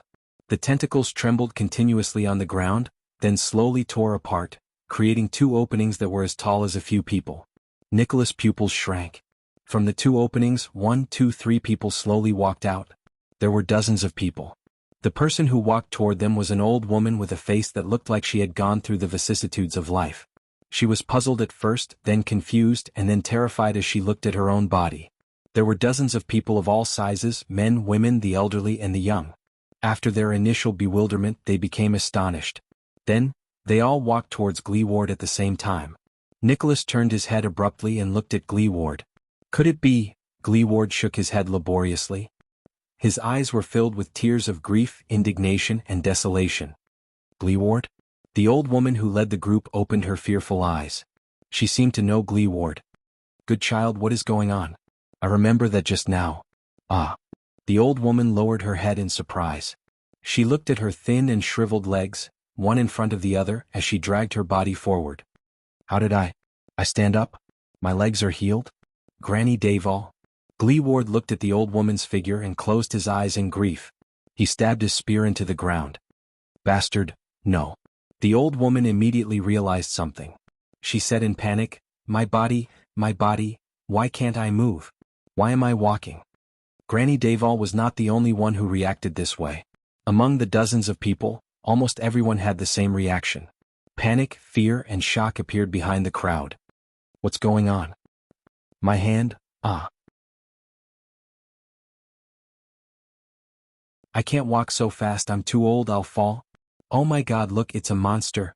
It's the monster I saw before I fainted. However, the crowd continued to move forward. At that moment, Nicholas, who was in a daze, understood something. They can't help themselves. Tears flowed out of Gleeward's tightly shut eyes again.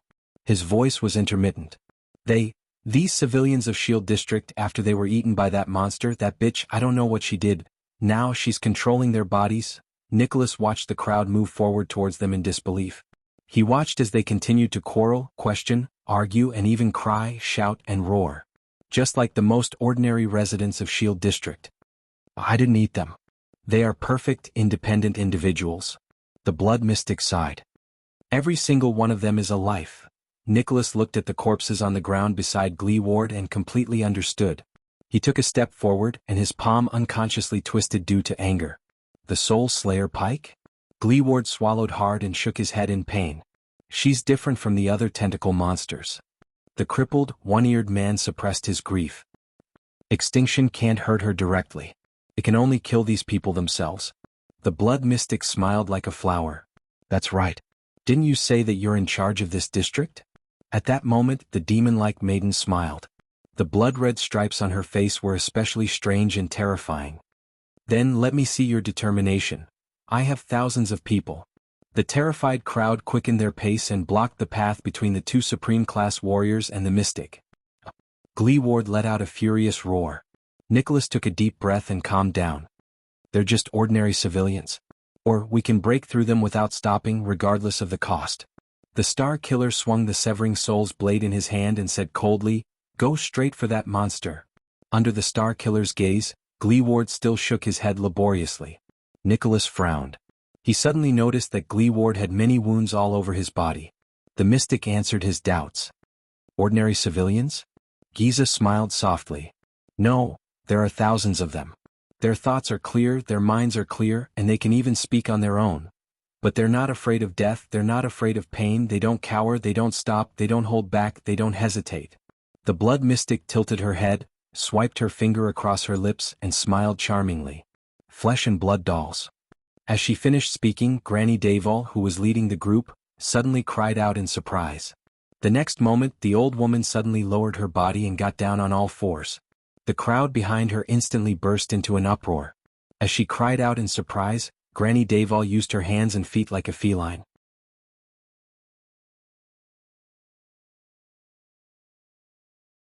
With agility and speed that did not match her age and body, she leaped more than 10 meters in a few seconds and pounced on Gleeward as if she was hunting prey. No! Gleeward roared in pain. He turned the pike around and used the handle to sweep Granny Davol back. As Granny Davol cried out in pain, she flew back to a ruin and fell hard. Bang. The old woman's bones seemed to be very fragile. Just like that, Granny Davol's left hand was bent and deformed. Nicholas widened his eyes in anger. He watched as Granny Davol used her broken left hand to support herself on the ground again and pounced on Gleeward while she cried out in pain. The old woman's pain screams echoed in Nicholas' ears. I'm sorry. Gleeward raised his head abruptly and roared. Ayah. This time, Gleeward widened his eyes in anger. As tears flowed down his face, he trembled as he handed over the pike. Rip. The pike pierced through Granny Davol. Gleeward, child? Granny Davol's face was filled with disbelief. Then Granny Davol's face turned black. She lost all her life and slowly fell down. The crowd burst into a collective howl of panic. Gleeward gritted his teeth and panted continuously. Hey, these people aren't as useful as my cuties. The blood mystic covered her mouth and chuckled. The blood spots on her face swayed like reeds in the wind. Of course you're also much weaker when you face them, pitiful humans. Nicholas stared at all of this in a daze. Gleeward's eyes were bloodshot. He bit down hard on his lower lip and pulled the pike out of the old woman's body while his entire body trembled. They won't stop. The crippled man gripped the pike in his hand tighter, as if he wanted to leave a palm print on it. No matter how injured or damaged they are, they will only get up again. This was his Shield District. They're coming at me wave after wave. These were the people he was supposed to protect. Stop me, kill me, these unarmed, innocent civilians. Unless, Gleeward roared angrily with a face full of tears. He swung his hands and raised the pike. Kill? The crowd drew closer. Panicked, fearful and trembling faces that he was incredibly familiar with appeared before his eyes. Kill them? Gleeward, who was about to break down, was like a trapped beast that had been forced into a corner. He roared in grief, indignation and despair. Kill them. Nicholas watched the waves of people approach them, then looked at the countless corpses that had already fallen beside Gleeward. He felt a chill run down his spine. The blood mystic clicked her tongue. TSK, the Soul Slayer Pike, is it? Unprecedented anger appeared in her eyes. I know the power of this thing better than you do. The power it can unleash in Raikuru's hands is much stronger than a rookie like you, but I am still standing here in one piece. The blood mystic raised her hands. There was a smile on her face and her voice was cold. Guess what this proves? The mystic grinned and laughed with her head thrown back. Very well. Giza thought quickly in her abnormally excited state. This way I can at least buy some time. Enough time to search for that boy. Find him. Kill him. Save him. As her thoughts raced, Kilika extended more and more tentacles underground. 2 patches of red appeared on Nicholas' pale face. He spoke slowly and laboriously. So, you've already planned how to face the Soul Slayer Pike from the beginning, right? Starting from absorbing your food, the mystic flashed a bright smile. Gleeward could not stop trembling. He raised his head and looked at the approaching crowd. His eyes were filled with numbness and determination. Nicholas stared at his inhuman opponent. His heart grew heavier. What should I do? Kill all the residents of Shield District who are not dead yet? Kill thousands or even tens of thousands of them? Fight her again? How could this be? The Star Killer took a deep breath and shook his head slowly. The Soul Slayer Pike is recorded in the legend of the world, as well as you in the Hydra, but why is there no record of this scene? I'm not sure about this either. The blood mystic exhaled. Her smile did not fade. But I can make some guesses. Nicholas and Gleeward frowned. Did you know that the Soul Slayer Pike's ability was originally called Extermination? The mystic smiled faintly. But later on, it was renamed Extermination. Gleeward shuddered. Giza chuckled. She raised her head and stared at the cliff of the sky, at the statue of the hero who was holding a pike and staring at the ground. It was a statue of perseverance, courage, compassion, tolerance and greatness. Originally, Raikuru had a blood heir. The mystic said faintly, his son, his younger brother, his nephew, his uncle. The Extet family who loved each other. Nicholas and Gleeward stared at each other. Their eyes were filled with shock and bewilderment. Until we met on the battlefield. The mystic narrowed her eyes. Her eyelashes trembled slightly. Your so-called human hero. That heartless, cruel and terrifying man with a heart as hard as stone, Raikuru Extet. In their eyes, the terrifying and cruel blood calamity gently raised her slender fingers and slowly pointed at the advancing crowd. Personally lifting the Soul Slayer Pike, Giza's eyes shone with a strange and subtle red light. She parted her cherry lips and revealed a secret that sent chills down their spines. All of them, did not spare a single one, killed them all.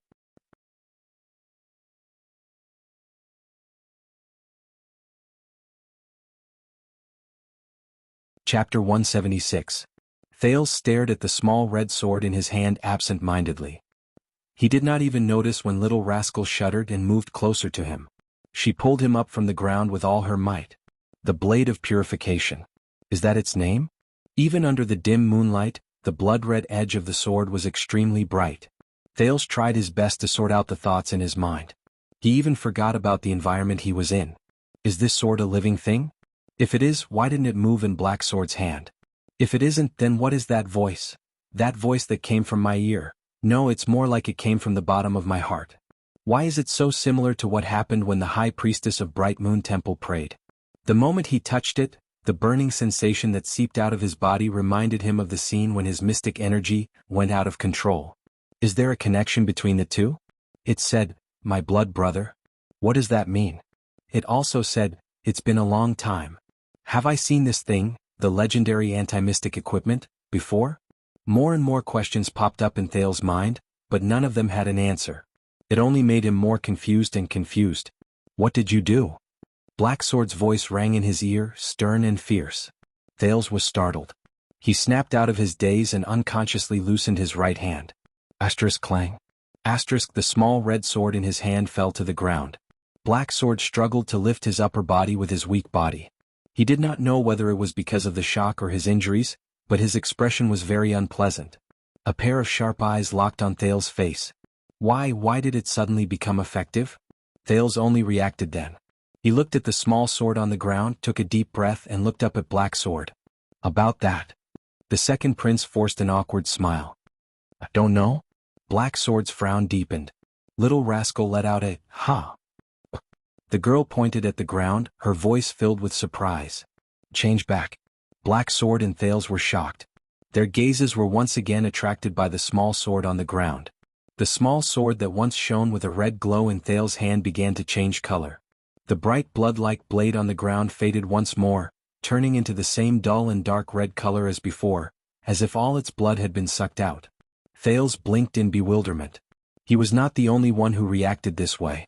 The legendary assassin of the Brotherhood shook his head shakily, his expression puzzled. What exactly is this? If only Ramon was still here. Black Sword looked at the dimming small sword. He lowered his head and gritted his teeth. His eyes were filled with indignation. Right at this moment, another loud explosion sounded from afar. Bang! Before anyone could react, a dilapidated house not far away suddenly turned into dust. A terrifying giant blood-colored tentacle soared into the sky. In the distance, the Hydra silhouette was faintly discernible in the smoke. Both Thales and Little Rascal shuddered. They watched in astonishment as the tentacle split into countless tiny limbs. Like a group of densely packed, wriggling snakes, they swept towards them from all directions. What are you waiting for? Black Sword roared anxiously, run! Thales shuddered. Without saying a word, he grabbed the pale-faced Little Rascal. Ignoring everything that had just happened, he dashed in the opposite direction of the tentacles. This kind of tentacle again? So? Thales gritted his teeth. Did Asda really lose? Aren't mystics immortal and indestructible? Then how did he lose? Damn it, I have to keep running. As for Black Sword, who was still on the ground, unable to move, he could only wish him luck. However, this time the tentacles seemed to be exceptionally swift and powerful. They flooded the corpse-strewn street like a tidal wave. Everywhere they went, there was a terrifying sizzling sound. When Thales heard it, he felt a chill run down his spine. He was scared out of his wits. Without Asda's protection, they had barely taken 4 or 5 steps when the first small tentacle caught up to them. This time its target was only Thales. In an instant, Thales felt a weight under his feet. His ankle was tightly entangled by the tentacle that came first. Thales felt a chill run down his spine. Thud. He staggered and fell to the ground. The tentacle began to twist and drag him backwards. No! Little Rascal screamed. She turned around and grabbed Thales' arm tightly, trying to save him from the entanglement of the tentacles. However, how could the strength of 2 children struggle against the multi-headed snake's tentacles?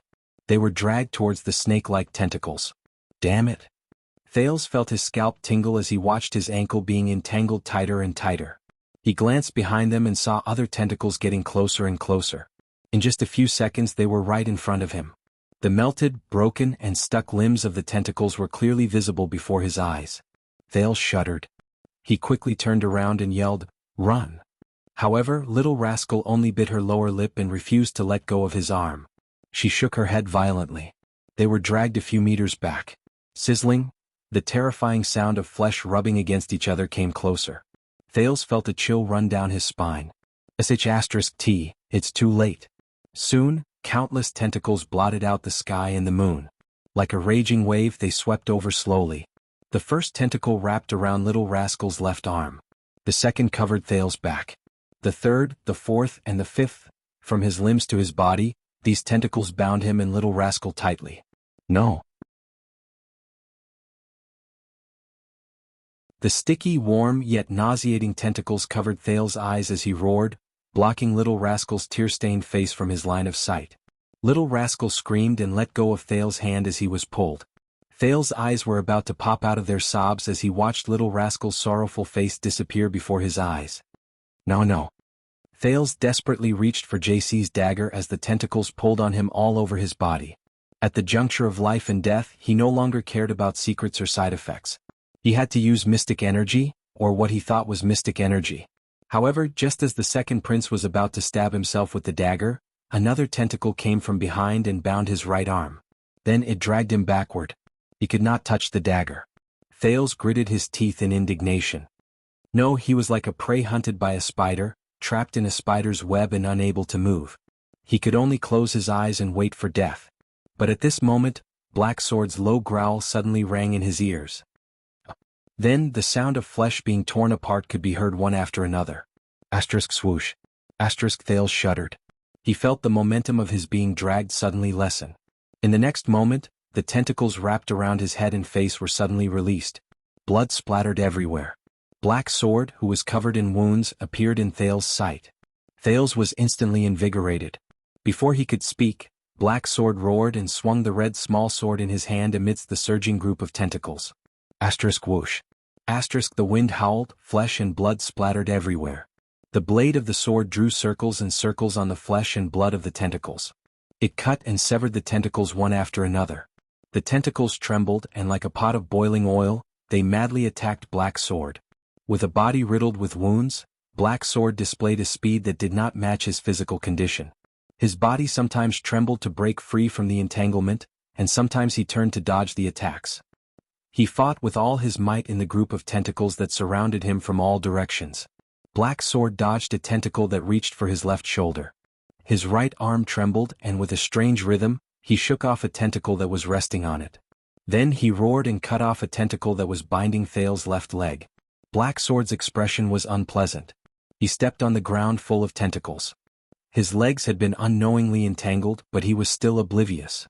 The small sword in his hand never stopped swinging. Sometimes, it would cut off a tentacle that was binding Thales, and sometimes, it would cut off a tentacle that was trying to stop him. Black Sword stood in front of Thales amidst the group of countless tentacles. His gaze was firm and his body moved. At that moment, he was like a restless bug that had fallen into a spider's web. He was stubborn and unyielding, struggling with all his might and trembling incessantly. Thales watched the scene in a daze. "Hold on to me," Black Sword roared. His left arm, which was wrapped in a thick cloth and had a thick bloodstain on it, grabbed Thales' shoulder in a death grip. Then he swung the small sword again and instantly cut off 3 tentacles that were binding Thales. Asterisk rip. Asterisk the next moment, Black Sword's expression was fierce. Like pulling a carrot, he forcefully pulled Thales out from the mass of tentacles. Thales hugged Black Sword's arm tightly and coughed continuously. Black Sword swung with great force and threw Thales out of the tentacle's range. Thales rolled on the ground and panted rapidly. A few tentacles wanted to follow Thales, but they were mercilessly cut off by Black Sword before his eyes. As for Black Sword himself, he was increasingly entangled by the tentacles. Thales did not even have the time to catch his breath. He quickly turned around and saw Black Sword, who was almost drowned in the tentacles, struggling bitterly after saving Thales with a burst of power. Thales instinctively wanted to crawl backwards, but when he raised his head and saw Black Sword's gaze, he could not help but stop in his tracks. That man was still fighting ceaselessly in the mass of tentacles. This sword, why isn't it working? Black Sword looked at the red small sword in his hand and roared, "These things haven't disappeared." Thales, who had just escaped death, felt mentally and physically exhausted. He propped himself up on the floor and listened to the sizzling sound of the tentacles behind him. The helpless expression on Little Rascal's face when she was finally dragged away appeared in his eyes. He could only feel an unbearable resentment in his heart. How could this be? He gritted his teeth and roared back without thinking, "How the F***ck would I know? I was holding it just now and—" As soon as the words left his mouth, both of them shuddered. Thales understood something. A tentacle seized the opportunity to wrap itself around Black Sword's neck, causing him to tremble all over. At the critical moment, Black Sword did not swing his sword again. Almost drowned in the tentacles, he gave Thales a deep look. "Little fella." Black Sword suddenly raised his voice. Thales panted and tried his best to stand up. A few tentacles had already bypassed Black Sword and were in front of Thales. However, in the next moment, Thales saw Black Sword move his arm, causing the wind to whistle. A black shadow spun and pounced towards the prince's face. Thales subconsciously narrowed his eyes. He could not help but raise his right hand to protect his head and face. However, the black shadow made a perfect turn and accurately fell into Thales' right palm, which he had just raised. The Prince of Constellation subconsciously clenched his fist and felt a weight on his hand. Thales bent his knees. In a flurry he caught the small sword that Black Sword had thrown at him. The hilt just flew into his palm. Although I don't want to admit it, Thales took a deep breath. Black Sword's throw was really accurate. Black Sword took one last look at Thales before he was completely drowned by the tentacles. The tentacles that wrapped around Black Sword lifted the prey and swept it backwards. Thales breathed in a daze, but he knew what he was going to do. Please. He gritted his teeth and brandished the small sword. Stepping on the ruins and snow, he ran forward. Hurry up and give it to me, make it work. Ah! In the next moment, Thales roared with all his might as if that would calm him down. He swung the small sword at the tentacles that were pouncing towards him. One of the tentacles touched Thales' face, causing him to feel numb. The other tentacle reached for his hands and made an unpleasant sizzling sound. However, in the next moment, that strange burning sensation attacked his heart again. His blood vessels began to surge endlessly again. Thales' small sword changed. As if it had been injected with some kind of power, its dull, dark red blade, starting from the hilt in Thales' hand, gradually changed color and glowed. It became bright red again as if it had been revitalized, just like before. Red light spread out. The two tentacles that were closest to Thales immediately trembled before the small sword's blade. In just a few seconds, their warm and strong flesh curled up and withered into dull gray limbs. With the sizzling sound of roasting flames and red steam, they were turned into ashes. Thales was shocked. It's effective. He did not stop. Instead, he charged forward without a care for his life. Not far away, the blood mystic, who was facing off against Gleeward and Nicholas, turned her head and cast a glance in his direction. Giza's tentacles were very memorable. Thales did not want to experience the warm, solid, sticky and slippery sensation when he bumped into them. It's too disgusting. But this time, Thales only lowered his head, raised his small sword and charged forward with all his might. Surprisingly, Thales did not run into any substantial obstacles that could stop him for more than a few seconds, even though the group of tentacles looked so terrifying. Thales stared at the ground, not letting the surging tentacles in front of him affect his vision. With just one breath he continued to run. His entire body crashed into the mass of tentacles that wrapped around the black sword in a disorderly manner. The wall of flesh and blood formed by the tentacles crumbled the moment he touched it. Ashes fell continuously in front of him. If he was entangled by a tentacle, Thales would subconsciously lean the blade against that spot. In just a few seconds the tentacles would tremble slightly, then loosen and turn into ashes. Like ripples on the surface of a lake, the tentacles trembled, retreated, and dispersed in front of him. At a speed faster than when they came, they curled towards the roots. But Thales still did not care. He just raised his sword and charged forward. The next second he felt the ground beneath his feet become empty. Thales panicked and fell to the ground. But he did not fall. Thud. A dull thud was heard. Thales felt a pain in his head. He felt as if he had crashed into a thick wall. Something caught him just in time. Enough. Black Sword's cold voice rang in Thales' ears. Thales shuddered and only then did he raise his head. Freed from his predicament, Black Sword's expression was unpleasant. He grabbed Thales' wrist tightly and held the red small sword in front of his neck. That's enough, Black Sword said coldly and let go of Thales' arm along with the small sword. Thales, who was still in a state of shock, finally found his breath. Having survived the disaster, he looked around. He saw the tentacles retreating in defeat. They curled back in a sparse and sporadic manner, either withered on the spot or disappeared into the darkness. It was as if nothing had happened. The only thing missing was a person's figure. Thales ran 2 steps forward in a daze. He saw nothing but corpses and withered tentacles all over the ground. It's too late. Black Sword's sharp eyes stared into the darkness in the distance. His voice was a little weak. We can't catch up. Thales' heart trembled. Clutching the red small sword, he slid weakly to the ground and bit his lower lip. However, his left hand accidentally pressed against something. A hard object. Thales lowered his head and was immediately shocked. It was Little Rascal's glasses. The pair of black-rimmed glasses that did not suit her. One of the lenses had been worn off. But its owner? Thales could not help but feel a pang in his heart. Little Rascal. He had dragged her away from King Nuvan, away from Asda, and away from Giza's tentacles. But now in the end she was... When he thought of this, Thales felt a lump in his throat. It was as if a huge rock was stuck in his heart. No. Thales picked up the badly damaged glasses and bit his lip hard. In his mind, he could not stop the image of little rascal hugging his arm tightly. Then she was drowned in the tentacles, screaming as she was dragged away. No. Black Sword clutched his chest, swayed and sat down. He spat a mouthful of blood on the ground. After he regulated his breathing, he raised his head. Thales shut his eyes tightly and lowered his head. Black Sword heaved a deep sigh when he saw Thales behaving this way. Looks like you really did something. Black Sword stared at the tentacles that had withered and turned black around him. Some of the tentacles had even scattered into ashes. He said slowly, "It only reacts to your touch. That sword seems to only be effective in your hands, to restrain mystics." Immersed in indescribable grief, Thales shuddered slightly. Thales glanced at the bright red weapon in his hand with a blank gaze. "Do you have anything to explain?" Black Sword shook his head and put away his previous expression as he calmly asked. Thales furrowed his brows. He stared at Black Sword with a mixture of resentment and annoyance. Why is he still concerned about this? Thales was silent for a moment before he spoke. "Explain?" Thales sneered mournfully. "Explain my ass." Black Sword ignored what he said. Instead, he stared at Thales' face. A few seconds later, Black Sword suddenly spoke. "Azure ambition." Thales replied absent-mindedly, "What? What do you have to do with that place?"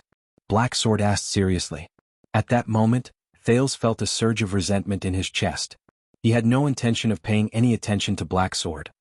He said coldly, "What the f***ck do I have to do with it?" Thales lowered his head and gritted his teeth. He closed his eyes and tried his best not to look at the corpses on both sides of the street. After being attacked by the tentacles just now, they were unrecognizable. Black Sword did not answer him. He only tilted his head and frowned as he looked at the darkness in the distance. A moment later, Black Sword's tone turned cold. "Don't you know? She's in this state because of you." Thales trembled and raised his head. His eyes flickered as he looked at Black Sword. "Everyone here, including Ramon, thousands of people, died because of you. You should know this very well," Black Sword said indifferently. "How do you feel?" Thales breathed without realizing it. His eyes were empty and lifeless. "This is the disaster brought about by those monsters," Black Sword said flatly. 12 years ago I saw such a tragedy. Corpses were strewn all over the place, countless ruins, companions who were snatched away, innocent people involved, and the monsters' indifferent and hateful gazes as though no one was around. To those monsters we're just worms that can think and talk. Compared to their goal, even if it's an extremely ridiculous goal, we're not worth mentioning. Thales gritted his teeth and narrowed his eyes. "What are you hinting at?" "The mystics destroyed the entire city. You and I have to take responsibility for it." Black Sword let out a long sigh. The injuries on his body seemed to have healed a lot. "So, we have to do something, even if it's for the sake of the girl beside you, isn't that right?" Thales pinched the black-rimmed glasses in his hand and regulated his breathing. "You need my help," Thales said with certainty. Black Sword nodded slowly. "This sword can only be effective in your hands." Black Sword stared into Thales' eyes. "Since we've already obtained this weapon, we have to do something." "So yes, I need your help," Black Sword repeated his words. "What do you want to do?" Thales' breathing became erratic. His voice was a little hollow. This time, Black Sword stared at him for a long time before he slowly spoke. "Look around us, look at the ruins they left behind." Black Sword stood up shakily from the ground and gazed into the distance. "That thing is still wreaking havoc. I'm guessing that Dragon Cloud City can no longer control the situation." Thales' entire body trembled. He came to a realization. "You want?" Thales was a little surprised. He followed Black Sword's gaze and turned his head to look at Kilika in the distance. "You want to find the Blood Mystic? We want to end all of this." Black Sword nodded. "To end this city's nightmare. If we're lucky, we might even be able to save that girl, if she hasn't been eaten by that thing." Thales' breathing slowly quickened. "Otherwise, as long as you're still here, as long as that thing is still here," Black Sword said meaningfully, "you and the unlucky people around you won't have peace. Even if that girl is rescued, she'll eventually fall into the hands of those monsters again. Even if you have this sword." Thales furrowed his brows and looked at the small sword in his hand. A few seconds later, he said in a low voice, "The blade of purification." "What?" Black Sword furrowed his brows. Thales stared at the sword in his hand and its blood-red blade. A resolute look flashed in his eyes. The name of this sword is the Blade of Purification. Black Sword looked at him and suddenly laughed. You really do know something. Not much more than you do, Thales said emotionlessly, his eyes lifeless. So, little guy, what's your decision? Black Sword did not continue the topic. He looked at the young prince with a forceful gaze. As the youngest wielder of the legendary anti-mystic equipment in history, Thales took a deep breath. He stared at the Blade of Purification in his hand. Only the howling cold wind and the faint sizzling sound of the Hydra remained in his ears. Asda's profound gaze appeared before his eyes. Giza's sweet and gentle smile. Little Rascal's tearful expression. The screams of the Northland residents fleeing for their lives rang in his ears. In that instant, Thales' gaze became resolute. All right, I'll go with you. But before he could finish, Black Sword suddenly said, by the way, let me remind you. Thales was stunned. Excessive use of the legendary anti-mystic equipment will put a huge burden on the body, Black Sword said calmly. If you can't control its power, it'll be dangerous. Hearing that, Thales was slightly stunned. He lowered his head and scrutinized the Blade of Purification in his hand again. Under the moonlight, its blood-red blade looked so bright and dazzling. Dangerous? He said in a daze. Especially for those who have not reached Supreme Class, they can't guarantee absolute control of the legendary anti-mystic equipment. Black Sword's voice continued to ring. And you better think it through. Black Sword's words were extremely cold. Thales frowned heavily. In that instant he suddenly thought of Gilbert, Yodel, and Giants. He thought of their gazes, even though he had never seen Yodel's gaze. He thought of what Gilbert had told him, that he had to protect himself first when he encountered a calamity. But he also remembered his own identity. Every time I use mystic energy, I have to pay a heavy price, right? And he thought of Giza's smile again and her gentle but determined gaze. She won't let me go. Thales sneered. You were persuading me to go with you to find the mystic, and now you're saying this? What's your answer? Black Sword raised his eyebrows slightly. Thales' gaze gradually focused. He raised his head and looked at Black Sword's sharp gaze. Then he nodded heavily. Let's go, Thales said flatly. Let's go and see that cute big sister.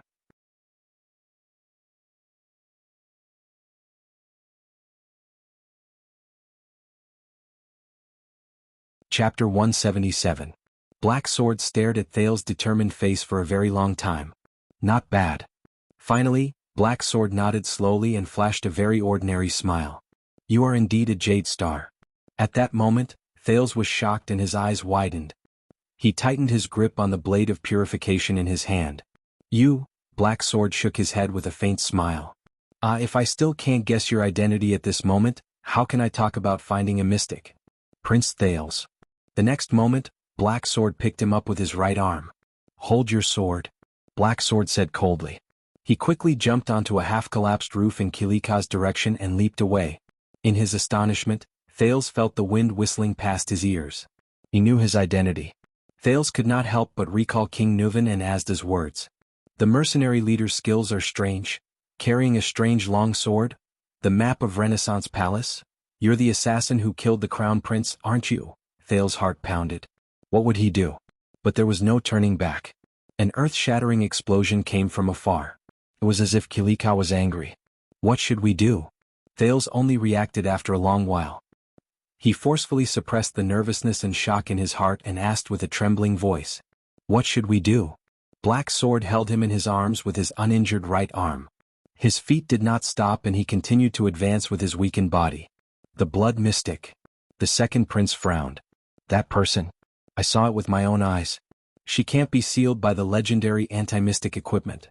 If we can't seal her, if we have to fight her face to face with those strange abilities? Thales could not suppress the worry in his heart. Of course there is a way, Black Sword said with certainty. There has never been an enemy that cannot be defeated. That kind of creature only exists in night novels. They are called protagonists. Thales was stunned. What way? First of all, Black Sword nimbly turned and avoided a tentacle that vaguely appeared in front of him. You have to change your mind. Thales was slightly stunned. Change my mind? You think you're weak, don't you? Black Sword lowered his head and allowed his voice to travel with the wind into Thales' ears. Do you think that your chances of winning against that person are very small? Thales opened his mouth, sucked in a mouthful of cold air, and spoke with a trembling voice. Isn't that the case? Thales hugged the blade of purification tightly in his arms and said in a rather dejected manner, I'm very weak. Facing an enemy like that, other than you, not to mention me, even a transcendent magus would be insignificant. When Black Sword heard that, he sneered without a doubt. Actually, I'm far from finished what I said to Asda just now. Black Sword's tone suddenly became a little solemn. Now listen to me. Black Sword paused and stopped in front of a low wall. Next to them was a pair of lovers who were hugging each other, motionless. No, little fellow. Black Sword's tone was extremely cold. The sound of a house collapsing came from afar. The battle seemed to be very intense. Under Black Sword's murderous gaze, Thales suddenly felt inexplicably nervous. He said resolutely and decisively, You're not weak at all. This time, when he heard Black Sword's unquestionable tone, Thales was truly stunned. Do you think that you're powerless and vulnerable, and that anyone with the slightest bit of ability can manipulate you? Black Sword lowered his voice and hid behind the low wall with Thales, listening to the sizzling sound that came from nearby. Then why are you still standing here? Thales was a little speechless. I'm lucky? I'm occasionally a little clever? I can bluff my way through every time. Black Sword's eyes narrowed into slits, but the light that shone from them was unprecedentedly threatening. A few seconds later, the leader of the Brotherhood said in a casual but unquestionable tone, Only a truly weak person would use pure strength as proof of their strength. Thales' eyebrows twitched. For a truly powerful person, strength is but a decoration. True strength does not lie in how many heavy axes you can swing, how fast you can stab with your sword, how sturdy your bow is, or how accurate your blade is. When he saw Thales frown, Black Sword only paused for a moment before he continued expressionlessly, In fact, it does not lie in how many tens of thousands of soldiers you can command, or how many sturdy cities you can break. I've seen famed supreme-class elites die in humiliation in a beggar's sack.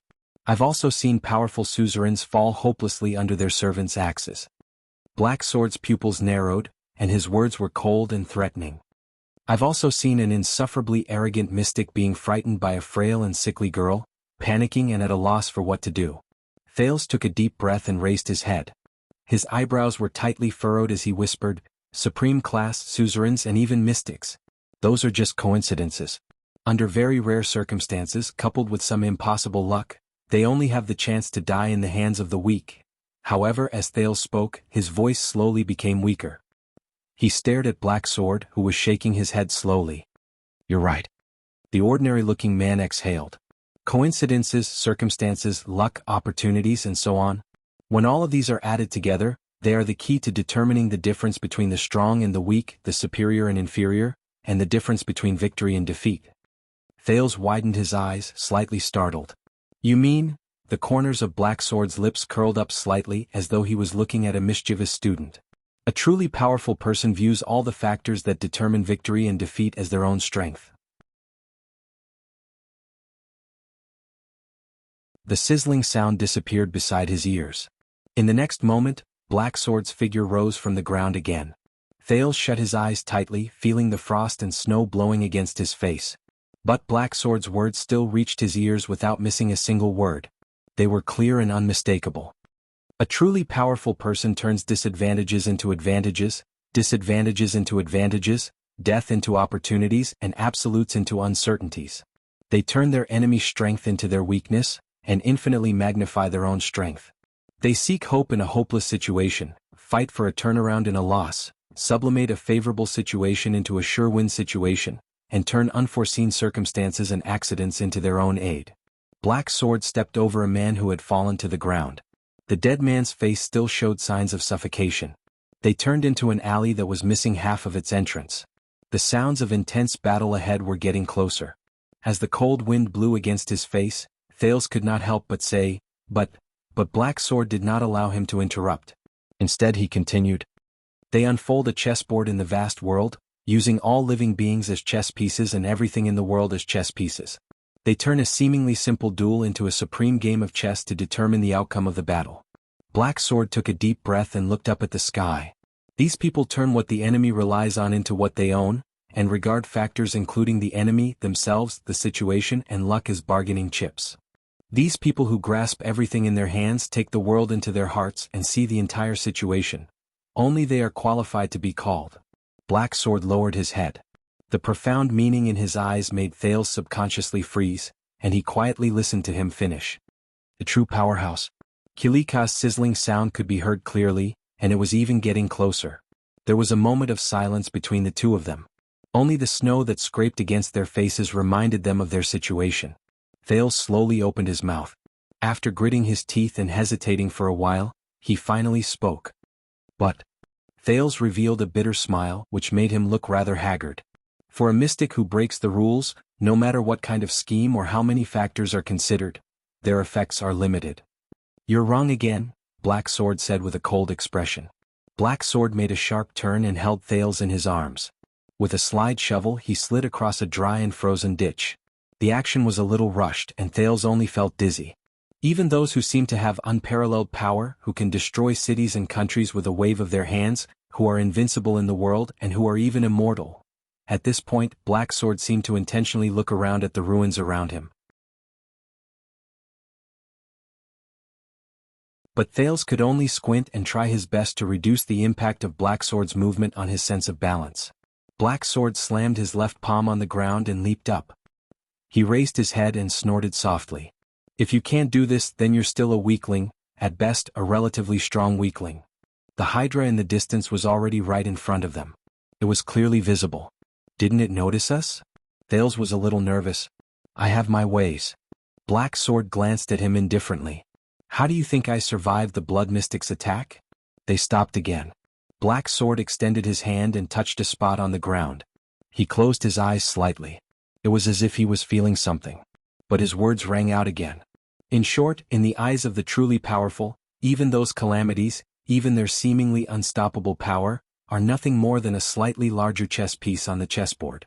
As long as this large chess piece is gently removed from their chessboard because of you, Black Sword retracted his hand from the ground and gently tapped the blade of purification in Thales' hand. His eyes were filled with wisdom and shrewdness.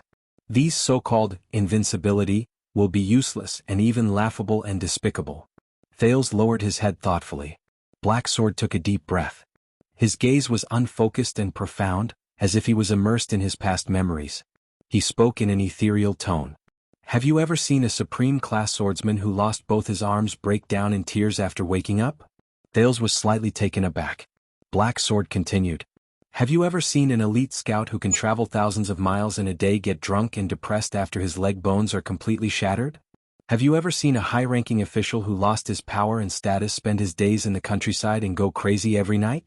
Have you ever seen a famous general who was convicted after commanding 1,000 troops, lose hope in prison, and die of depression? Have you ever seen a 1,000-year-old noble who was stripped of his family name and gave up on himself like the most desperate beggar? Have you ever seen a terrifying calamity who is unparalleled and has boundless power tremble in front of a small legendary anti-mystic equipment and flee? I have, the man said faintly. Thales' breathing became heavier and heavier. Ah. Thales exhaled softly and flashed a tired smile. Cheat factor dependence. But I've seen more than just them. Black Sword did not understand what he said. He only took a deep breath as if he was concentrating. I've seen a prince who fell into the enemy's hands overnight. His legs were broken, his reputation was tarnished, and he was reduced to a lowly slave. In 2 years he overthrew his slave master and led a new army to travel thousands of miles back to the capital. I've seen a weak woman who has been deprived of all her strength, but she is able to maneuver among the malicious enemies like a gust of wind. She is able to kill people without leaving a trace and destroy an army in an instant with her sweet laughter and graceful gestures, as well as her eloquence and eloquence. Thales did not speak. Black Sword frowned slightly and pressed his palm on the ground in another direction. Black Sword's keen senses gave him invaluable information about the battlefield. Someone was confronting and dealing with the Blood Mystic. 2 of them. Based on this situation, it's highly likely that they have a legendary anti-mystic equipment. Good chance. But it's not the best chance. I have to wait patiently. That's a true powerhouse. Black Sword, who was distracted, came back to his senses and nodded slowly, as if he had confirmed that the path ahead was safe. The existence of this kind of person is free from the shackles of all power, authority, and status. No matter where they are, they can shine. Even the smallest ant can shake the supreme gods. Thales frowned slowly. Are you also this kind of person? Black Sword fell silent. No. The man's tone was low. I can only be considered as one of the people who strives to catch up to them. But you, young man, you have this kind of potential. Black Sword turned his gaze. His gaze was like a blade that cut through Thales' face. Your performance on the cliff surprised me. Thales widened his eyes. You have fewer chess pieces than everyone else, but you try your best to seize all useful and useless factors. You hold on to every possible bargaining chip and place the most crucial piece, thus changing the entire battle. Young man, just based on those few points just now, you are stronger than most people in this world.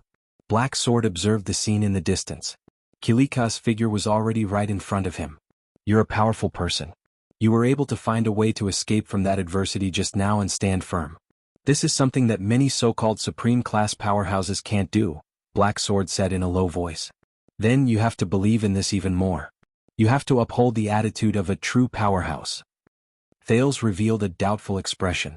That was your plan on the cliff, the second prince defended himself. From the initial probing attack to holding me hostage to find an opportunity, I even suspect that you accepted my suggestion in the end. Throwing me off the cliff was also part of your plan. Don't forget that you prepared the climbing rope beforehand. Don't comfort me when you talk about the crucial piece and whatnot. Thales pursed his lips. Black Sword's expression froze. I'm doing this to encourage you. Black Sword's expression was unpleasant as he coughed softly. And, don't interrupt. Thales flashed a sheepish smile. Black Sword heaved a sigh. A man's furious roar traveled into his ears from Kilika's direction. Thales was a little hesitant. He wanted to stretch his head out to look at the scene outside, but Black Sword unceremoniously pulled him back down. In comparison, those who regard pure power and authority as a single factor that determines victory and defeat as the supreme scripture to distinguish between the strong and the weak, are long outdated. The era of knights dueling one-on-one has long passed.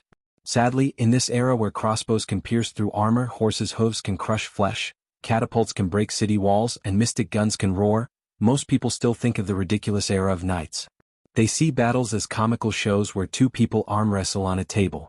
Black Sword revealed half of his head and observed the outside world.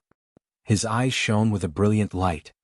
Most people still think of the ridiculous era of knights. They see battles as comical plays where two people arm wrestle on a table. Their pitiful vision is locked on their wrists and muscles, on their bodies, on the table, and on their arm-wrestling wrists. Black Sword smiled disdainfully. Just like you right now, your vision is locked on the mystic's inextinguishable myth and unparalleled power. What else can I do? Thales retorted, a little unconvinced. It's not as simple as a big chess piece. It's a big chess piece that can smash through the chessboard. Then work harder. Black Sword cut him off coldly. Let it smash through the chessboard and into the ground. Thales was a little stunned. Is he quibbling? Remember, from what I see, you are not a weakling. Black Sword lowered his head. His tone was very serious and frightening. Never have the doubt that, I'm not strong enough. That's for the weak. How did the humans defeat the ancient orcs when they were at an absolute disadvantage? How did they win the battle of eradication? Black Sword's eyes shone with unprecedented determination. Isn't it clear enough? Thales stared blankly into Black Sword's eyes, those determined, cold, but extremely clear eyes. Northland military sword style. Thales said subconsciously. Black Sword's expression changed. What? I remember now. Earlier on the Cliff of the Sky when you charged towards Asda, it was the Northland military sword style. Thales narrowed his eyes. The sword style used to defend against the ancient orcs.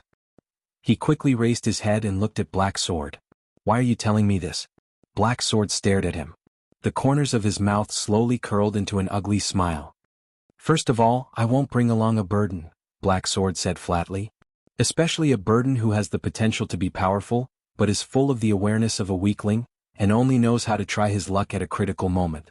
This kind of person is the most troublesome. Thales raised his eyebrows in resignation, but he was a little anxious. What are they waiting for? Kilika and Giza are right in front of us. But Black Sword stubbornly finished his sentence. Secondly, Only when you change your mind and understand this principle can you make the best use of all your chess pieces. Thales thought of something. He looked at Black Sword puzzled. Chess pieces? You mean this sword? Thales scratched his head and raised the blade of purification in his hand. Yes. But it's not just this. Black Sword slowly adjusted his breathing. His gaze became colder. You have a strange power, don't you? In that instant, Thales felt as if he was struck by lightning.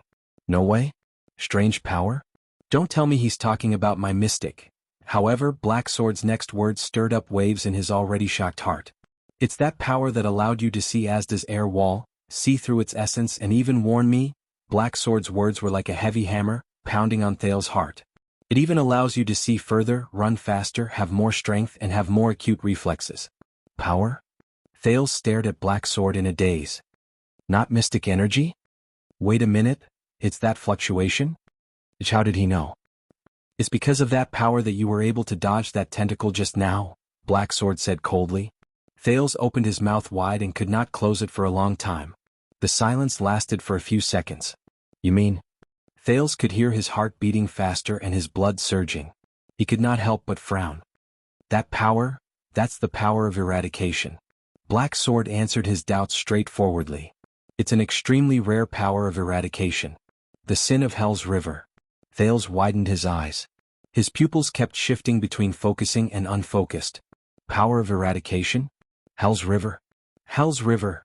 Although I don't know how you obtained it at such a young age, Black Sword took a deep breath and furrowed his brows as if he was a little disappointed, but there's no doubt that it's one of your most powerful chess pieces. It can even decide the outcome of the battle. So, Hell's River? After a long while, Thales came to his senses and said absent-mindedly, "What the hell is this name? I didn't say that its name is nice." Black Sword stared at his expression, as if he wanted to see flowers blossoming on his face. It just needs to be useful. That's enough. Useful? Thales raised his head and tried hard to adjust his chaotic thoughts. He remembered the first time the fluctuation surged in the birch tree forest. He also remembered the moment when he first saw those strange fluctuations on Ramon's body in Broken Dragon Fortress. I don't even know what that is. Thales frowned. Do you? Sparse rumbling sounds came from behind the low wall. A few seconds passed. Under the moonlight, Black Sword's ordinary face actually looked a little frightening at that moment. In that moment, Thales vaguely felt that Black Sword's expression was a little lonely and sorrowful. I don't just know. Thales blinked. As the Hydra's hissing became increasingly noisy, Black Sword spoke softly. We're more of the same kind. The kind of slaves who are cursed. Thales sucked in a breath in shock. Same kind? Slaves? Wait, that power? But Black Sword did not give him any chance to ask. Listen carefully. The legendary leader of the Brotherhood raised his head and looked at Kilika's terrifying body that was growing stronger by the second. Using the most ordinary and even somewhat dull tone, he said in a low voice, "Before we make our final move, about how to use the sin of Hell's River."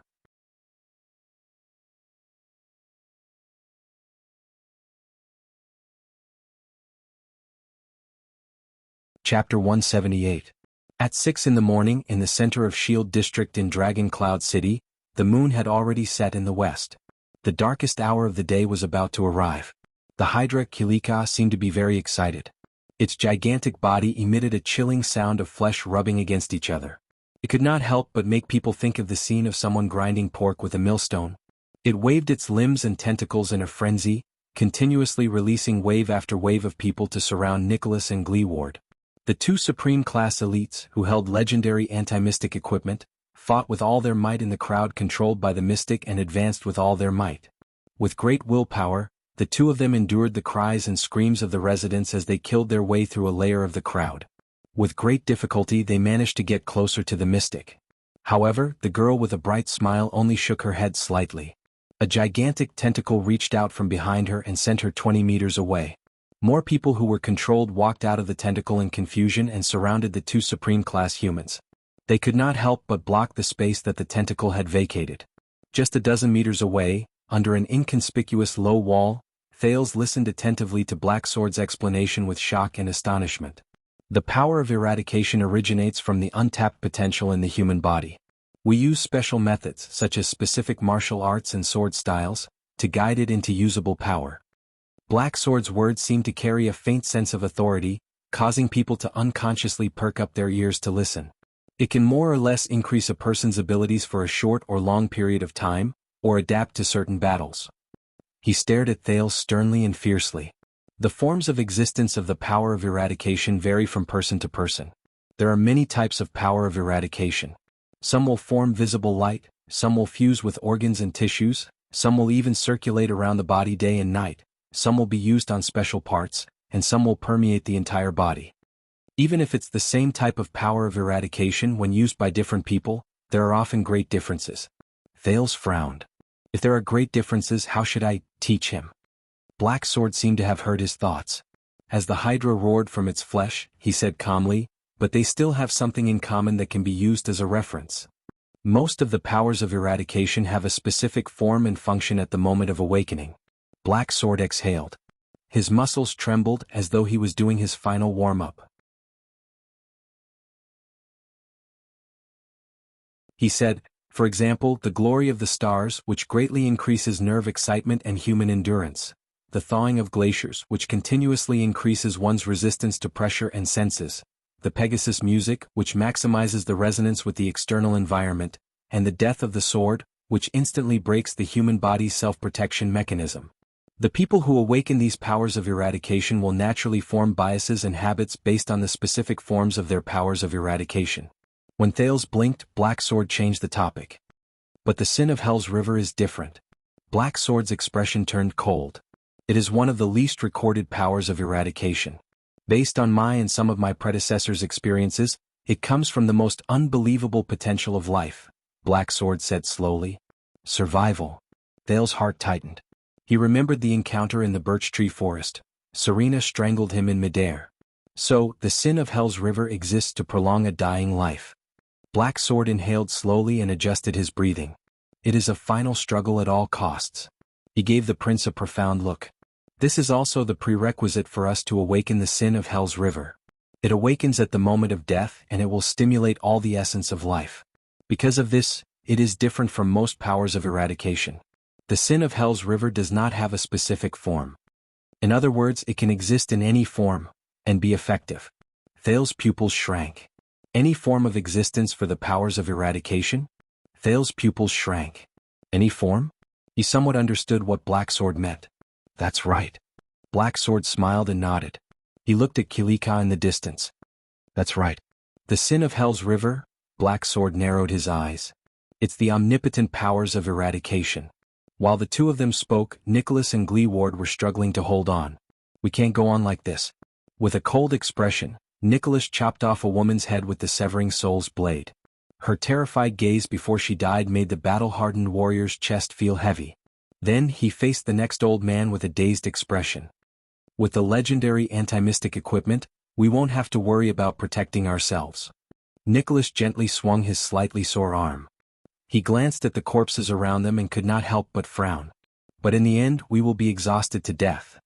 The Star Killer glanced at Gleeward, who had a crazed expression and whose eyes were filled with rage.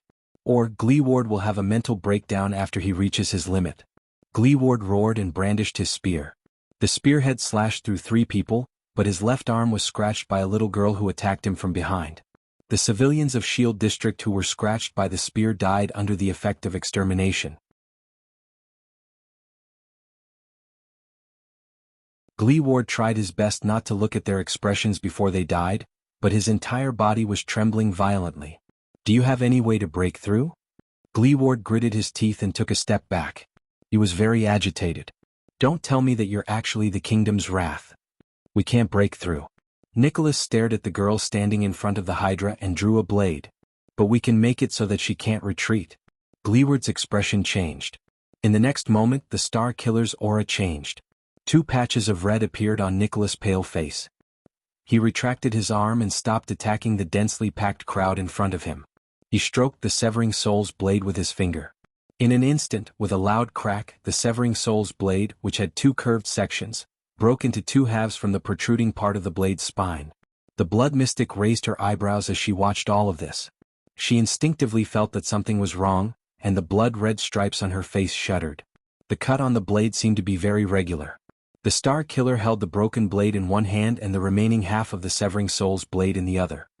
He revealed a mysterious smile. "World break, begin," he said softly. In the next second, Nicholas moved. The power of eradication in his body began to tremble. He turned his body sideways and squeezed past the 3 civilians controlled by the mystic in front of him with unbelievable movements. As they screamed involuntarily, he tapped the ground lightly, stepped on their shoulders and leaped into the air. If Ida was here, she would immediately recognize that this was the same movement Nicholas displayed when they first met. It was the kind of footwork that allowed him to weave through the crowd perfectly, yet it was impossible to dodge. Giza's expression changed slightly. Immediately, a few controlled civilians bent their knees and jumped like monsters, pouncing towards Nicholas in the air. But at that moment, Gleeward's Soul Slayer pike drew a circle in the air, which was rarely seen. Bearing the injuries on his shoulders and back from the encirclement, Gleeward roared and swept away all the civilians who tried to stop Nicholas, turning them into lifeless corpses. Nicholas leaped into the air without any hindrance. In that second he cast a profound glance at Giza in the distance. Separated by dozens of densely packed people, the Star Killer shook his arm. The broken blade let out a whooshing sound in the air as it sliced through the air and went straight for the mystic's face. Giza's expression changed drastically. Amid the piercing sound of the wind, she cautiously extended 2 tentacles from her body, struck the ground and pushed herself backwards. Thought. The blade stabbed into the ground only a few meters away from the blood mystic. Nicholas' expression did not change. He descended from the air and used the broken blade to block an enemy who was about to ambush him from behind. Giza narrowed her eyes and stared at the broken blade on the ground. She did not say a word. However, a second later, Nicholas swung the blade lightly. His eyes shone brilliantly and he said coldly, "World break completed." The mystic's expression did not change. He did not even look puzzled. But at that moment, Nicholas suddenly let out the most emotional roar he had since the start of the battle. "Charge!" As if he had received a supreme order, Gleeward opened his mouth and brandished the trembling pike with a ferocious expression. He pierced through the 2 innocent enemies in front of him and charged forward with tears in his eyes. "Whoa!" As Gleeward roared, Nicholas did not show any signs of weakness. The half-broken blade in his hand shone with a glint so bright that it was difficult to see with the naked eye. In an instant, he slit the neck of a wailing teenager and charged towards the mystic. There's only one chance. Breakthrough. In the blood mystic's eyes, the 2 supreme-class mystic charged forward without caring about the cost, injuries and defense. The dense crowd of dozens of people was crushed by their charge. Giza tilted her head slightly. More people walked out of the tentacles and surrounded the vanguard. However, Nicholas and Gleeward's charge did not stop. Both of them had scratches and cuts all over their bodies, but they burst forth with their most ferocious forms and charged at the mystic at the same time. They were getting closer and closer to the mystic. In the end, Giza still closed her eyes. Soon, Kilika stretched out a giant tentacle from behind her, grabbed her waist and swept her backwards. But an accident happened at that moment. The mystic on the tentacles retreated no more than 10 meters. The blade of the Severing Soul's blade that was stabbed into the ground suddenly shone brightly. The broken blade shone with the most dazzling yellow light.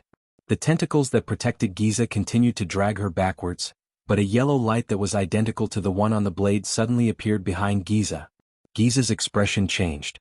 The tentacles were still retreating, but Giza seemed to be held back by an invisible hand from behind. She was forced to a stop in front of a barrier formed by the yellow light. No matter how hard the tentacles tried, they could not drag Giza out of the area of the yellow light.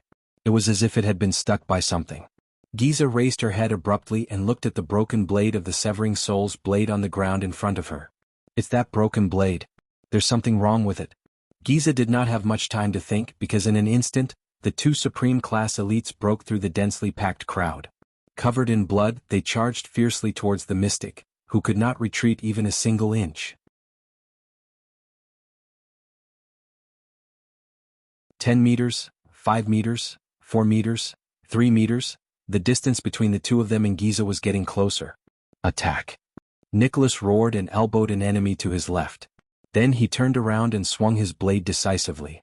As blood splattered, he cut down 3 or 4 people, protecting Gleeward at all costs. With tears still on his face and a heart full of resentment, Gleeward swung the fatal Soul Slayer pike and stepped within 3 meters of the mystic. Then he thrust the pike forward. The yellow light behind the blood mystic flashed faster and faster. It still obstructed her and prevented her from retreating or dodging. The tip of the pike approached the spot between Giza's eyes. Thud. At that critical moment, the body of the Soul Slayer pike was once again gripped tightly by the veteran Big Leather Belt, who suddenly appeared beside Giza. Chief Glee Ward. Big Leather Belt held the Soul Slayer pike with a face full of tears. I'm sorry. Nicholas' figure flashed again. The broken blade flew and clanked against metal. In a short period of time, Glee Ward was protected so tightly that not even a drop of water could escape. It's nothing. Glee Ward gritted his teeth and glared at Big Leather Belt, who was forced to stand between the Mystic and the Soul Slayer pike. It's just another unlucky battle. The three of them were locked in a stalemate. The crowd surrounding the three of them seemed to have received some sort of order. They stopped abruptly and retreated in unison amidst the terrified howls of those who were being controlled. Only then did Nicholas get a chance to catch his breath. He took a step back and leaned his back against Glee Ward, who was holding the Soul Slayer pike against the Mystic. Giza lowered her head. Her lips moved slightly, and her voice rang in the ears of the two Supreme-class individuals. What is this? The Mystic asked flatly. This is the ability of the Severing Soul's blade. Nicholas clutched his chest. He glanced at the blade on the ground, then at Big Leather Belt, who was blocking the Soul Slayer pike. His expression was unpleasant. With the separated blade as the center, it can isolate an area that is completely isolated from the outside world for a short period of time. It only allows entry and no exit. Glee Ward gritted his teeth. His eyes were full of hatred. It's enough to trap you here, Bam? Giza narrowed her eyes. She did not seem to mind at all. Without moving her lips she asked, how rare? It's another equipment I've never seen before. This ability has a terrible name. Nicholas' face twitched a little. In the end he took a deep breath and said somewhat stiffly, it's called You Can't Escape. The blood mystic snorted coldly. It sounds like the work of that B*TCH blood spike. Nicholas looked at the crowd around him warily. Without batting an eyelid, he nudged his companion behind him. The Blood Spike Empress originally forged this equipment to fight against the Void Mystic, that kind of illusory, untraceable existence. The Hydra, Kilika, let out an enraged and indecipherable roar. Just to deal with Zarkle? The Blood Mystic shook her head slowly. You don't know how sad that fool will be when he hears you say that. Nicholas turned his head and fixed his gaze on Giza. Of course, we later realized that if the Severing Soul's blade is used with other equipment, it will be quite effective against most calamities. For example, right now, it's You Can't Escape. The Blood Mystic fixed her gaze on them. Her expression became more and more stiff. Game over, bitch. Wielding the Soul Slayer pike, Gleeward's expression was terrifying. He looked as if he wanted to cut the Mystic into pieces with his gaze. Do it. Nicholas urged his companion behind him in a cold voice. Let's end this. Are you ready, Big Leather Belt? Gleeward nodded. Staring at his former comrade who was being controlled, anger and reluctance flashed in his eyes. Of course, boss. Big Leather Belt smiled miserably at first. Then, his expression stiffened and he said sorrowfully, I still have a daughter. Hearing that, Gleeward frowned slightly. Shield District is almost completely destroyed. Only a small number of residents in the periphery were evacuated. My daughter is probably, but Gleeward still took a deep breath, gritted his teeth and said, I'll take care of her for you. Tears flashed in Big Leather Belt's eyes. At that moment he flashed a serene smile. Thank you. In the next second, under Big Leather Belt's relieved gaze, Gleeward's entire body let out a terrifying crackling sound. The Soul Slayer pike in his hand seemed to have the strength of 1,000 kilograms. Trembling, Gleeward's hands, which had been freed from Big Leather Belt, thrust forward. Thud. The Soul Slayer pike pierced through Big Leather Belt's chest, producing a muffled sound of metal rubbing against his sternum. Big Leather Belt's relieved smile froze on his face. His entire body turned into a withered corpse. Rip. The tip of the pike pierced through Big Leather Belt's back again. Then it pierced right between the Mystic's eyes. It came out from the back of her head. At that moment, the Mystic opened her mouth wide and trembled, but no words came out. It was as if she was experiencing endless pain. Behind her, Kilika let out a terrifying sizzling sound. His huge body slowly fell limp. The crowd around them stopped moving. Giza's face began to turn black and brittle. Like cracked, dead wood, pieces fell off. Nicholas exhaled. Panting, he staggered 2 steps forward, picked up the blade that was stuck in the ground, and slowly fastened it to the broken severing soul's blade. A dazzling yellow light flashed at the broken part. Then the 2 pieces of metal fused together seamlessly. It was as clean as new, as if it had never been broken. Gleeward closed his eyes. Leaning on the ground with the pike, he knelt down on one knee in exhaustion. It's over. Nicholas turned around and looked at the tottering hydra. Wait. Gleeward's violent roar rang in the air. Nicholas immediately cast him a surprised and bewildered gaze. What? The Soul Slayer pike is still vibrating. The lame veteran opened his mouth in disbelief. He stared at Giza, who was shattering like broken pottery. With all his might he pulled the pike out. This isn't her. Gleeward roared in grief and indignation. It's not that bitch. Nicholas was instantly shocked. Under their shocked gazes, the shards on Giza's face fell off piece by piece, revealing a pretty but lifeless gray face. Once the mystic's appearance was stripped away, an innocent girl appeared before their eyes. This is just a civilian. Gleeward roared at the top of his lungs. The battle-hardened Nicholas' expression was cold. He spread his arms like lightning and turned to the crowd around him. But it was too late. Countless people instantly moved and pounced on Nicholas, who had just relaxed. They drowned him in the crowd. In the next moment, a tentacle was quietly flung out from the crowd and reached him in an instant. Asterisk bang. Asterisk unable to react in time, Gleeward was struck by the tentacle. Under the boundless force, the lame veteran flew more than 10 meters away. Asterisk thud. Asterisk like a broken sack, Gleeward crashed into a ruin. Dirt and stones flew everywhere and he rolled a few times before he fell to the ground, motionless. He seemed to have lost consciousness. His Soul Slayer pike flew in another direction and rolled on the ground with a dull clang. No!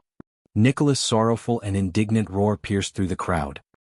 He fought his way out of the countless people whose strength, speed, and reflexes surpassed that of ordinary people.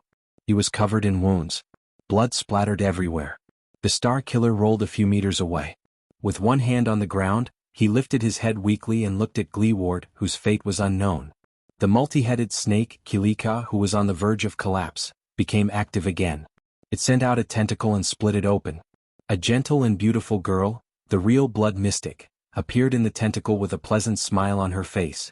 With a gloomy expression, Nicholas looked at Giza, then at the substitute who had fallen under the Soul Slayer pike. No. When did you change your true form? Nicholas said, trembling in disbelief. Giza only looked at him with a smile as if she was looking at a naughty child. Nicholas closed his eyes, punched the ground and howled in grief at the sky. It was his fault. He should have thought of it earlier. From the beginning, the mystic had never smiled, never moved her lips, and never had much of an expression on her face. Now that I think about it, that was just a substitute. The blood mystic's gentle voice came from afar. Look, it's not that difficult to change a person's appearance with a bit of dead skin tissue, right? Giza shook her head mischievously. It saves my little cuties the danger of being attacked by the Soul Slayer pike, which would affect me. I can also enjoy the wonderful expressions on your faces when you get tricked. Giza giggled as she looked at Nicholas' resentful expression and waved her hand. And I only need to stand in a straight line with the substitute. Even the Soul Slayer pike, which can locate mystics, can't tell whether it's a substitute or the real one. The Soul Slayer pike is out. The mystic narrowed her eyes and looked at Gleeward in the distance. Listen up, this is a lesson from the bitch. At that moment, Giza's expression became extremely cold. Never let your guard down at any moment. In the next moment, countless tentacles and the controlled crowd pounced on the unconscious Gleeward and the injured Nicholas like a raging flood that broke through a dam. They covered the sky and the earth and they blotted out the sky and the moon. In the end, the 2 controllers of the legendary anti-mystic equipment were defeated by the mystic. Nicholas gritted his teeth. The hand that held the blade trembled in anger. He staggered to his feet and looked at the enemies attacking him from all directions. He lifted the blade helplessly. The blade sliced through a tentacle and turned it into ashes. The hilt knocked away a wailing child who pounced on him like a hunting eagle. Goodbye, Gleeward. Nicholas felt the blood trickling down his forehead and thought in despair. We failed. But at that moment, the blood mystic's expression suddenly changed. She turned her head abruptly and looked in another direction. There, Kilika's 2 giant tentacles trembled at the same time. Then they turned into ashes simultaneously. Giza narrowed her eyes. The legendary anti-mystic equipment? The third one? Soon, the mystic saw the figure who attacked her. It's you? Giza's eyebrows twitched. It was her old acquaintance. Black Sword's figure appeared vaguely in the middle of the tentacle's encirclement. He was less than 20 meters away from her. But wherever he went, the blood mystic's creations of flesh and blood were all reduced to ashes. Remember. Black Sword charged towards Giza with an indomitable will. He whispered to Thales, who held the blade of purification in his arms, "We only have one chance. It's time." Thales took a deep breath. His gaze was firm as he nodded slowly.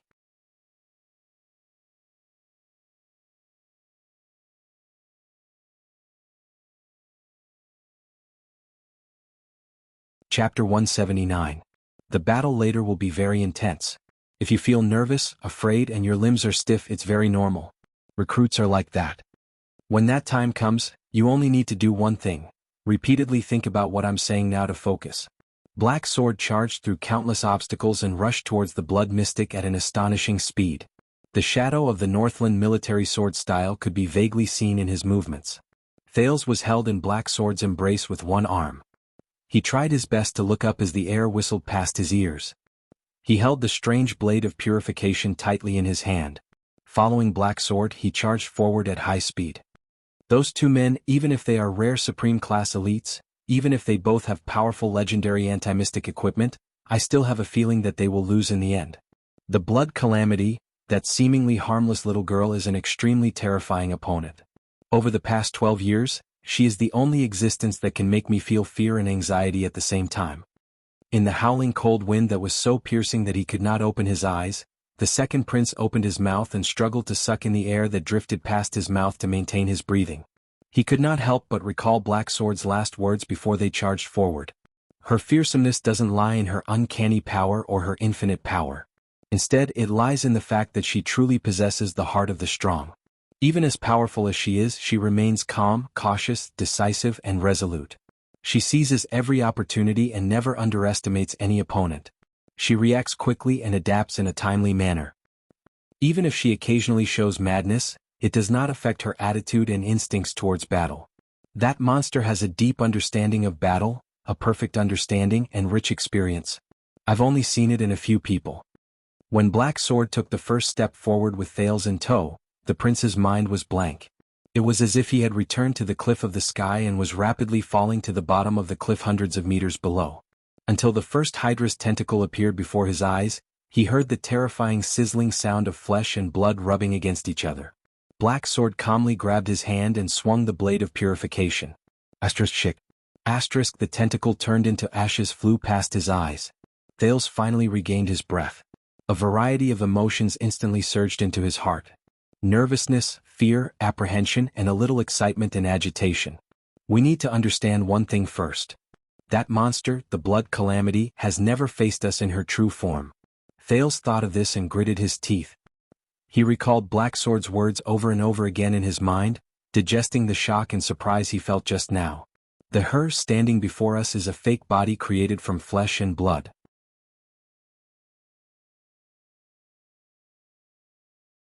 This is the information I obtained after fighting her twice, treading the line between life and death. I exchanged my blood for it. In other words, it is not as you said, the legendary anti-mystic equipment cannot seal that monster. It's because the person who tried to seal her was unable to lock onto her true body amid the countless pieces of flesh and blood. Thales frowned a little and looked at the gentle girl in front. Not her? In the distance, Giza raised her head and stared at them with a strange expression. This Giza, who appeared after defeating two legendary anti-mystic equipment, is also a fake?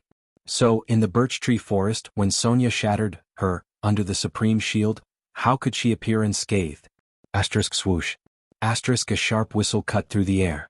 Two medium-sized tentacles, one above and one below, swept towards them. When we face her, we must exhaust all possibilities, seize every advantage and bet all our chips, just for the final victory. Let's start by finding her true form. Thales felt waves of power surge in Black Sword's body. Black Sword's feet trembled, and he stepped lightly on a short stone block. They rose a foot into the air. Black Sword turned in the air in disbelief and slid through the middle of the two tentacles. First, it's the time to attack. When the two men completely fail and she kills them, it will be the moment we step into the battlefield. At that time, whether she hesitates, is bewildered, or is simply distracted, it will be a precious, weak advantage for us. Even if it can only save us half a second to charge and get close to her fake body. In the air, Thales looked up and watched as one of the tentacles flashed past his eyes. In the distance, he could vaguely see Nicholas, who had fallen to the ground. The Star Killer fought with all his might, and in the end he was drowned in the mass of tentacles. There was a piece of tissue that looked like half a tongue in the tentacle. It brushed past Thales' nose and gave off a nauseating smell of blood and acid. Thales suppressed the discomfort in his stomach and throat and forced himself not to close his eyes. He wanted to see his enemy clearly. All possibilities. All advantages. All my chips. He gritted his teeth and repeated Black Sword's words in his heart. Next, it's our offense. Once the battle starts, we will immediately reveal the legendary anti-mystic equipment, which is the natural enemy of mystics. While intimidating her, we will make her immersed in shock and doubt for even a second, which will expose more flaws. We will also attract more of her attention. On me? Black Sword gripped his sword-wielding hand tightly. The blade of purification danced in the air and slid past the two tentacles, leaving 2 wounds on them. The tentacles quickly withered and turned black, as if they were instantly burnt, and finally turned into ashes. They were only 30 meters away from Giza.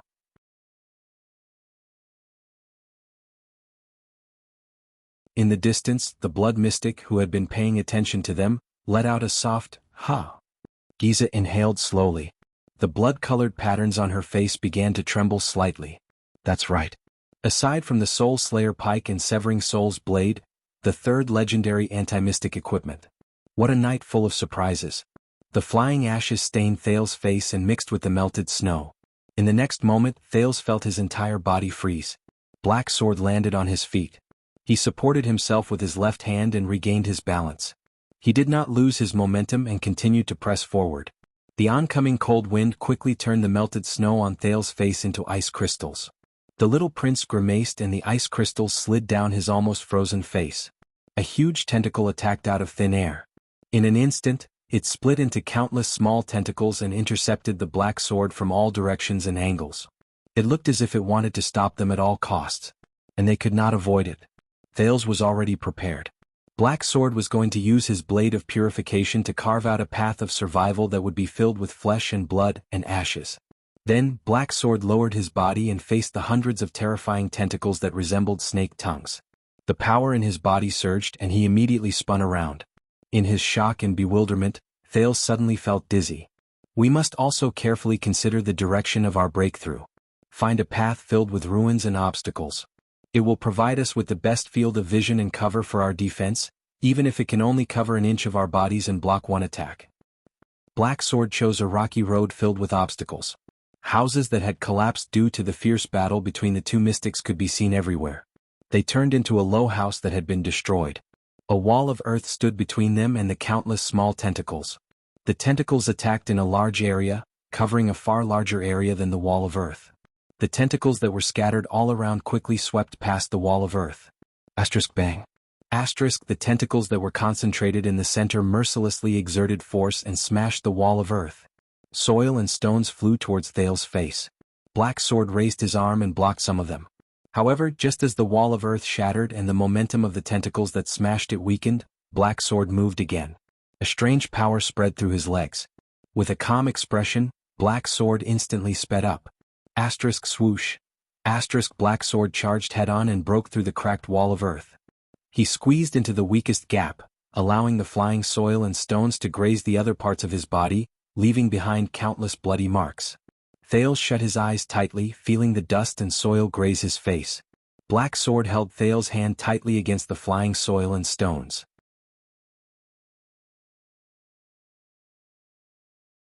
He swung the blade of purification lightly and cut off 5 to 6 small tentacles in front of the wall of earth. The stench of blood and burning filled Thales' nostrils. The ashes of flesh and blood scattered around them. Black Sword broke through the wall of earth and they rushed another 5 meters forward. Only by cherishing every opportunity in battle, just like how a traveler in the desert treasures every drop of water, can we accumulate every little bit to make a mickle and build a wall out of sand.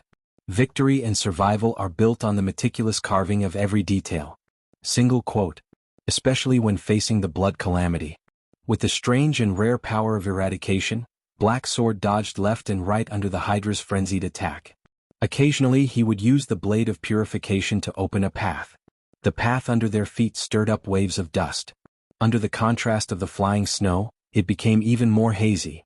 Thales could only grit his teeth and endure the double torture of extreme speed and cold. He only felt that Black Sword's right arm, which was holding on to him, was tightening, almost cutting him into two. However, they were getting closer and closer to Giza. There were less than 20 meters left. When we reach a certain distance, you will enter her field of vision. Giza saw the boy in Black Sword's arms clearly. She then smiled. I see. I was wondering why Kilika couldn't find you after searching everywhere. The mystic said softly. Her clear voice sounded as if it was right beside his ear. Thales could vaguely see the blood mystic's terrifying expression as he moved, dodged, broke through, and fought with Black Sword in a frenzy. My condition is terrible. I can't maintain my charge for too long. Fortunately, we have the blade of purification which can ensure that we are not affected by her ability. At least, we won't be suddenly captured by her bizarre manipulation of flesh. So you found yourself a new bodyguard. What an amazing child. Giza glanced at the expressionless Black Sword, who had extraordinary skills. She watched as their charging figures closed in. Don't worry. The blood-red stripes on Giza's face branched off again, making her smile look even more bizarre. Everything will be over soon. Thales shuddered. If her target is you, with such a close distance and a weak prey that she is determined to capture, there is a high chance that she will not retreat or evade. She will rely on the advantage of being unable to be sealed as you said to kill me and take you down in the shortest time possible. Giza raised her hands abruptly. Pucci. Behind her, the Hydra Kilika roared. 6 gigantic tentacles grew out of its body. Amidst the exaggerated tremors and noises, the gigantic tentacles attacked them from the ground, under the ground, and in the air. That will be our chance. A giant tentacle of flesh and blood blocked their path. Black Sword gripped Thales' right hand calmly. At that moment, Black Sword turned his gaze and looked in one direction with a cold expression. Hiss! The tentacles split open. Countless black monsters with long, narrow, tiny limbs, and hideous spikes instantly sprang out from the flesh formed by the broken limbs. They were the size of a child and were covered in hideous spikes. The monsters landed on the ground and shuddered one after another. The spikes on their bodies stretched out like blades. Her true body should be hidden in those disgusting creatures made of flesh and blood. Underground, in the tentacles, in that huge monster, or in any other possible flesh and blood. Just like how water melts into the sea and trees are hidden in the forest. We need to find her true body among the countless piles of flesh and blood. Hiss. Like starving larvae, the monsters opened up an organ in their bodies and let out a terrifying hissing sound. In the next moment, the pitch-black monsters raised their heads and swung their limbs. Some of them ran, some jumped, some rolled, and some crawled. There were even a few monsters who spread their equally ugly black wings in the air. They swarmed towards Black Sword and Thales, covering the sky and the earth. They surrounded Black Sword and Thales in a densely packed manner. At that moment, the smiling Giza, in front of them, was obscured by these terrifying little things.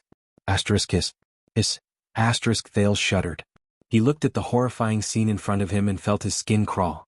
The blood mystic is extremely good at gaining experience in battle and quickly turning it into combat power. When she encounters enemies and methods she has used before, such as myself, for the second time, she will immediately have a corresponding new method to counter them. This means, using the same move a second time is ineffective against the remaining fighters. Thales threw away the unnecessary thoughts and tried his best to focus his mind. He was in the most dangerous battle. I can't be distracted. Thales faced the cold wind that blew against his face. He opened his eyes in pain. He felt as if his heart was about to jump out of his chest as he moved at high speed. He bit his lip hard and could only focus by recalling Black Sword's words. The first time we fought, I used Tremor, a move I learned from a Supreme Class assassin and modified. I slid her tentacles away. However, the second time we met in the alley, once I used Tremor again, she immediately changed her strategy and used a new method. She transformed her flesh and used sharp bone spikes to break the move. Did you see that? The monsters with bone spikes. Black Sword's words traveled into Thales' ears intermittently amidst the sound of the wind. They exist to suppress my tremor. Thales sucked in a deep breath and focused his gaze on the black monsters. They were hideous in shape, but when they were combined with their shocking numbers, Thales felt a chill run down his spine. That feeling was like a group of child-sized black locusts, tens of thousands of them, blotting out the sky and covering the earth as they pounced towards him. Without hesitation, Black Sword rushed towards the group of monsters in front of him, as if the danger before him was not life-threatening, but a beautiful dream. So, the second time we fought, I was suppressed by her in just a few seconds. I almost died in the hands of these little monsters. This time, Black Sword did not hold back. He did not use tricks or save energy. Thales felt Black Sword's body tremble beside him. A pulsation that seemed to have a substance surged from the depths of his body. He knew that this was the sin of Hell's River. It was the sin of Hell's River that belonged solely to Black Sword, and it was 10,000 times stronger, more skillful, and more effective than Thales' own power. The chill that surrounded the surface of his body seemed to have a substance that seeped into Thales' heart, causing him to tremble. Thales felt that the man beside him had become different. Black Sword's expression became solemn and gloomy. His faintly discernible aura began to become fierce and violent, and the muscles on his body began to swell. Black Sword's pupils, which were already firm and fierce, slowly widened as more and more light entered his eyes. At that moment, Black Sword was like a fierce beast that slowly opened its eyes and bared its claws and teeth. Finally, the first pitch-black monster attacked from the air. It was only a foot away from Black Sword's head. The bone spikes on its body trembled slightly and seemed to have become sharper. Behind it were countless ferocious and terrifying monsters of the same species. Amidst their roars, they swarmed towards Black Sword from all directions. Compared to them, the size of the blade of purification seemed insignificant. At that time, I had no choice but to use instant death in the midst of those monsters. I extinguished all signs of life to avoid her senses and snatched my life back. I think, when we meet for the third time later, she will immediately have a way to counter instant death. Hiss. The spider-like monsters surged towards Black Sword like a huge pitch-black wave. They wanted to capsize this powerless boat in an instant. Thales sucked in a sharp breath and held it tightly. He clamped his left arm, which was trembling unconsciously, under his armpit. No matter who the man beside him was at this point, he could only trust Black Sword. Trust him. But at that moment, when she transformed her tentacles into countless bone spikes, I sensed. In the next moment, Black Sword let out a low growl as he faced the boundless wave formed by the pitch-black monsters. He pressed Thales into his arms with his four limbs and held the blade of purification tightly in front of his chest. Just before the first monster pierced its bone spikes into Black Sword's head, Black Sword instantly restrained his entire body. Then he tilted and fell forward, towards the monsters. He was like a small boat that was capsized in a huge wave. In an instant, Thales felt everything around him spin. The countless pitch-black monsters that belonged to the mystics also began to spin in his field of vision. They were getting closer and closer. Thales was also getting more and more dizzy. Then, a wave that belonged to him surged into Thales' brain in a timely manner and calmed his dizziness. I sensed a vigorous wave coming from a certain direction in the flesh she hid underground. Black Sword's body had long since shrunk into the shape of a ball. He rolled towards the aggressive pitch-black monsters with ferocious bone spikes. They continued to roll forward. In my senses, that wave is extremely obvious. It's almost impossible to hide. Black Sword's right elbow hit the ground hard. Thought. It landed on a low stone block. I believe, that's her true form. I'm sure. In the next moment, Thales felt Black Sword's right arm, which was wrapped around him, vibrate intensely. Bang. A muffled cracking sound came from the ground. It sounded like an explosion in a stew pot. Then the stone block shattered in an instant. A huge slab of stone strangely rose from the ground. The moment the stone slab flew into the air, Black Sword's tumbling body suddenly stopped.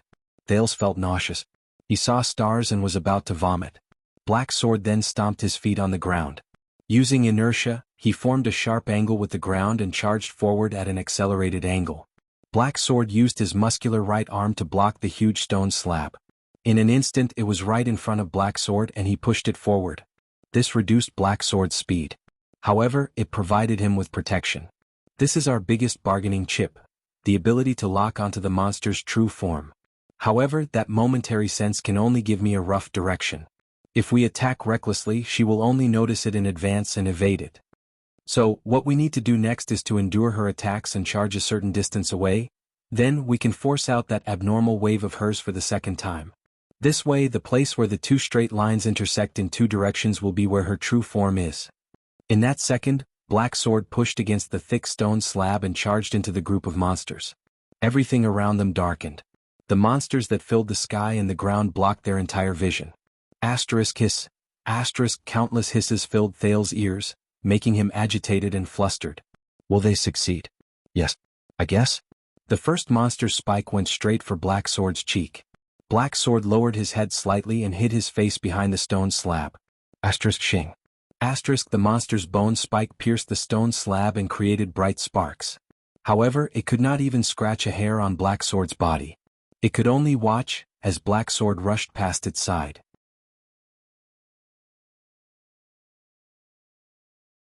The second monster extended a barbed bone spike and slashed at Black Sword's abdomen, where Thales was. Thales watched the bone spike get closer and listened to the hissing in his ears. His mind was blank. However, Black Sword only moved slightly. The stone slab immediately changed its angle and stuck to his abdomen, blocking the monster's sudden spike. Bang. With the protection of the stone slab, Black Sword continued to charge forward. Countless black spider-like monsters swarmed around Black Sword and Thales like a swarm of locusts. Amidst the sounds of countless stone slabs and bone spikes colliding, scraping, and knocking, Black Sword held Thales, whose face had turned pale and whose lips had turned blue. He lowered his head and pushed against the stone slab as he charged forward wildly. Occasionally, one or two monsters would slip through the cracks between the stone slabs and leave trails of blood on Black Sword's abdomen, thighs, shoulders, and other areas. However, they were all reduced to ashes by the blade of purification that Thales held in his hand, or flung away with extreme speed. Thales kept his eyes wide open.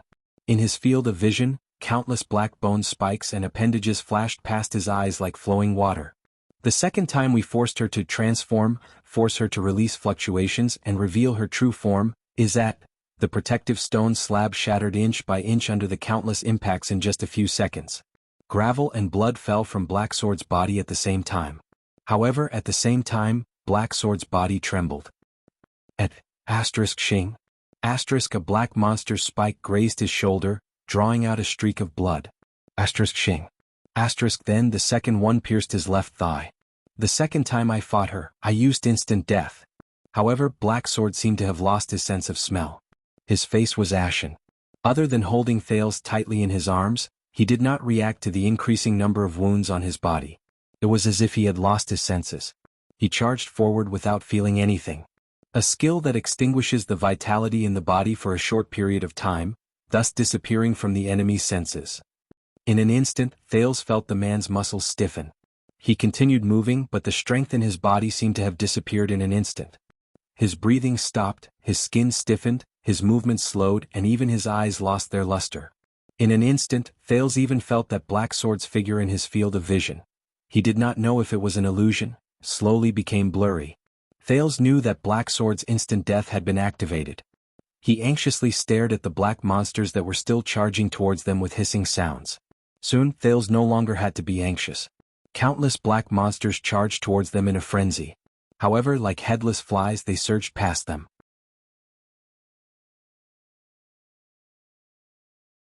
Amidst the terrifying hissing sounds, the monsters that were originally charging in the same direction like a raging wave suddenly became chaotic, like disturbed lake water. Almost every monster froze on the spot and trembled madly. Like helpless children, they continuously looked around them. The monsters started jumping and circling around them, but they did not notice Black Sword, whose movements had slowed down. Black Sword was like an old man slowly crossing a river, but also like a small boat going against the current. He slowly advanced through the densely packed black monsters on the ground. It made Thale's skin crawl. From time to time, Black Sword was tripped by a monster, bumped into his shoulder, and even got scratched. However, he still carried Thales and walked among the monsters unscathed. All the way forward. Thales exhaled slowly. Black Sword, along with himself, had completely disappeared from the monster's senses. At the same time, he remembered Black Sword's warning. She has seen instant death before. She will definitely have a new way to counter me, whether it be transformation, rampage, amplification, proliferation, or instigation of that big monster to transform. In the distance, Giza's figure paused for a moment. The mystic's lips twitched slightly. In the next moment, the Hydra Kilika behind her roared again. At that moment, all the black monsters beside Black Sword transformed simultaneously. Thales watched in astonishment as 1 to 3 bone spikes on the back of these little monsters let out cracking sounds before they turned into soft, straight and thin limbs. The limbs became smaller, sharper and softer. Like antennae? The monsters that had transformed into antennae seemed to have suddenly seen light in the dark. They no longer trembled and spun around like headless flies. Instead, they raised their antennae and slowly turned them around. The monsters' antennae trembled slowly as if they had a life of their own. They swept towards Black Sword and Thales in unison. Then they slowly stopped. They seemed to have sensed Black Sword's location. It was as if they were making a final confirmation. T. Thales was shocked. As expected, even though it had only been 15 minutes since their last fight, Giza had already prepared a way to counter instant death. And it seems to be quite effective? He anxiously looked at Black Sword, who was still holding him and struggling to move through the horde of monsters. However, the latter only closed his eyes and moved slowly like a dead tree. Thales was extremely anxious.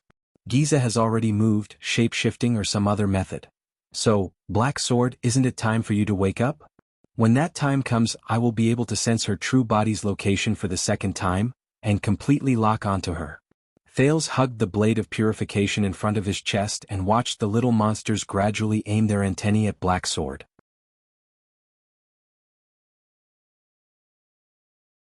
His heart thumped furiously. In the end, he could not help but extend a finger and poke Black Sword's chest. But this time, it was as if he had poked a hornet's nest. In an instant, all the black monsters seemed to have suddenly awakened from their slumber. They carried trembling antennae on their backs and ferocious bone spikes. Once again they let out a terrifying hiss and stomped their hind legs together. They pounced towards Black Sword and Thales. Hiss. At that moment, Thales had goosebumps all over his body. But it was also at that moment, Black Sword, who looked like an old man with 1 foot in the grave, suddenly moved. As if it was the first breath of air he had taken since he was born, Black Sword took a deep breath. Then, his entire body trembled as if he had just woken up from a nightmare.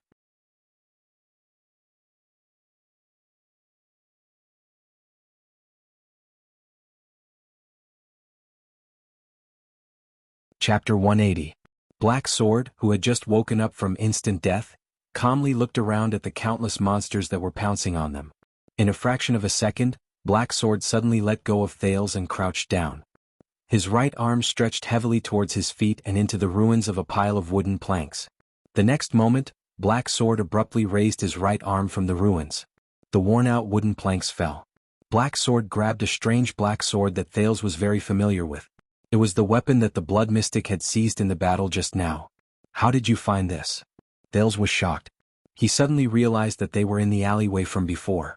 However, the surrounding buildings had been flattened by the Mystic's battle. There was no time for them to discuss. In the next moment, Black Sword grabbed his own weapon. Facing the encirclement that had no blind spots, he suddenly turned around and swung his sword. Just like when they were on the cliff of the sky, Black Sword was like a dancer as he spun around twice in an instant. Thales only felt his vision blur. The sounds of metal clashing entered his ears in an endless stream. The dozens of black monsters that were the first to pounce on them were sent flying backwards in the air. They fell into the midst of their comrades. Didn't I tell you just now? You must have a clear sense of the environment and... Black Sword said coldly, make sure you have the most suitable weapon in your hand, the first rule of the battlefield. And, Thales looked at him anxiously. Black Sword lowered his head and gave Thales a deep look. Found it, the ordinary-looking man said concisely. He raised his head and looked in another direction. Thales shuddered violently. You mean, the second wave of monsters pounced on them in a densely packed manner. Before Thales could react, Black Sword extended his injured and weak left arm without hesitation and grabbed the back of Thales' neck with a trembling hand. Then he charged in a direction that was far from where Giza was. He rushed out recklessly. As Thales screamed, Giza's expression froze in the distance. What? That direction. In that instant, the pitch-black monsters beside Black Sword no longer maintained their coordinated wavy attack rhythm. Instead, they swarmed toward Black Sword as if they had gone mad. From time to time, monsters would collide with their own kind, but they would still crawl up from the ground and charge at Black Sword at all costs, just to stop them. This time, Black Sword's charge was especially fast and unstoppable. He was also determined to pay any price. Black Sword dodged most of the obstacles in his way as he spun rapidly. He swung his strange sword repeatedly and knocked away other obstacles.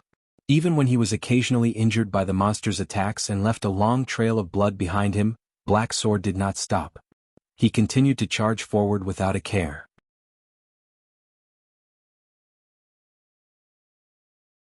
A second later, the blood-red stripes on Giza's face rose at an unprecedented speed. Behind him, Kilika also began to thrash about madly. Disregarding everything else, it extended its giant tentacles towards Black Sword. Soon, more and more tentacles, as though they had gone mad, swam over from nearby or afar, above or below ground, and joined the ranks of those who surrounded them. Giza's expression quickly changed again. Because this time, Thales closed his eyes and thrust the blade of purification in front of him. Black Sword waved his strange sword with one hand, pushing away most of the obstacles and forcing them to retreat. With his other hand, he grabbed Thales and used his legendary anti-mystic equipment to deal with the obstacles that could not be avoided. The blade followed Black Sword's charge and moved forward. It turned the pitch-black monsters into ashes. It turned the intercepting tentacles into ashes. It would turn all the blood mystic's toys and flesh into ashes. Soon, Black Sword rushed out of the pitch-black monster's encirclement. Behind him, he left behind a trail of ashes and creatures made of flesh and blood that chased after him in a frenzy. Thales opened his eyes as he breathed rapidly. He lowered the blade of purification slightly. They charged towards a gigantic dark red tentacle. The strange thing was that this tentacle did not act like its kind and stop Black Sword at all costs. Instead, it slithered forward and kept retreating. Thales furrowed his brows. It's like, it's afraid? As he watched the tentacle flee for its life, Thales understood what was going on. He gritted his teeth lightly. They found Giza's greatest weakness. Her true form. However, in the next moment, the situation changed again. A limping figure appeared on the path in front of Black Sword. Black Sword's pupils froze. The wielder of the Soul Slayer Pike, the boss of Shield District and Hammer District, Northland's heavy swordsman Gleeward stood in front of them with an unpleasant expression. Run. Gleeward gritted his teeth and said hatefully, "That monster is controlling me." Black Sword frowned. Thales, on the other hand, opened his mouth in shock. That's the Supreme Class Elite from just now. He's actually being controlled by that monster? Is he just being controlled by his limbs, or? Thales recalled the scene in the birch tree forest where Serena and Katerina involuntarily walked towards Giza. He could not help but have goosebumps. In the next moment, Gleeward's entire body trembled. He lowered his body and kicked horizontally. Black Sword's expression changed. The strange sword in his right hand drew an arc that was difficult to dodge as he swung it mercilessly. However, Gleeward retracted his limping leg and kicked the spine of Black Sword's sword, causing the latter's sword to freeze in place. A strong force traveled into Black Sword's body as Gleeward stepped on the strange sword firmly.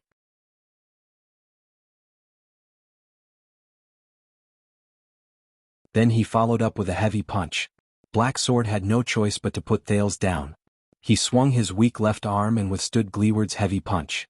Behind them, the monster and the tentacles that were chasing them were getting closer and closer. I am a heavy swordsman. The instinct that is carved into my bones is to intercept and kill. Gleeward and Black Sword were in a stalemate. He said angrily, "And after I reached Supreme Class. You better run, don't let her have her way." Black Sword trembled as he withstood Gleeward's attack.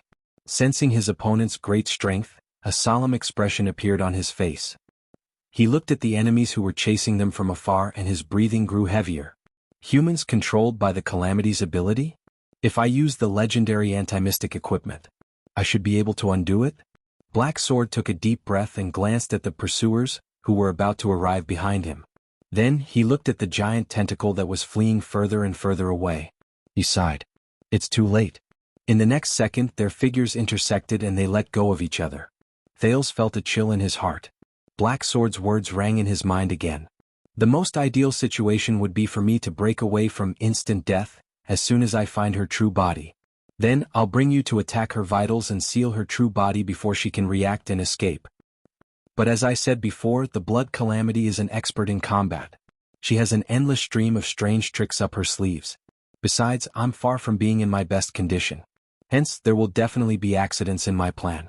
We have to minimize these accidents as much as possible. For example, consciously gather these accidents at the places we want them to happen. For example, me.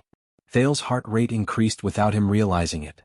In that instant, Black Sword had already exchanged several blows with the empty-handed Gleeward. The unarmed Gleeward had the flesh and blood granted to him by the mystic. He fought with his life on the line, and with his combat instincts, he actually managed to suppress the injured Black Sword to the point that he was in a dire situation. She doesn't know that you're the user of the legendary anti-mystic equipment. She'll focus all her attention on me. So once an accident happens, once I'm held back by the blood calamity and can't, you little one, you're our final trump card. When I'm held back, restrained, suppressed, or even directly killed, you have to take over my role. Take the blade of purification and continue with my unfinished goal. Thales took a deep breath and heard Black Sword suddenly speak. I'm counting on you, little one. The next moment, Thales felt his collar tighten. Wait. Thales was so shocked that he could only spit out one word. Then the scene before his eyes instantly changed.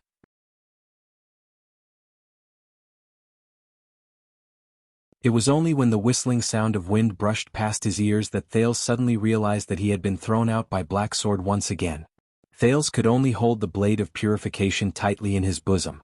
It fell towards the tentacle that might contain the blood mystic's true body. In that instant, the sin of Hell's river surged into Thales' brain, making him shudder. Everything around him slowed down again. Thales watched himself float in the air and slowly descend towards the giant tentacle. Black Sword's words lingered in his ears. To ensure that nothing goes wrong, I hope that you can also do this. Use the sin of Hell's river and the blade of purification to identify and seal the blood calamity. I've said it before, the sin of Hell's river is an omnipotent power of eradication. It can instantly increase or strengthen your agility, reflexes, explosiveness, speed, strength, perception, vision, willpower, nerves, thinking, recovery, endurance. Everything you can think of. Thales took a deep breath and felt the sin of Hell's river fluctuate under his skin and blood vessels. He felt its waves of agitation. That's right. This is the feeling. Just like the time when he fell towards Katerina in the birch tree forest, the sin of Hell's river gradually strengthened his sense of balance in the air. In the distance, Thales trembled as he saw Black Sword and Gleeward's figures being drowned in the tentacles and the group of pitch-black monsters. Precisely because of this, the sin of Hell's river is often not easy to control. When you need to increase your agility, the sin of Hell's river may give you the agility of an acrobatic boy, but it may also turn you into a Scud, a Hercules, and a Lookout at the same time. This involuntary dispersal of power will greatly reduce its efficiency and durability, as well as your ability to control it. Hence, as the controller of the sin of Hell's river, your first lesson is to learn how to summon. Unlike other powers of eradication, you need to consciously guide the sin of Hell's river to focus on something you want to accomplish. Don't treat it as a tool. Instead, treat it as a companion that you can talk to. Tell it, as the master of life, what do you want? While in midair, Thales gently closed his eyes and let the cold wind blow past his ears. Very good. The sin of Hell's river. It was an instinct that came from between life and death. Right now I am faced with such a choice. What was needed was, seal the blood mystic. So, I need your help, the sin of Hell's river. At that moment, Thales could clearly feel the sin of Hell's river, which was originally scattered all over his body. It was fading away. That strange wave gathered in his heart, and a moment later, it surged towards another place. Everyone's power of eradication is different. How far you can go with the sin of Hell's river depends on your own exploration.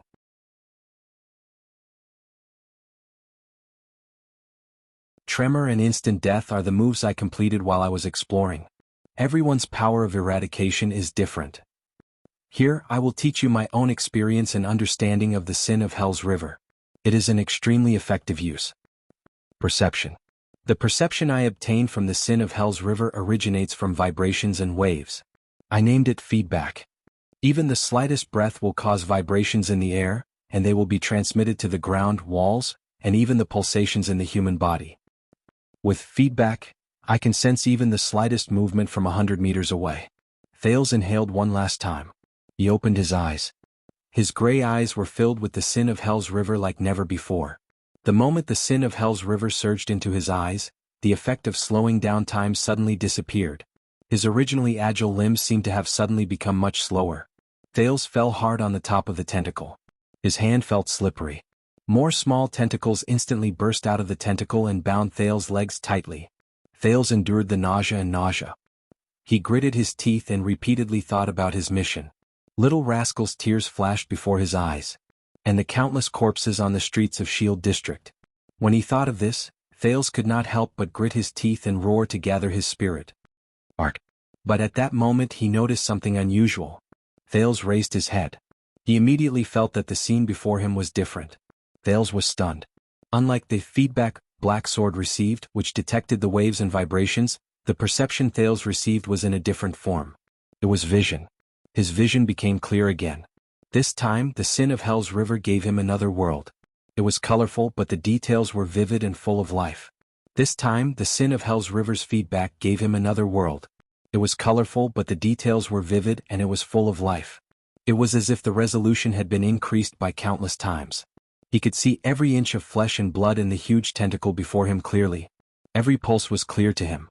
Thales could even guess the general flow of blood in this tentacle, the specific path of muscle contraction and expansion, and which inch of tendon he would be able to break free.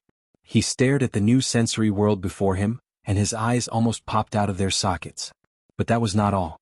Thales looked at the tentacle that was emitting endless red light.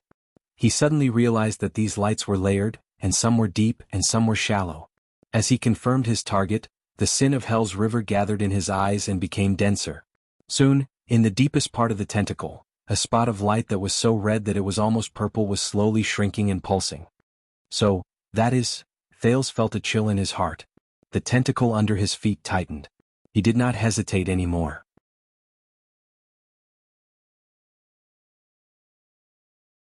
Thales raised the blade of purification and once again felt the heat from the sword. Then he stabbed it down. The blade pierced into the tentacle. In Thales' eyes, two similar red lights fused together on the blade and on the tentacle. Then the latter's red light collapsed the moment it came into contact with the blade. From the spot where the blade pierced, the tentacle's flesh, which was made up of the creature's limbs, melted, evaporated, and turned into ashes. Thales only felt his feet loosen. As the tentacle turned into ashes, his entire body sank into the huge tentacle. In a panic, Thales waved the blade of purification in his hands randomly. Wherever it went, ashes scattered everywhere. The inside of the tentacle, which looked like a red cave, seemed to be whimpering in pain. The endless tremors made Thales dizzy. Finally, Thales' legs landed on the ground. The second prince panted heavily, sucking in the stinky, sour air. Damn it. This place is too disgusting, isn't it? He raised the blade of purification and stepped on the sticky and slippery flesh. He forced himself not to look at the limbs around him that were still moving slightly as if they were breathing on their own. They were heads, arms, stomachs, lungs, eyes, noses, and so on. He suppressed the desire to vomit and walked slowly towards the brightest red spot in his field of vision. Asterisk swoosh. Asterisk a few fine tentacles and spikes attacked him. But Thales only grabbed the blade in his hands and without hesitation, he hacked them into ashes. He got closer and closer to the bright spot. Soon, Thales' target appeared in front of him. It was a purplish-red naked girl whose limbs and back were embedded in the wall of flesh and blood. The young girl's face was covered in layers of blood-red patterns that were constantly trembling. It was extremely strange. She did not have a gentle expression, nor did she have a pleasant smile. She only closed her eyes and breathed in and out slowly. Her skin was also the same strange purplish-red color. Countless thick and thin dark red blood vessels extended from the wall of flesh and blood and connected to the girl's body. He could vaguely see flowing liquid within them. Thales, who was dumbfounded, could not help but stop in his tracks. The prince stared at Giza, who was almost fused with the flesh and blood behind her. His breathing slowly quickened. What the hell is this? The girl opened her eyes abruptly. Thales, who was already restless and had goosebumps all over his body, jumped in fright. You shouldn't have come here, Giza's true form said slowly. The stripes on her face trembled slightly, like a wandering parasite. How did you find me? Thales first glanced at the blood mystic in this form in a daze. Especially the countless blood vessels on her body. When he thought of the people she dragged into the tentacles, and how they might be flowing in the form of fragments or liquid, Thales felt another wave of nausea.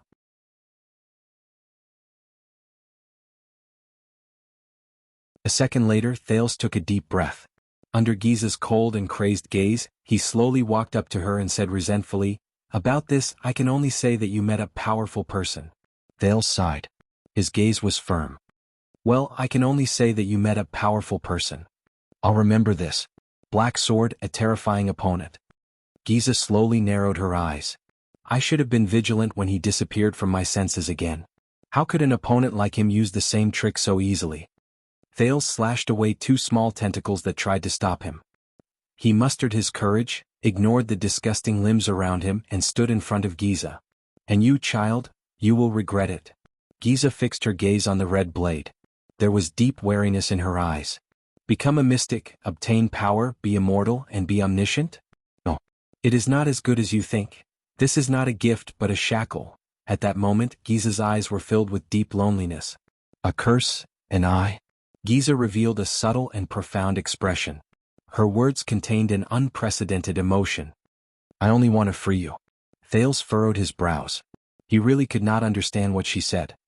Otherwise, Giza said slowly, from the day you found your name of origin, you will never be free. Thales shook his head to clear his mind. The heat from the blade of purification in his hand reminded him of his current situation. Very well. Thales ignored her words. He looked at Giza, raised the blade of purification in his hand, and aimed it at Giza's abdomen. He spat harshly. Then I will free you first. Giza only looked at him gently with a sad and pitiful gaze. It was as if she was looking at an ignorant child. This threw Thales into chaos. No, Thales gulped. Thinking about Dragon Cloud City, thinking about Little Rascal. I have to end this. In the next moment, Thales gritted his teeth, threw away all his thoughts, and thrust the red small sword in his hand. But his sword suddenly stopped halfway. Thales raised his head in shock and looked at the person in front of him. A person stopped in front of Giza. Little Rascal was trembling. Her eyes were wide open, her arms wide, and she used her throat to block the blade of purification. Little Rascal's eyes were almost swollen from crying. It's not me. Thales only hesitated for a moment. In the next moment, Little Rascal pounced on Thales. Thales looked at Little Rascal's tear-stained face. His arm involuntarily trembled. He wanted to bypass her and stab Giza. But he did not have the chance. Thales only felt a violent tremor under his feet. This is? Following that, layers upon layers of tremors continuously attacked from beneath his feet. The moment panic rose in his heart, Little Rascal, who could not stand steadily, pounced on him. Both of them slid on the ground, made of flesh and blood. No, in the chaos, Little Rascal was on top of him.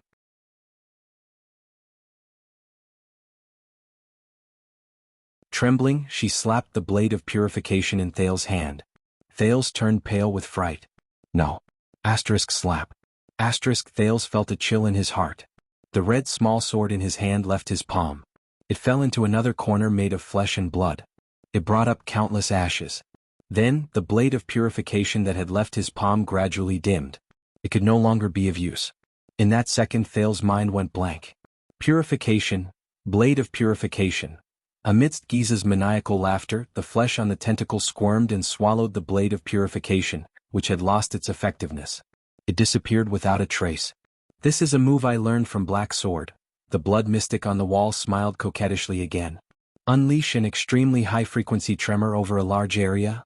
If you can't even stand properly, how are you going to seal me? How do you feel? Thales' face was pale. He pushed Little Rascal, who had regained her freedom of movement. He stared in the direction where the blade of purification had fallen.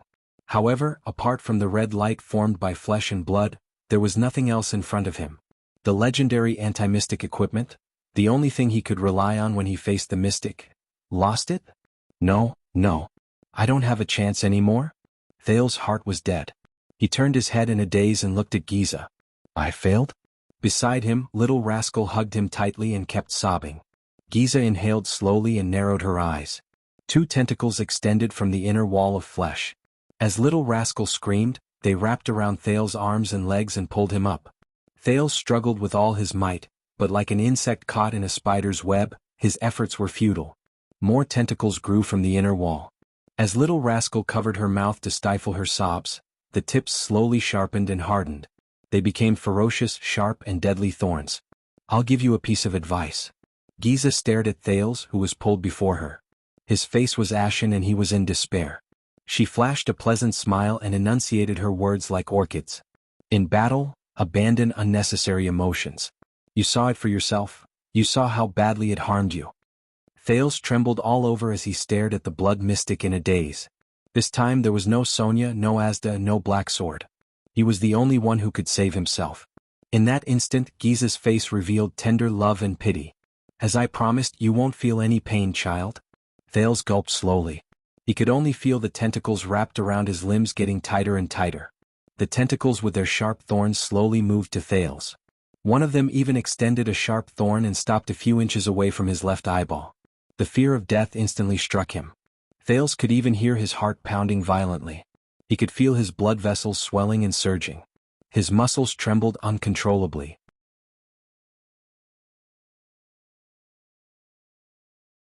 The heat generated from his excitement slowly spread from his chest to his entire body. Is this the end? No, I have to save myself. I have to save myself. Giza smiled faintly. The panicked Thales looked at the smiling mystic and spoke with great difficulty and pain. But this time he only spat out the first word. In the next moment, countless tentacles with sharp thorns shot out at the same time and sank deep into Thales' body. Thales shuddered violently. No, his eyes were lifeless as he stared at the blood mystic in disbelief. No, but the first thorn pierced his left eye and penetrated the back of his head. No, but the second thorn pierced his throat and penetrated the back of his neck. No, the third thorn pierced his heart and came out the back of his chest. No. There were even more sharp spikes that pierced Thales' body mercilessly, without any hesitation and without reservation, but he could no longer feel it. In that second, all his senses seemed to have left Thales' Jade Star in an instant. He seemed to have sunk into eternal silence and darkness. He would never return. You're tuning in to the Han Lee's Wuxia Adventures YouTube channel. We're so grateful for your support, and don't forget to subscribe to join us on this incredible journey through captivating stories. Your generosity through donations truly makes a world of difference, as it's the primary source of revenue that allows me to expand and enhance this channel for you. Thank you from the bottom of my heart for being a part of this adventure.